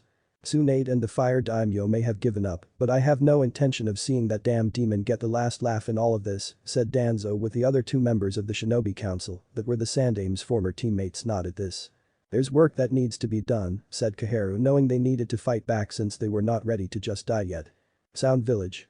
Sound Village, which dwelled in the deep recesses of Rice Country, was small, remote, carefully hidden, and hid one of the top strongest shinobi in the elemental countries. However, at this point the village was not doing too well and was being strained from the blows that had been dealt to it by the Yaokage, now known to be one Namikaze Uzumaki Naruto. The loss of its numbers, which had been swelling slowly since its founding, and the loss of the Sanin's right-hand man Kabuto, had made things difficult. It seems the people that Orochimaru has in terms of competent, skilled, and loyal were surprisingly all in short supply for him, despite his notorious reputation that brought him so many people to his village in the first place. Not only that, but his well of bodies he would use to choose who would be his next vessel was beginning to dry up, and if Orochimaru didn't get a new stock of lives soon things could nasty. Orochimaru-sama, the 3 members of Akatsuki are here and wish to proceed with the meeting immediately, said a sound shinobi of no particular rank kneeling before the Sannin, hoping the man wouldn't take his head. Good. Show them the room where we will be having our meeting, said Orochimaru, finding it would be wise to spare this shinobi since he was the more competent and loyal ones he had on hand. He could always kill the man later if he screwed up on a mission. Upon entering the room himself, Orochimaru saw Pain, Konan, and Zetsu looking at him upon his appearance when sitting down at the large round table with each member of the organization looking at him. The Sannin could tolerate Pain and Konan since they looked remotely human, but Zetsu in his plant-like state could not be tolerated, and if it wasn't for the fact the member of Akatsuki was with the other 2, then the Sannin would be burning the thing alive. Maybe not now, but all in due time of course, thought Orochimaru, his gaze on Pain, who looked back with an impassive face and looked briefly at Konan to signal her to start the conversation. Orochimaru-sama, we of the Akatsuki are here today to bring you back once more into our organization and to stop this threat presented to us by one Namikaze Naruto, also known as the Yakukage, said Konan, her words just as quiet as ever, but they did not lack the seriousness behind them. Yes, that newly declared demon lord has been a thorn in my side just as much as yours, since I lost a large part of my men, along with Kabuto to him. What's more, is he took the Fuma clan away from me when I still wanted to do more experiments on the clan itself, said Orochimaru, his eyes filled with hate and anger towards the once demon vessel now turned demon lord. If you rejoin the Akatsuki, we would be able to combine all our strengths to take him down and finally extract the power he wields to bring us closer to our goals, said Pain, seeing the Sannin nod at this, since he had come to the organization in order to achieve the true form of immortality without the need to switch bodies. Very well. I'll rejoin the organization provided that the previous deal I had with you still stands, said Orochimaru, seeing Pain nod in agreement with the decision, but Pain knew that while he said he would honor the deal made when bringing the Snake Sannin into the organization, he doubted Madara would, and that would be Orochimaru's downfall. Before they could continue further, an explosion was heard that it echoed deep within the compound and the sound of fighting could be heard outside the room. We're under attack, said Konan, turning to Pain, who narrowed his eyes at Orochimaru and saw the Sannin looking back at him with equal suspicion. I need to defend my base. If this attack was started by who I think it is, then I need you 3 to assist in Sound's defense now that I'm back in the organization and help kill the Namikaze, said Orochimaru, seeing the other members of the Akatsuki nodding their heads in agreement before heading out to engage the enemy. Making their way outside, the group of now 4 members of Akatsuki saw the tiny village that Orochimaru had started now being destroyed and its shinobi slaughtered without mercy. They saw the form of the Nibi in her demon form incinerating her victims while her vessel cut through them with an Adachi-class sword she had procured from the weapons storage room that came from a raid once done to Kumo when Sound was first starting out. To Orochimaru's horror, he saw what could only be a ghost from the past, as Kamimura was in his line of sight killing everything in sight, and it was unlike anything the Sannin had ever seen. Originally, Orochimaru knew the albino had potential to surpass even him when it came to fighting, but the lung disease the man contracted had weakened him by such a degree that it made him worthless to the snake. Upon realizing what had happened with the Nibi vessel and the second Kyuubi that was Namikaze Naruto, the Sannin had just come to realize what had happened to Kamimura being allowed to return from the grave. They saw one Hyuga Hinata cutting down Sound Shinobi after Sound Shinobi, with her gentle fist having mixed it with the chakra scalpel's justice, making it deadlier several times over. Whatever she didn't destroy internally, the Hyuga would cut off with deadly grace, and it was clear she was not the shy girl that Kabuto's info cards first made her out to be. It was then that the members of Akatsuki saw him in the thickest of the slaughtering. He was cutting through various jounin that had the courage to confront him, and it was only when he finished the last jounin before him did Namikaze Naruto look at the members of Akatsuki with blood-red eyes. The demon lord grinned at them with an evil smile that raked his lips, showing fangs stained in the blood of several victims. He had gotten close enough to rip out the throats of several shinobi. Hello, Hibi team. How have you been? Don't answer that since I don't want to know what horrible thing you've been doing to little boys, said Naruto walking towards the group while the demon lord's own team was destroying everything around them. Namikaze. Even now that last name brings a bitter taste to my mouth, said Orochimaru with hate-filled eyes, remembering how the Yondaime surpassed him so easily. Like your name has good taste in mine.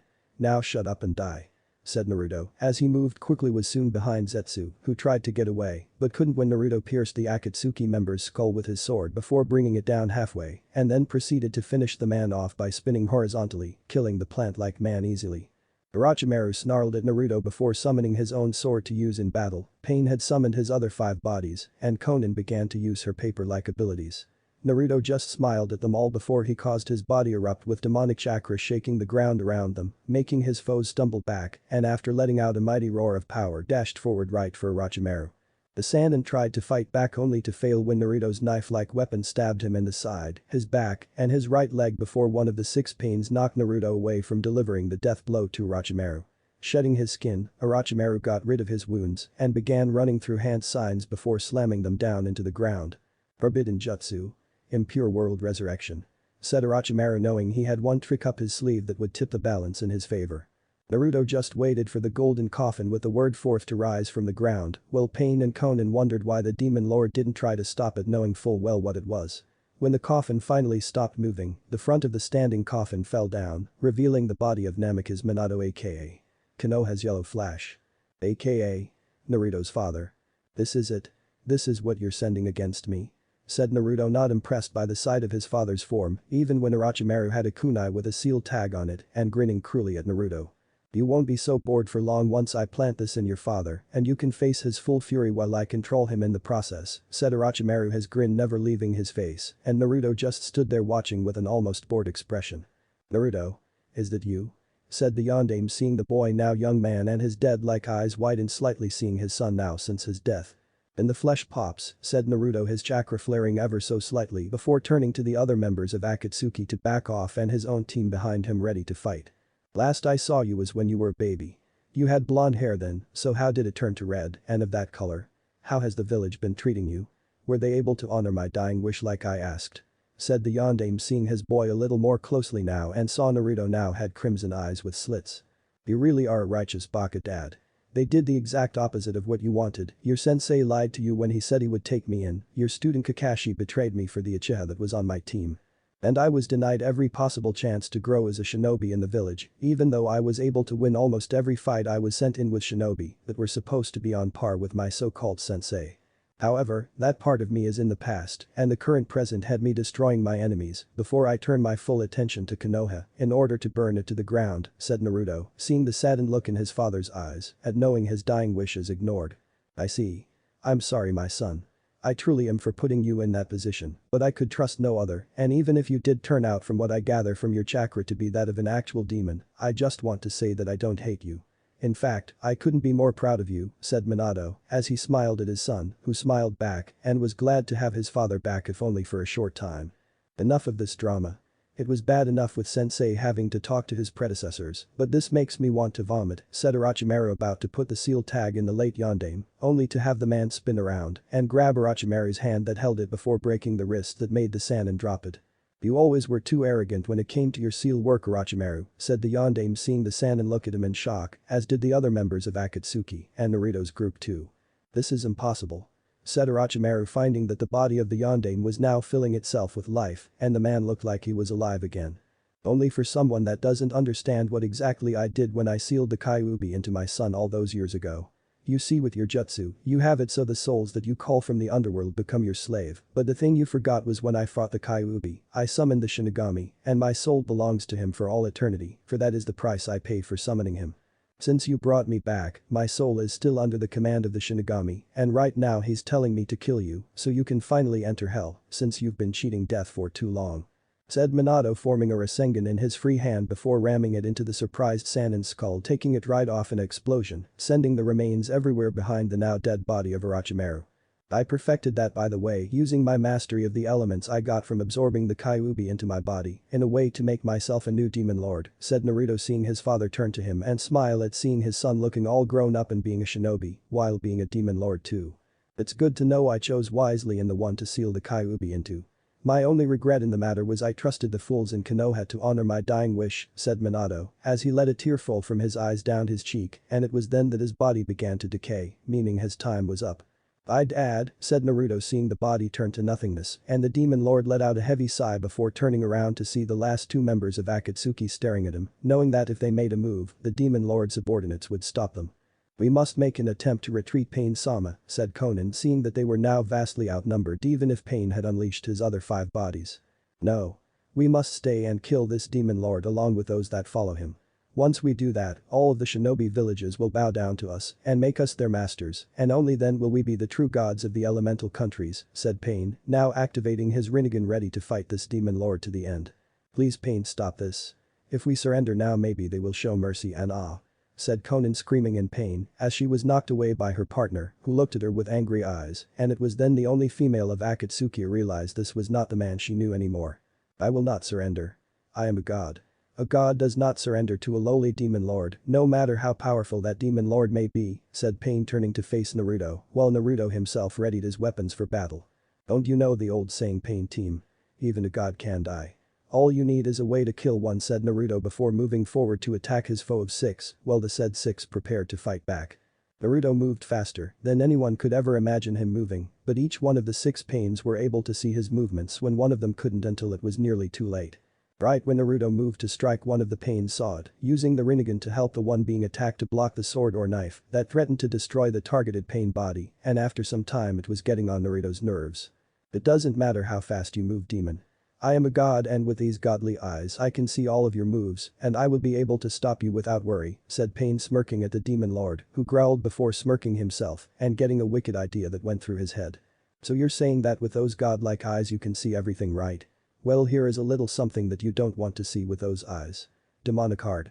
Crimson Sun Jutsu. Said Naruto, bringing his hands to stop on a sign that Pain had never seen before, an intense light like the sun, only the color of crimson flashed with such incredible intensity that everyone had to shield their eyes from being blinded. Pain wasn't so fortunate as the crimson light hit all the Pain's eyes, resulting in them now screaming out ironically in actual pain, and it was through this blindness that Naruto was able to strike.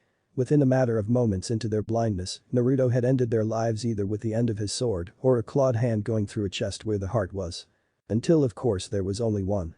You may have beaten me, demon, but you cannot defeat the true leader of Akatsuki, that is Uchiha Madara, said Pain, who coughed up blood, currently on his knees and staring up at a victorious looking Naruto.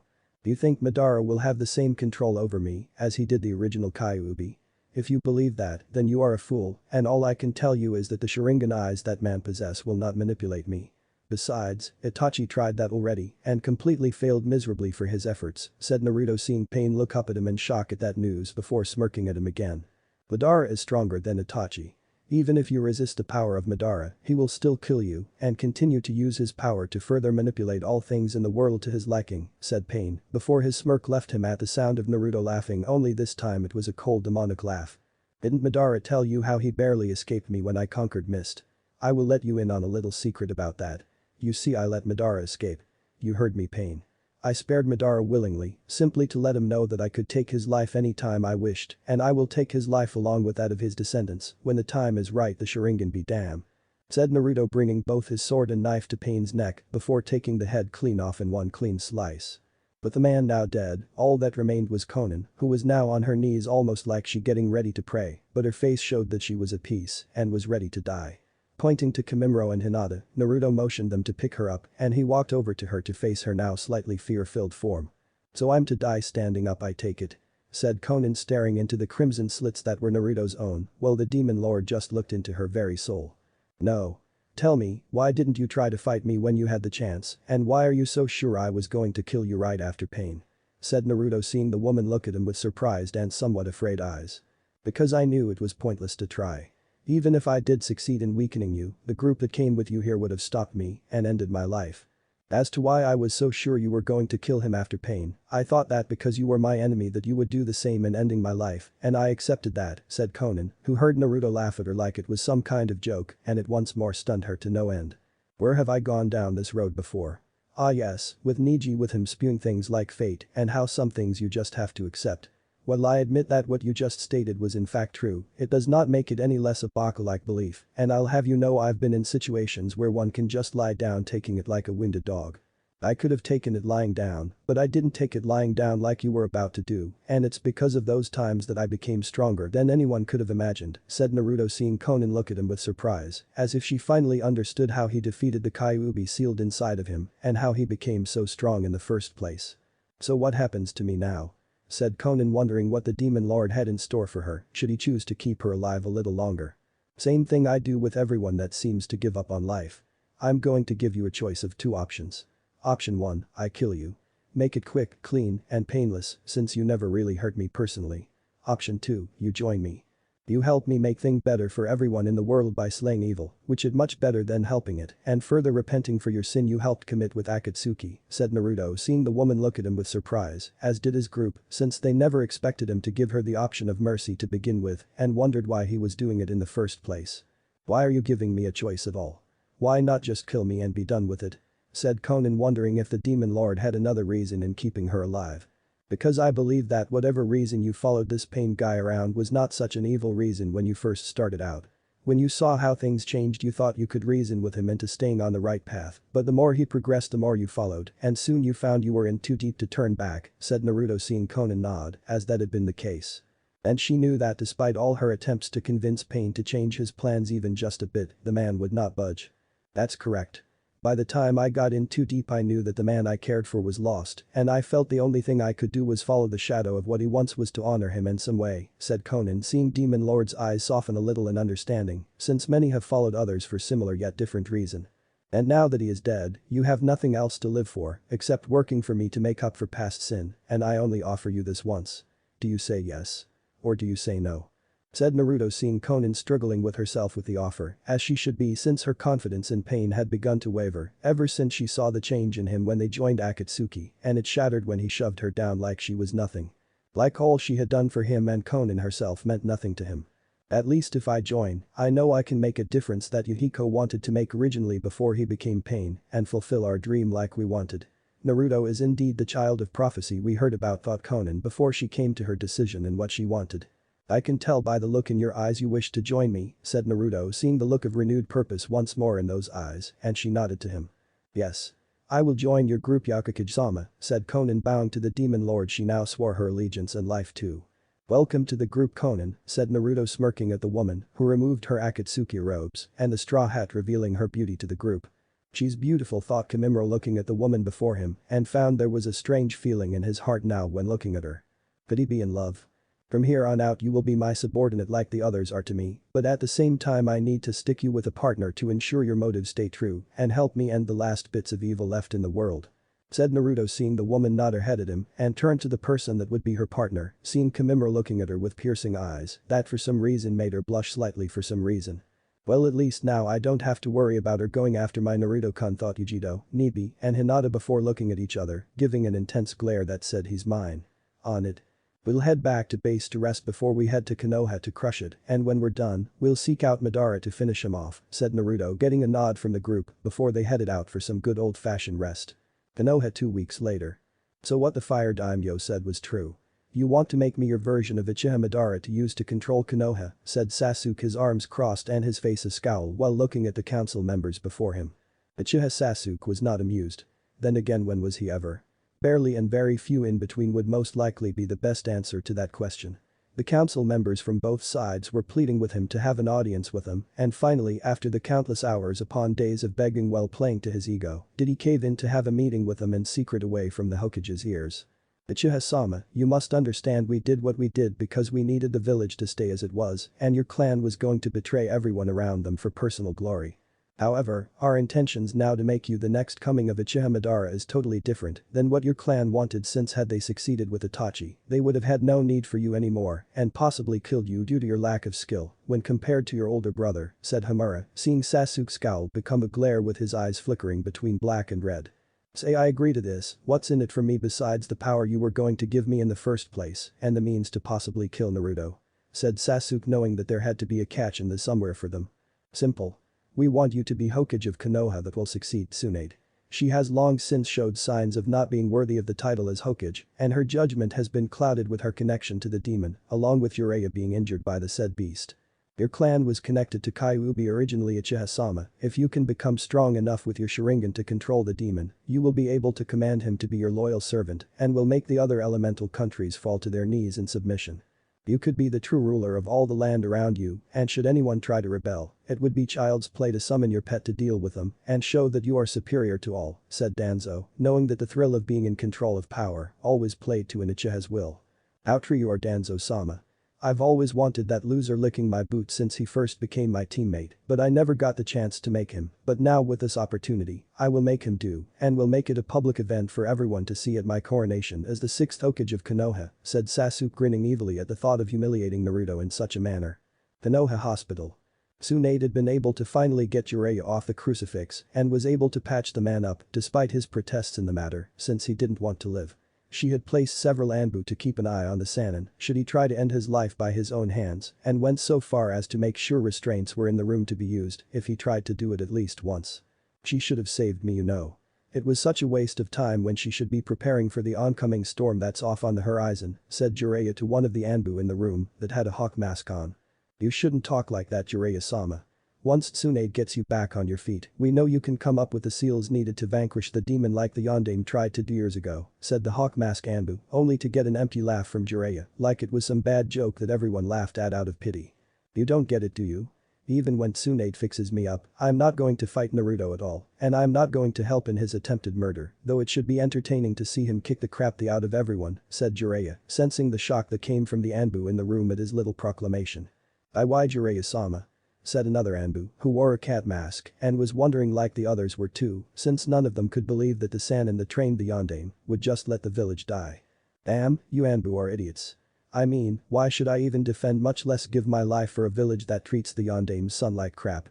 Said Jiraiya, seeing the Anbu now stiffen at that comment since they hadn't exactly been nice to the demon lord when he was a kid and still human. Surely, the village will redeem itself when the demon lord is stopped. Said the Hawk Anbu, looking at Jiraiya, who just laughed some more and shook his head. The village will redeem itself. Pal, you're talking about a village that practically ganged up on Naruto when he was just a kid without a family, beat the crap out of him, and then when they assumed he was dead years ago went on to celebrate his death. But like I said, you're all idiots, so it doesn't really matter to me right now, said Jiraiya, sitting back in his bed and staring up into the ceiling to count the tiles. In that moment, Jiraiya actually thought he had found something better to do than his all-knowingly perverted research, and if anyone else found that out they would no doubt believe he had gone insane. Maybe he had. Undisclosed location.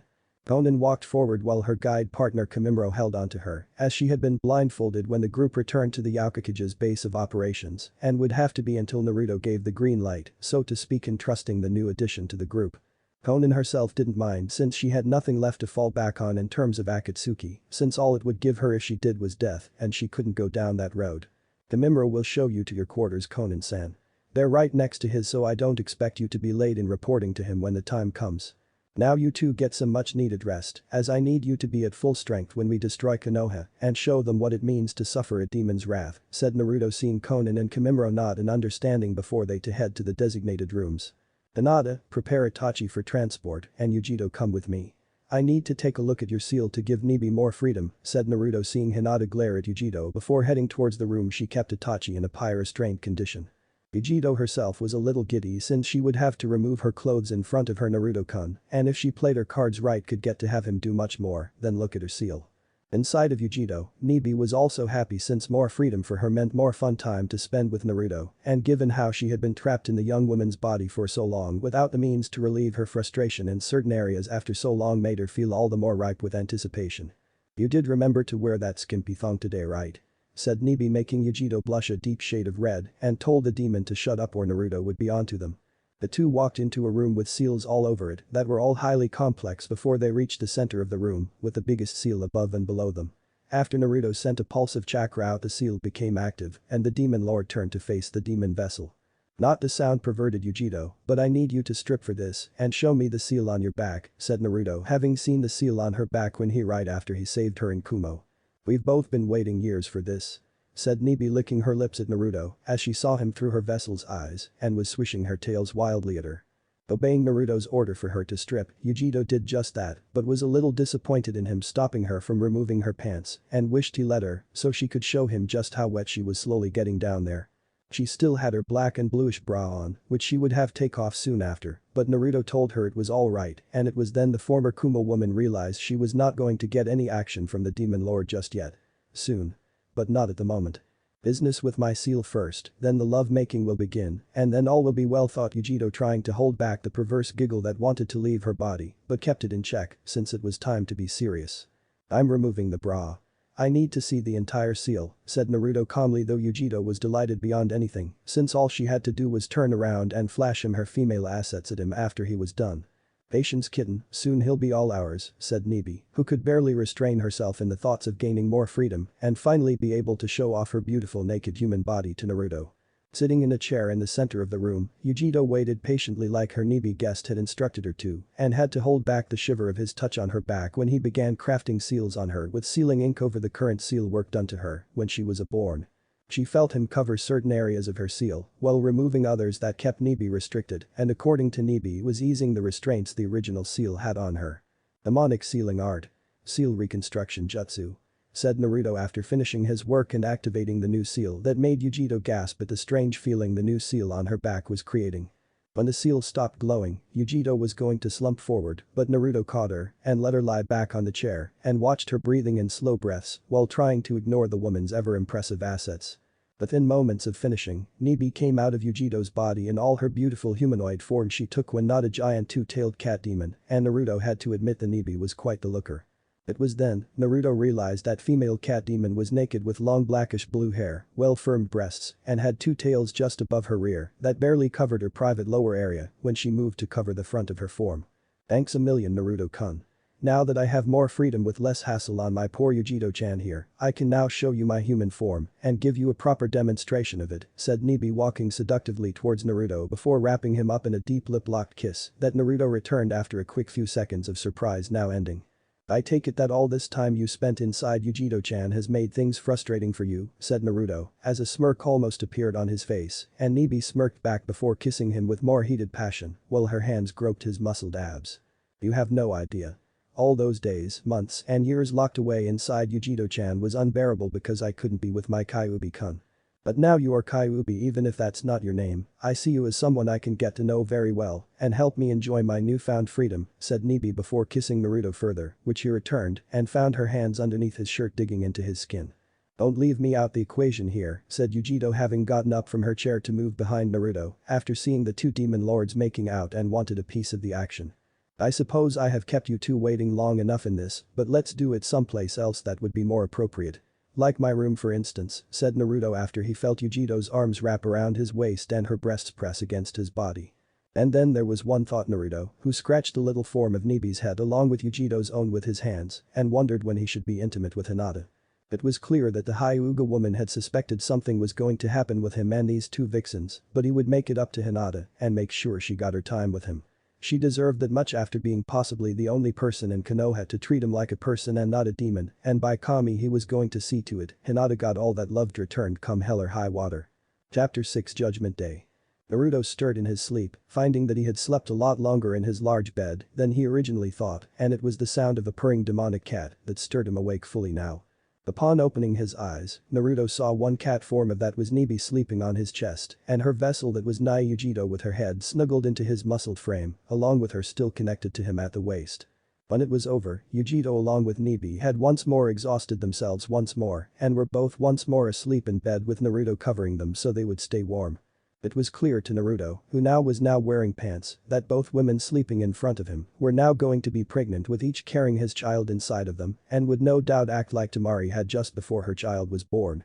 But the looming menace of Konoha, Uchiha Sasuke, and his just as evil bastard founder Uchiha Madara on the loose, it would be unwise to take these two with him to Konoha. Tsunade was a master medic even after all this time, and Shizune was well skilled in the arts too, thanks to the slug princess teaching her almost everything she knows. It would not take long before the two medics learned of the pregnancies if Nibi and Yugito were to come with him to Konoha. If they did, then they would use the two as bargaining pieces and force him to prevent the purging of the guilty parties in Konoha. Naruto's eyes burned with cold fury at the mere thought of that, and even more so when he imagined the councils getting a hold of his children.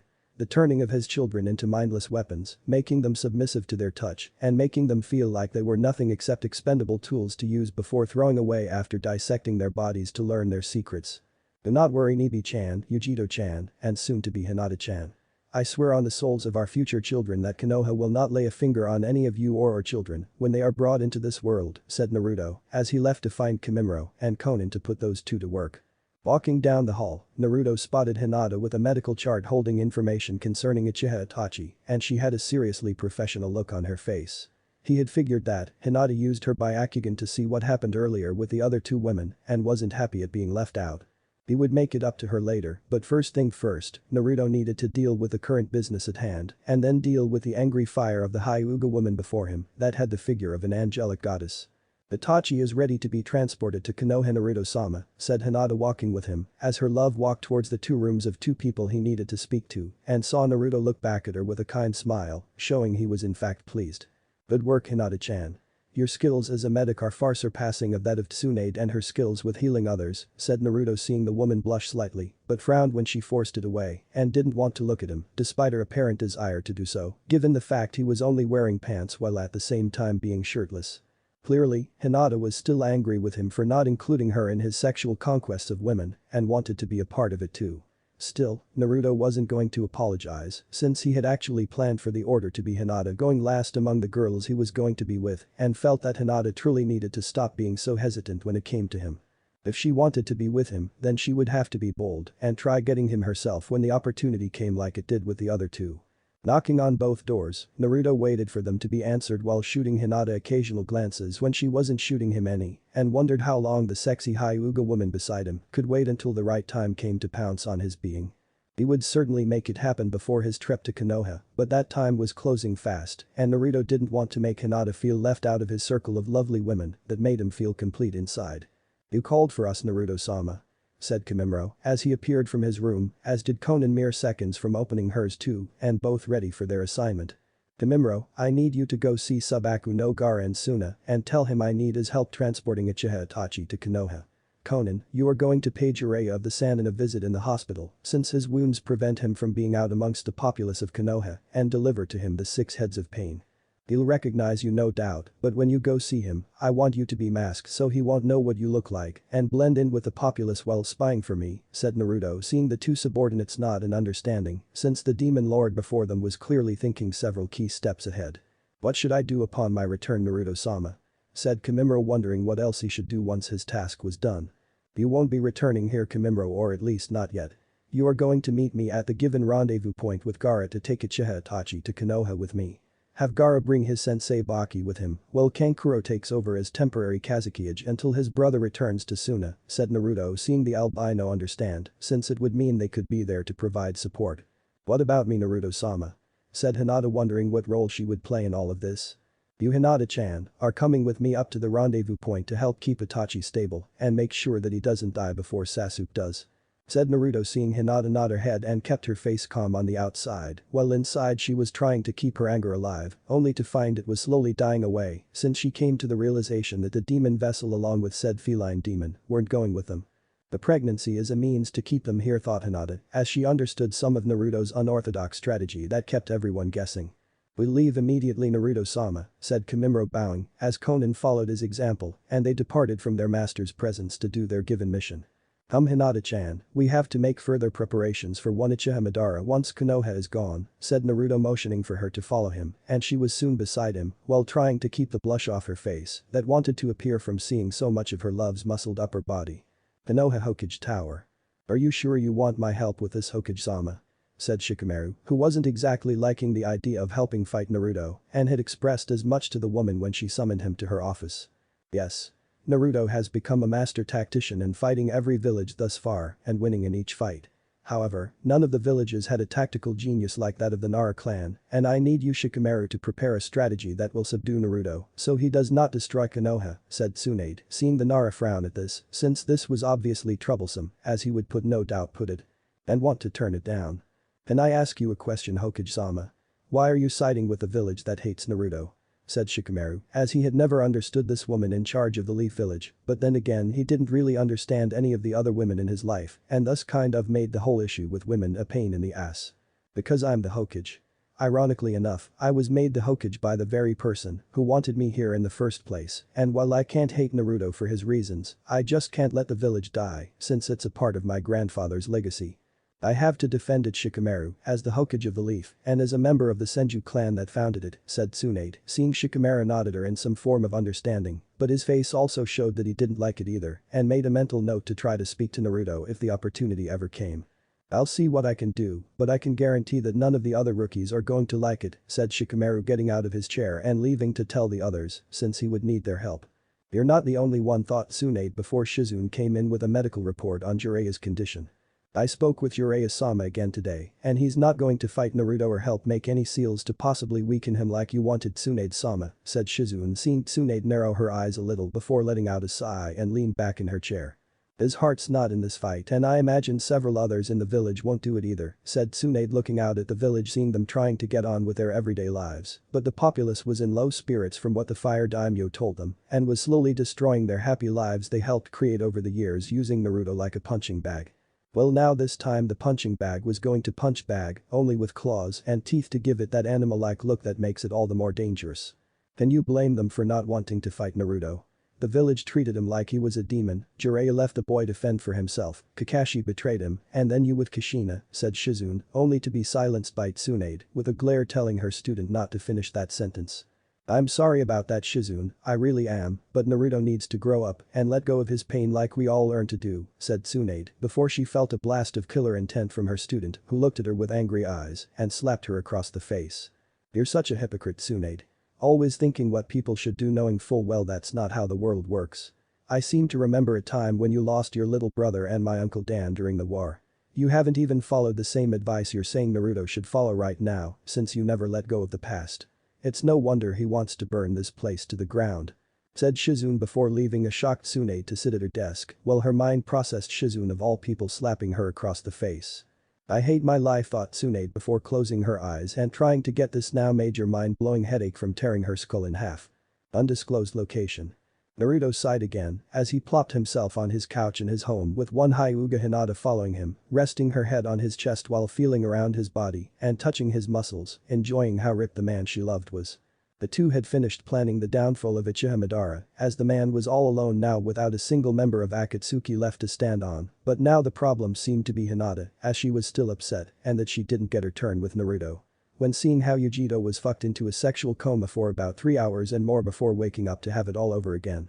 To make matters worse, Hinata saw how the girl's own demon, the Nibi one, was in love with her demon lord of a boyfriend, and it now made Hinata want to have that massive demon meat in her. To have it knock her lights out and make her have 20 organisms like it did the other women in Naruto's life. Was that so wrong? She then made the decision right then and there that she was going to get some of her Naruto-kun at that very moment.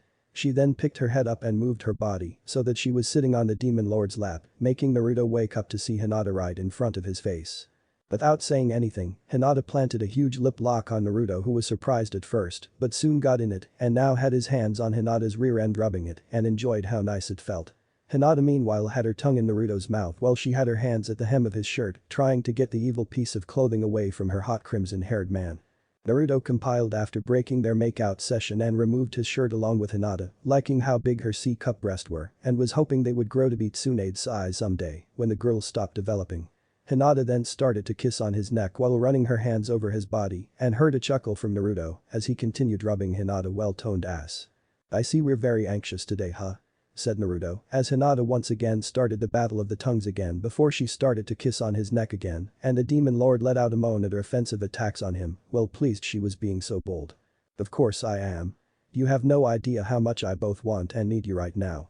The only thing I don't like is that I'm not your first one, nor did I have your first child, but I'm just glad to be with you at this moment.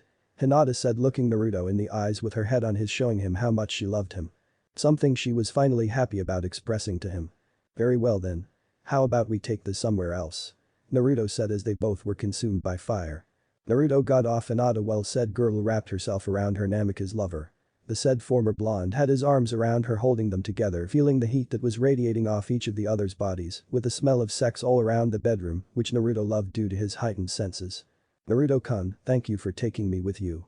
I'm glad you finally told me the words I wanted to hear you say for so long.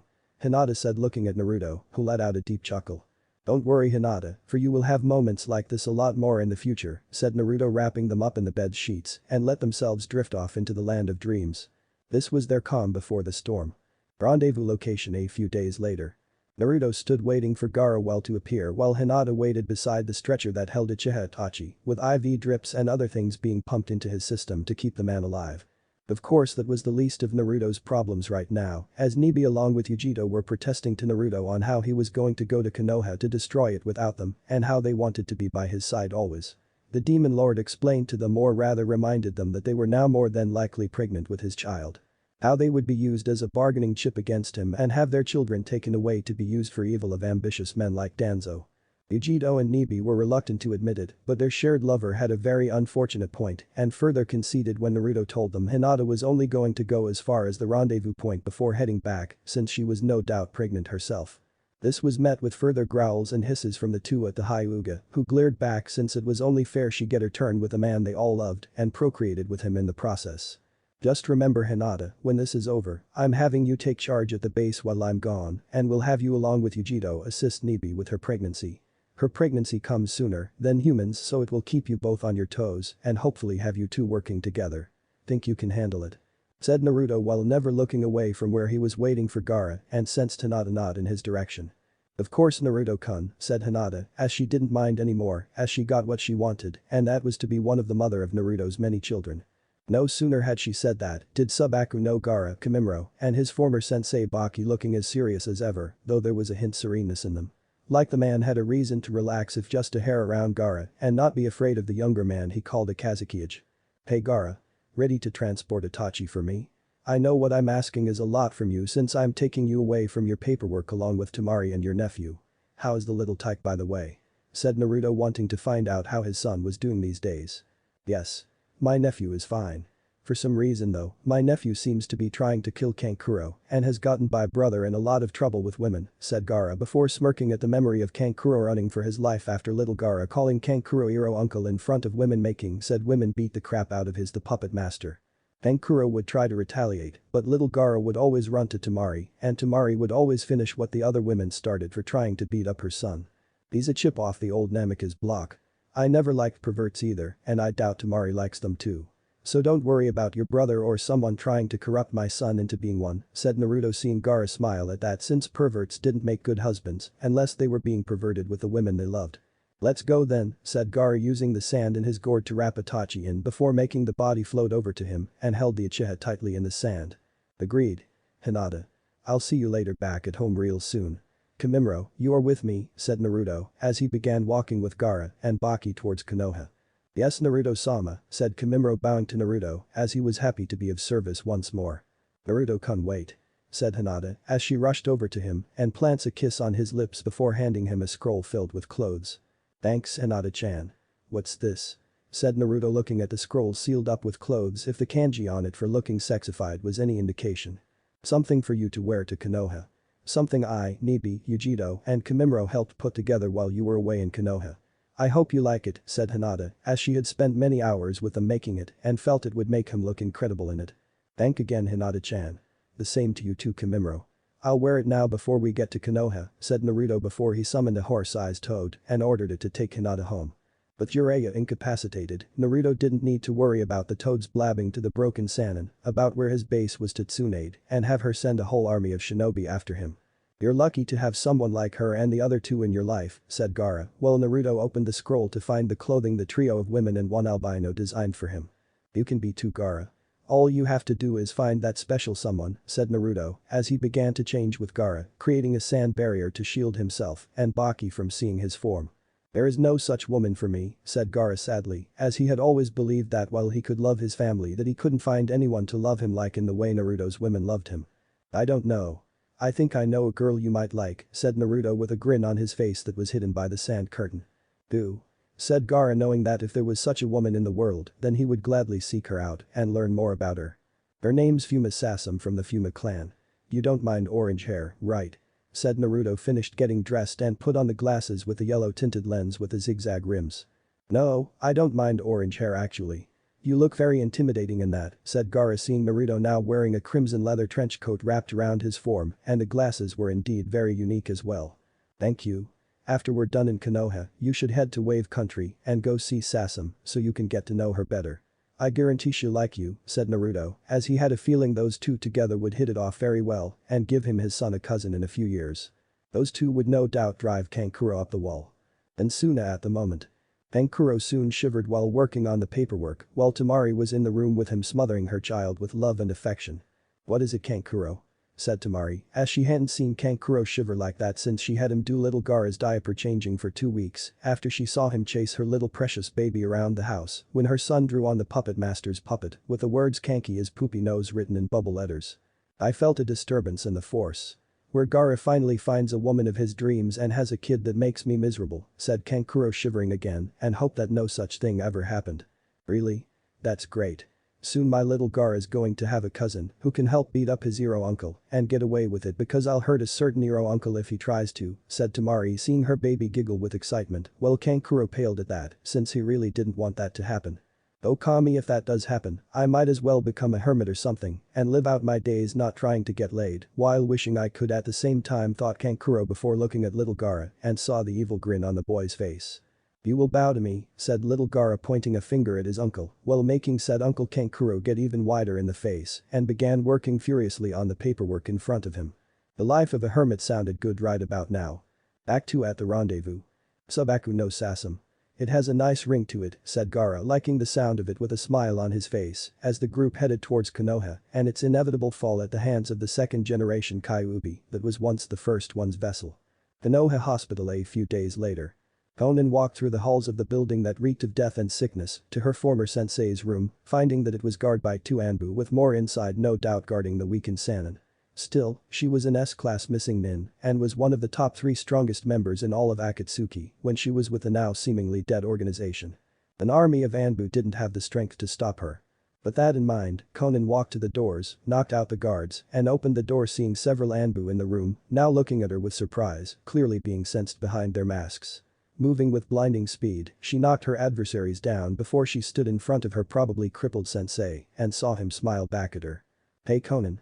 It's been a long time, said Jiraiya as he looks at her masked face that was a stolen Anbu uniform off of someone and allowed her to get this far. So you know it was me.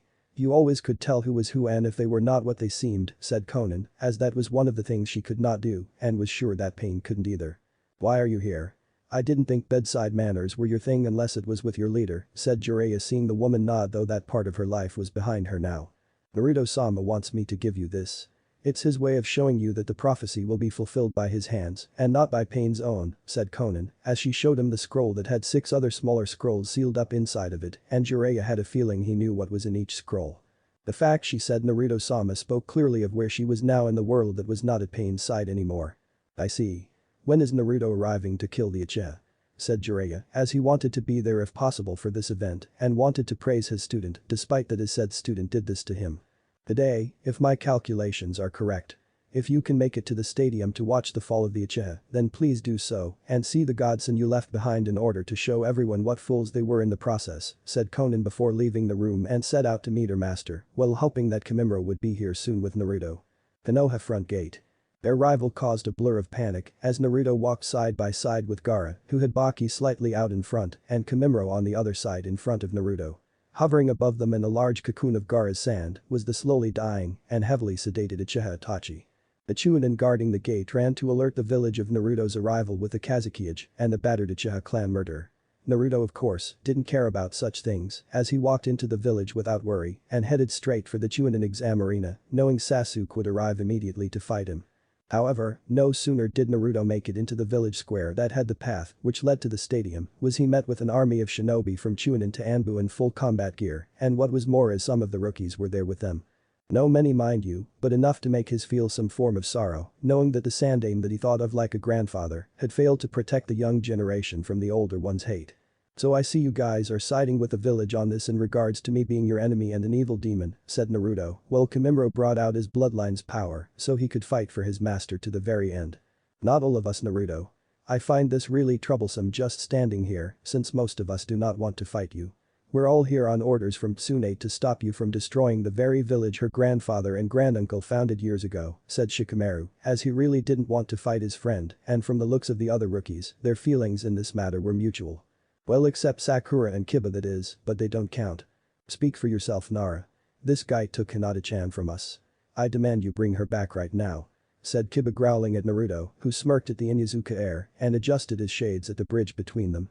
"Sorry, Kiba, but Hinata-chan can't return, as she is now taking care of a certain Nibi, who is soon to be the mother of an entire litter of our children, and there is no one else I would trust in handling the situation than Hinata-chan.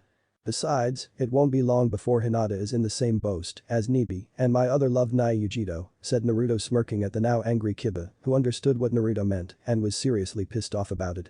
He wasn't the only one who understood but was a lot less angry than Kiba was.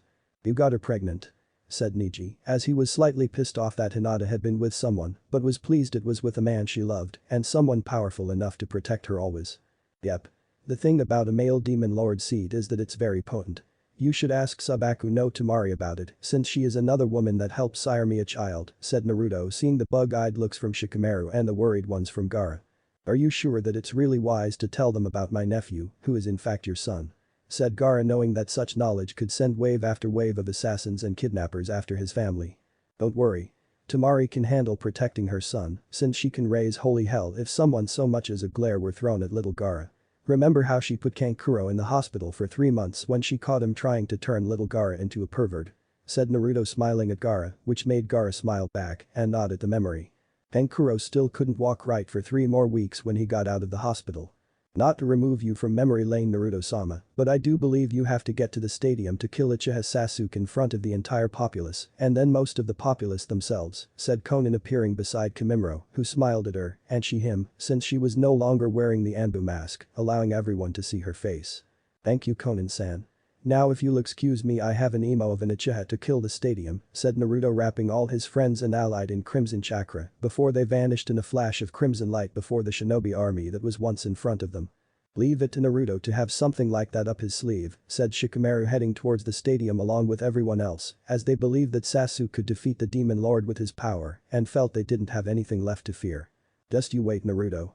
I'll kill you when Sasuke can't take Hinata as my bitch and make your bastard child my little servant in the Inyazuka household," thought Kiba as he headed towards the stadium with evil thoughts running through his head and looked forward to standing over Naruto's corpse while being praised by the village for slaying the demon.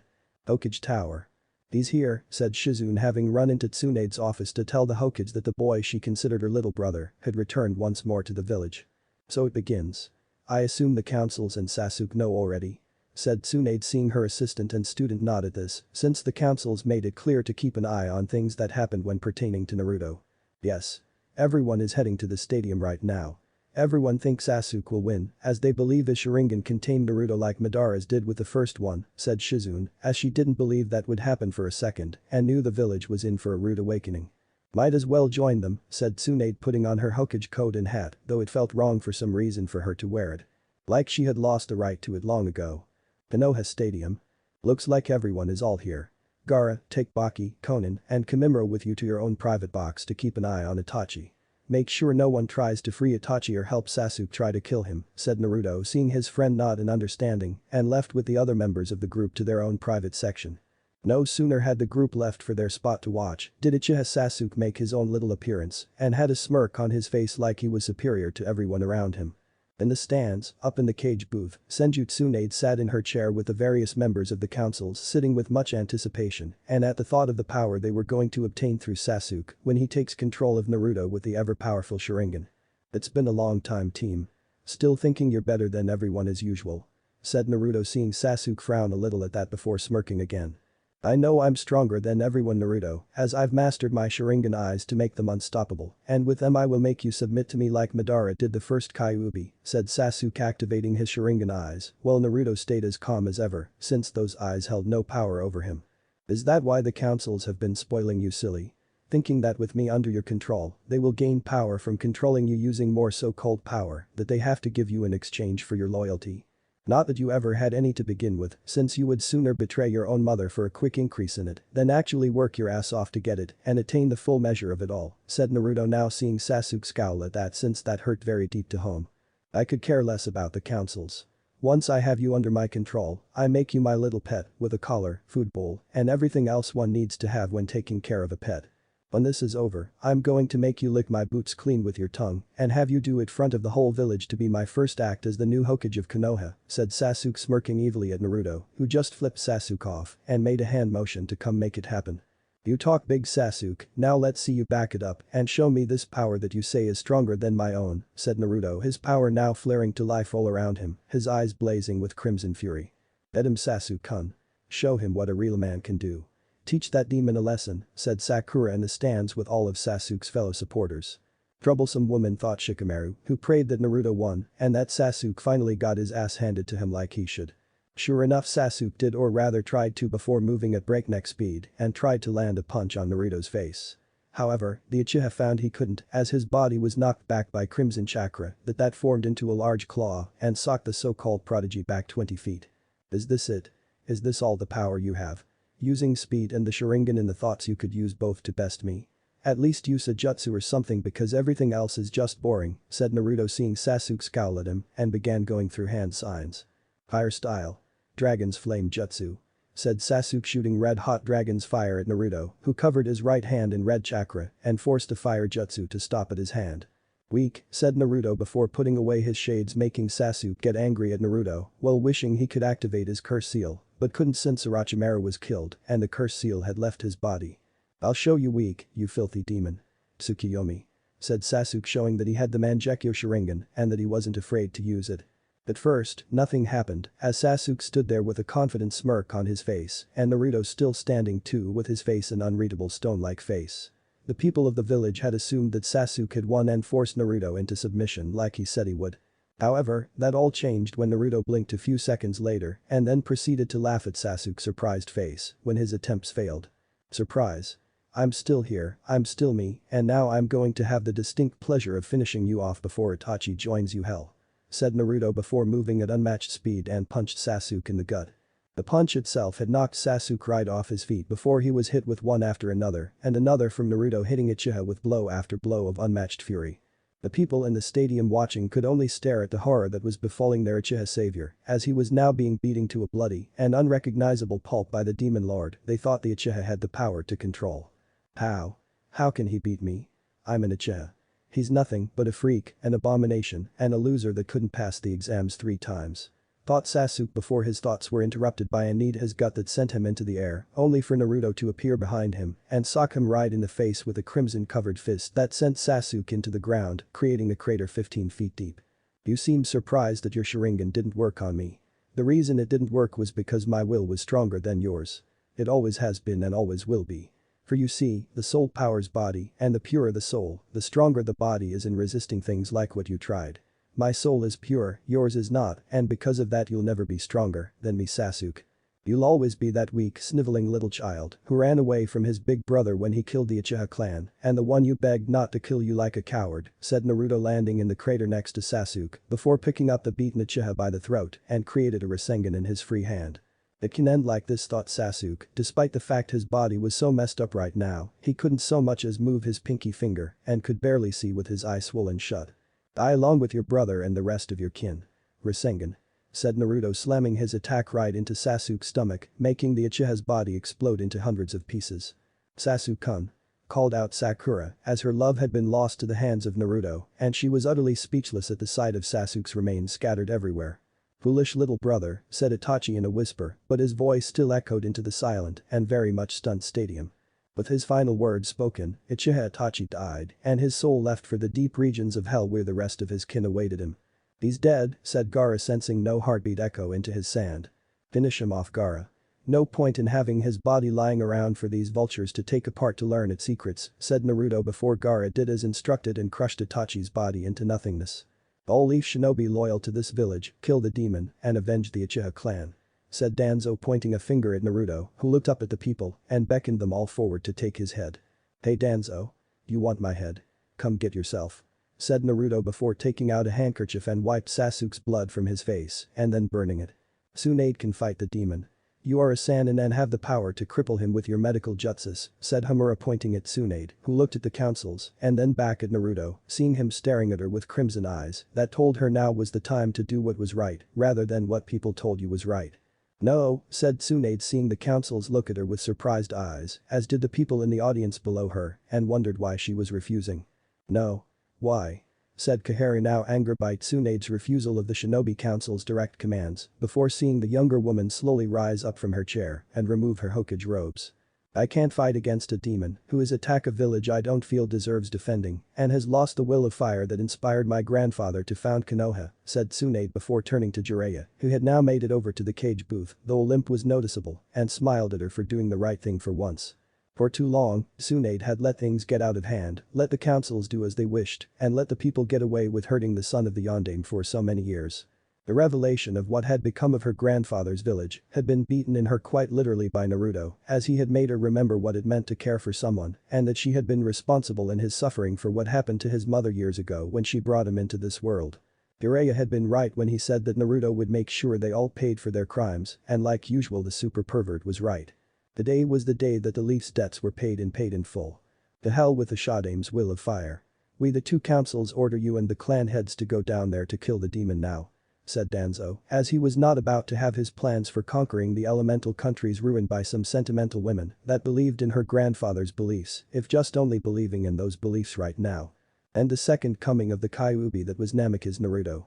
The argument that would have taken place ended as a blast of demonic charcoal erupted from inside the stadium, covering the entire structure with its power, and the source of it all was Namikaze Uzumaki Naruto. The form of Namikaze Uzumaki Naruto looked up at the two councils, the civilians, and the shinobi looking down at him in true fear of what he was doing. Now that I have full undivided attention once more, I'm going to explain something to you all before I send you all into hell, and that is when you get there no matter how hard you scream you're there for all eternity, said Naruto before he began going through hand signs, much to the fear surrounding the people in the stadium. This is it I guess, said Jiraiya as he looked at Tsunade, who looked at him with a gentle smile and did the one thing no one thought she would ever do in a million years. She kissed him on the lips and hugged him.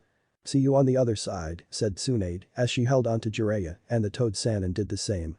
I'll bring the sake, said Jiraiya as he looks at her and then at Naruto making hand signs. Stop him before he finishes, said Danzo as wave after wave of rude Anbu jumped into the arena and charged the calm as ever demon lord. But alas, they were too late as Naruto finished with a hand sign for death and he smirked at them all with crimson glowing eyes. Forbidden demonic art.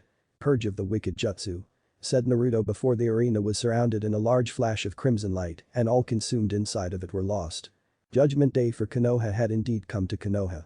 After the flash of light left, Jiraiya along with Tsunade looked around to find they were still alive in Konoha and so were several other people in the stadium. Upon heading to the top of the stadium with several other shinobi, they all saw that most of Konoha was gone, but there were still some people in the village unharmed by Naruto's attack, and many now looked at the demon lord standing in the center of the stadium arena. Naruto, why didn't we die? Said Tsunade, as she felt that there was no sound reason for her to be alive for failing him, and yet here she was. Because, unlike the mass of arrogant people that are not here were not worthy of having a second chance, Tsunade. They were filled with hate, cruelty, and every other thing that can make a human being become evil personified. You and Jiraiya are not like them despite what happened, as you are good people deep down and are worthy of being given a second chance. If you weren't, the jutsu would have killed you and sent you straight into the abyss that is hell. What's more, I have restored you to your younger looking forms and allow you to continue living to help keep Konoha alive for Konohamaru to keep going when he's ready to be Hokage, said Naruto as he saw the two look at him in shock. And then at each other to see that what the demon lord said was in fact correct. They looked like they did in their prime. But why restore our youth? Said Tsunade as she looked at Naruto with surprise-filled eyes, and Jiraiya was the same way because of it. So you two could finally have a chance to admit your feelings for each other and settle down like you should have years ago. You were always drinking and gambling, Tsunade, while hating perverts for being perverts.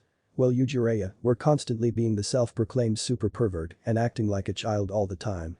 I'm giving you both a second chance, and so help me Kami, if you two blow it, I'll tear you both a new asshole the size of the Hokage monument, said Naruto, flaring intense killer intent at them, as he was not going to tolerate them screwing up their chance he was generously giving them at being happy, and if they did blow it well, then it would only warrant a second coming of his presence in Konoha.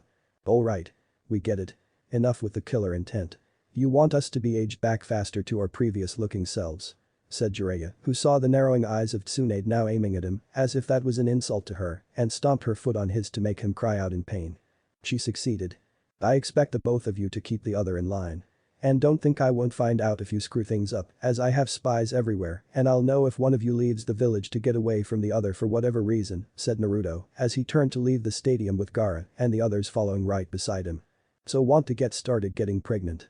Said Jiraiya, who soon found himself being pounded into the ground by a blushing Tsunade and her yelling at him for his pervert-like ways of asking her to be the mother of his child in such a way. Baka's. I'll have to make sure their kids don't become screwed up like they are, thought Naruto, as he left Konoha with his group, knowing that now there was now only one final piece of unfinished business between him and his last enemy that was also an Uchiha and the very founder of the clan years ago. Soon all family business would be settled and all past ghosts surrounding Naruto would be exorcised from his being. Valley of the End 1 week later. Uchiha Madara stood on the statue of himself watching the figure walk up a statue of his rival back when Konoha was first founded and found it was quite ironic that things had gotten this far. His organization was destroyed with himself being the only survivor of it, the Nibi along with Shukaku was out of his grasp thanks to his current foe staring at him and the Kyuubi he had once tamed with his Sharingan was now gone. The statue's usefulness was gone now, as it needed at least 9 members with the rings to summon it for it to extract the demon from their vessel's body, and now it was pointless to try. All Madara could do was take down this new Kyuubi that was the Yondame's son and use him to get to the others that would allow him some measure of revenge. You came. And you're early too, said Naruto, as he wasn't expecting Madara to be here before him and wait for the demon lord. You sound surprised, boy. You didn't think I would run from you after your clone sent me a message to meet you here, did you?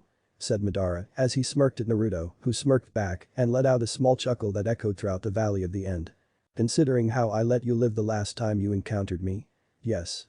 I can honestly say I half expected you to decline and hide in whatever rock you were under like you have since before I fixed Konoha, said Naruto seeing the Uchiha frown at him and saw a lot of Sasuke in the founder of the clan. You caught me by surprise, boy, but the thing about an Uchiha is that you can't surprise us the same way twice and to do so would be unwise, said Madara as he activated his Sharingan and saw Naruto smirk at that like it was a joke. And you should know, Madara, that anyone who is a blood descendant of Inamikas and in Uzumaki are known to surprise others like your clan more than once, said Naruto before he got into a fighting stance and Madara did the same. Not against me you can't, said Madara before the two went at it, with each leaping off their statue heads and clashing in midair that created a sonic boom upon hitting the other. Says the man I left near death running away from mist when I took it without breaking a sweat. Said Naruto before the two broke off and landed on the watery surface like the Namikas had done years ago with Sasuke. Fire style. Inferno tornado jutsu. Said Madara as he shot out a tornado of fire at the calm-looking Naruto, who sank under the water and began making hand signs. Water style. Water bomb jutsu. Thought Naruto as he shot his own jutsu at Madara from the water, causing the intended target to jump away before the attack hit and land a good distance away while waiting for Naruto to rise up. Nicely done, boy. You used the darkness of the beneath us water so I wouldn't see you with my Sharingan, knowing that the steam from the fire jutsu to further blind me, said Madara as he knew that not many could negate the abilities of the Sharingan and Naruto was one of the few that could. Thanks. I picked it up from Zabuza himself when he fought Haddock team back in Wave Country where they named a bridge after me. With all the mist he created, Zabuza made Haddock's own Sharingan useless and the same could be said for yours in this scenario. All I have to do is take away the advantages that your eyes possess, said Naruto as he rose from the water with his eyes closed and his hands in the water so Madara couldn't see what he was doing. How very clever, but it will take more than the knowledge learned by such a low-ranked missing nin to beat me, and I'll see to it you never return to the ones that love you, said Madara as he rushed forward at almost impossible speed for Naruto and thrust his palm forward with the intent of ripping out the Namikase's organs. At least I have people to love, unlike your own heartless Baka self. Said Naruto as he moved to his right to dodge Madara's attack and countered with his finished hand sign for his wind slicer jutsu that the Uchiha founder teleported away from before holding onto his arm. He got me. Me. An immortal that has no equal. Even the previous Kyuubi submitted to my power shortly after our encounter, but this one is different and wishes to show he is not bound by the chains of his better, thought Madara as he exploded with chakra and moved faster now than even Naruto anticipated. The Uchiha's fist to his jaw sent Naruto flying into the mountainous cliff behind him, with Madara right on top of him and pounding into his body unmercifully. Seeing his victory at hand, Madara picked Naruto up by the throat and looked at him with his Sharingan eyes filled with his cruel power. Damn. And I thought the old hag could hit like when I was younger, thought Naruto as he had some blood trickling out of his mouth and felt his body slowly healing from other internal injuries. You are going to be my new pet.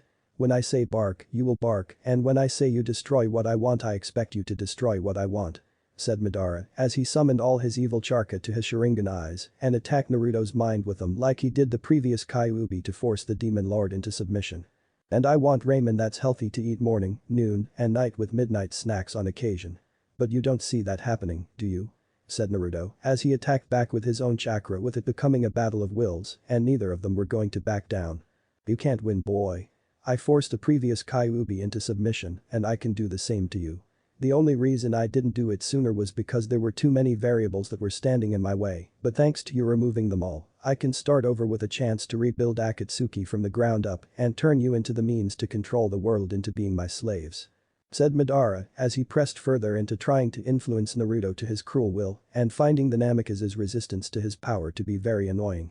Funny. That was exactly what Sasuke said when he entered my mind with his eyes, and look what it got him. Absolutely nothing.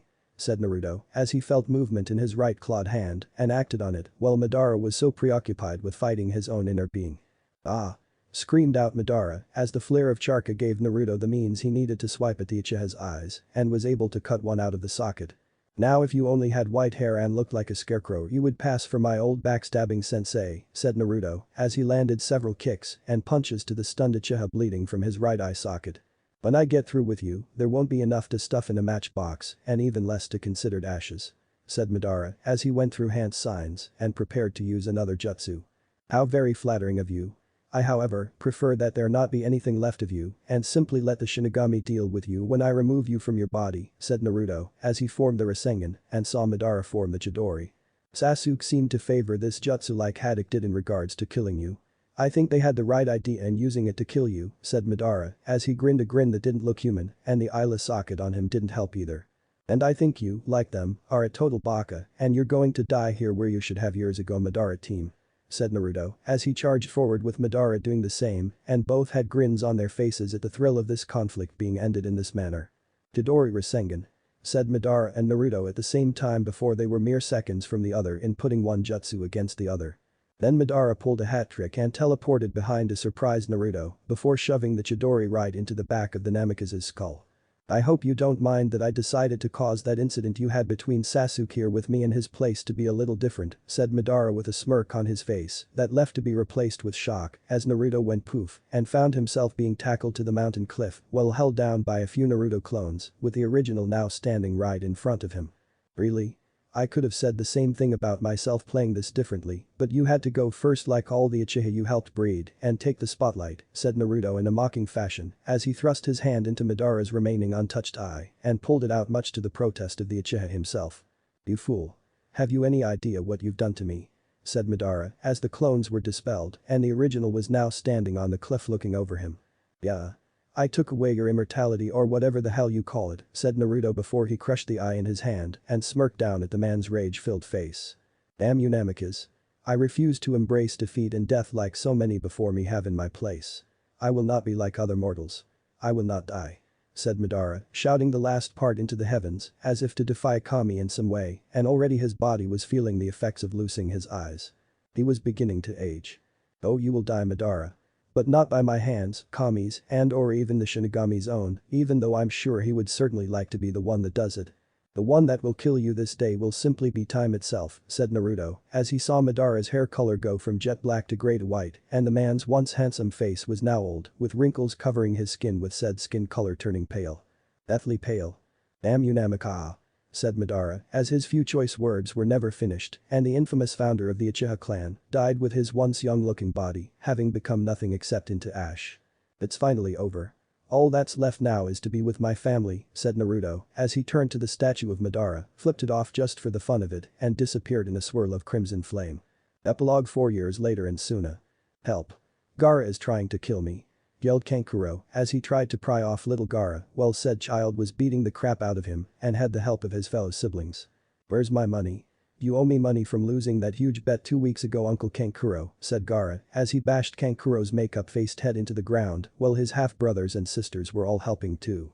Gaara's 2 half-sisters Luna and Sarah were kicking Kankuro in the ribs while his 3 half-brothers were biting into the puppeteer's legs or arms. Luna took after her mother Hinata with the same color hair and eyes, but with a tint of blue in them that gave them an exotic look.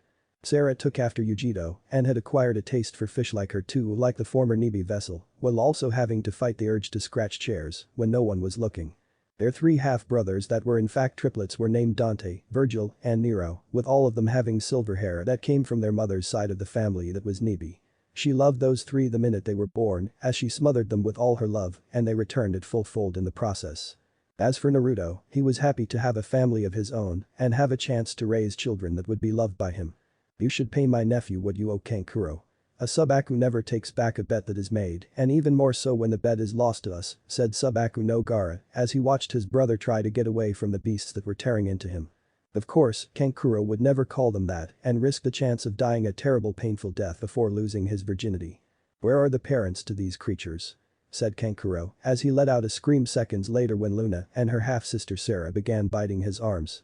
Naruto is trying to increase the number of children that he already has, said Gaara as he smiled at the group of children Toru playing with his brother and looked over at his own love that was Subaku Fuma Sasam with their little 2-year-old baby girl Yachiru. Right now Sasam was feeding the little girl, who was a real bundle of energy when she came into the world and at times nearly had Gaara go insane again. But it was all worth it, as their little girl with the purest pink hair, no doubt made from the mixture of each of the parents' own, ever seen brought a smile to their faces even on the gloomiest day and made the village seem brighter because of it.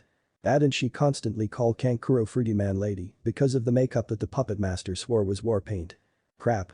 More kids they have means I become more of the family chew toy and get beat up by little monsters with super strong parents that will cripple me in way unimagined if I so much as glare at them.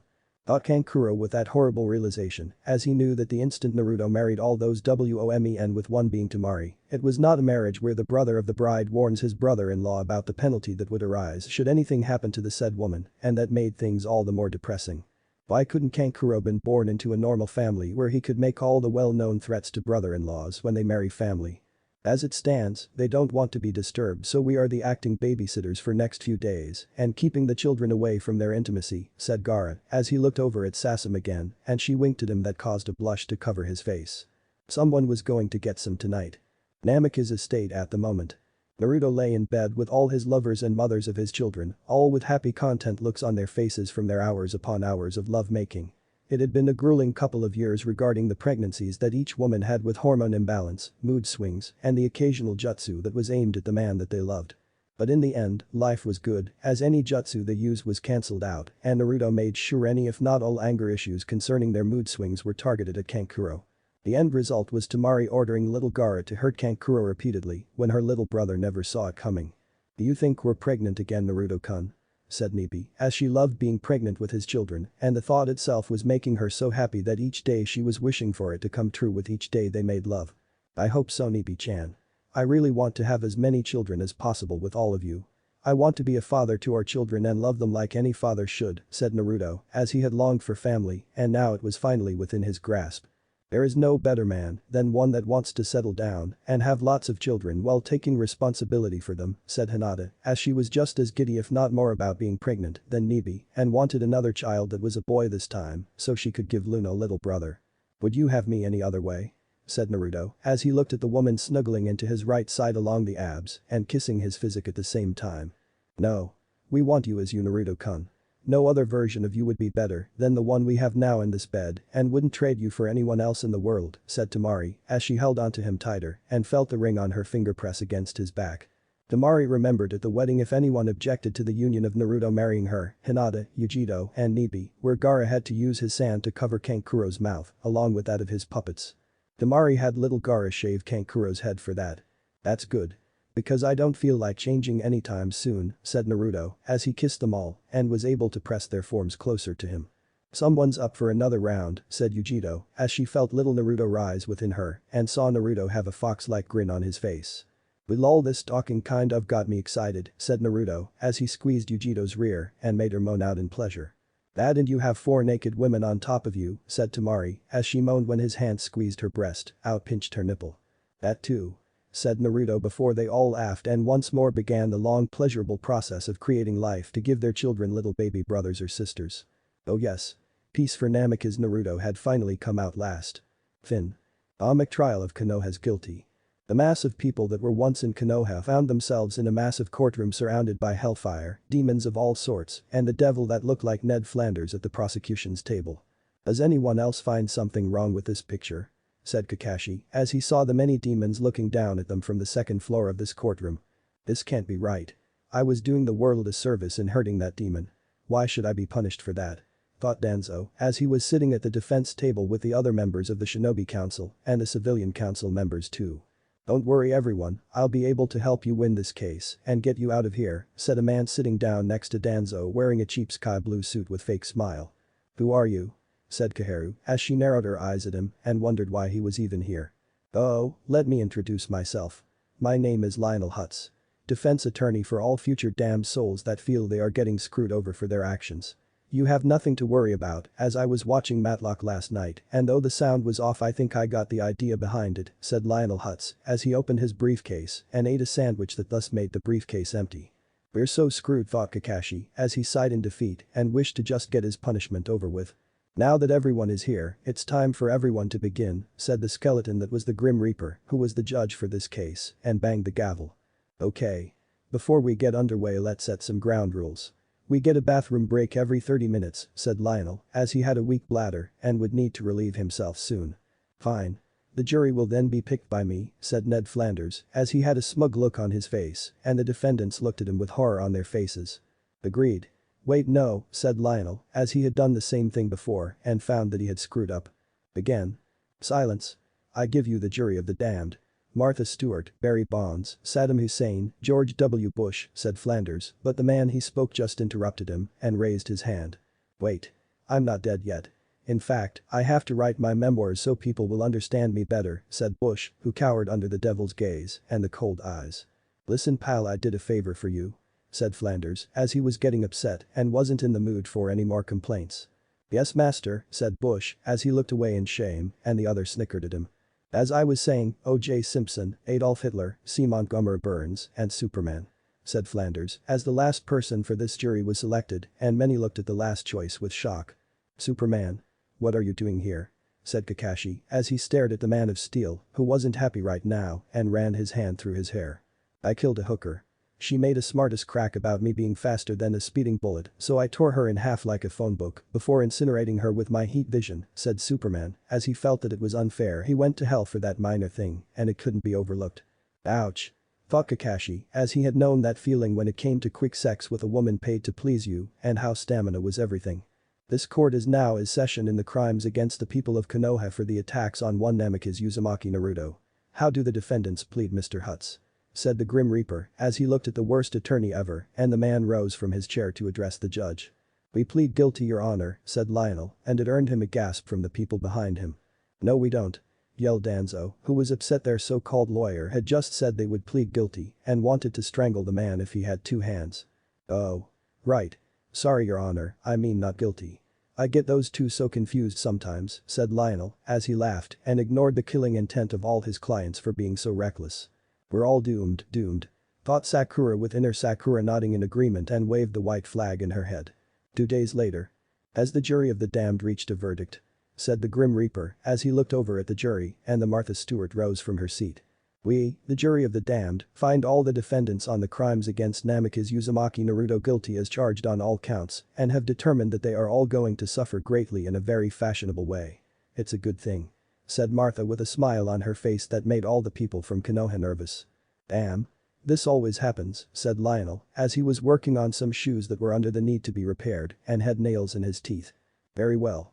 People of Konoha, I sentence you to an eternity of pain and unimaginable suffering at the hands of all the demons of hell. During this time you will know humility and what it means to know that you are not better than others, said the Grim Reaper as he banged the gavel and made the ruling official. Damn loafers. These shoes won't be ready until next week, said Lionel after he took the nails out of his mouth.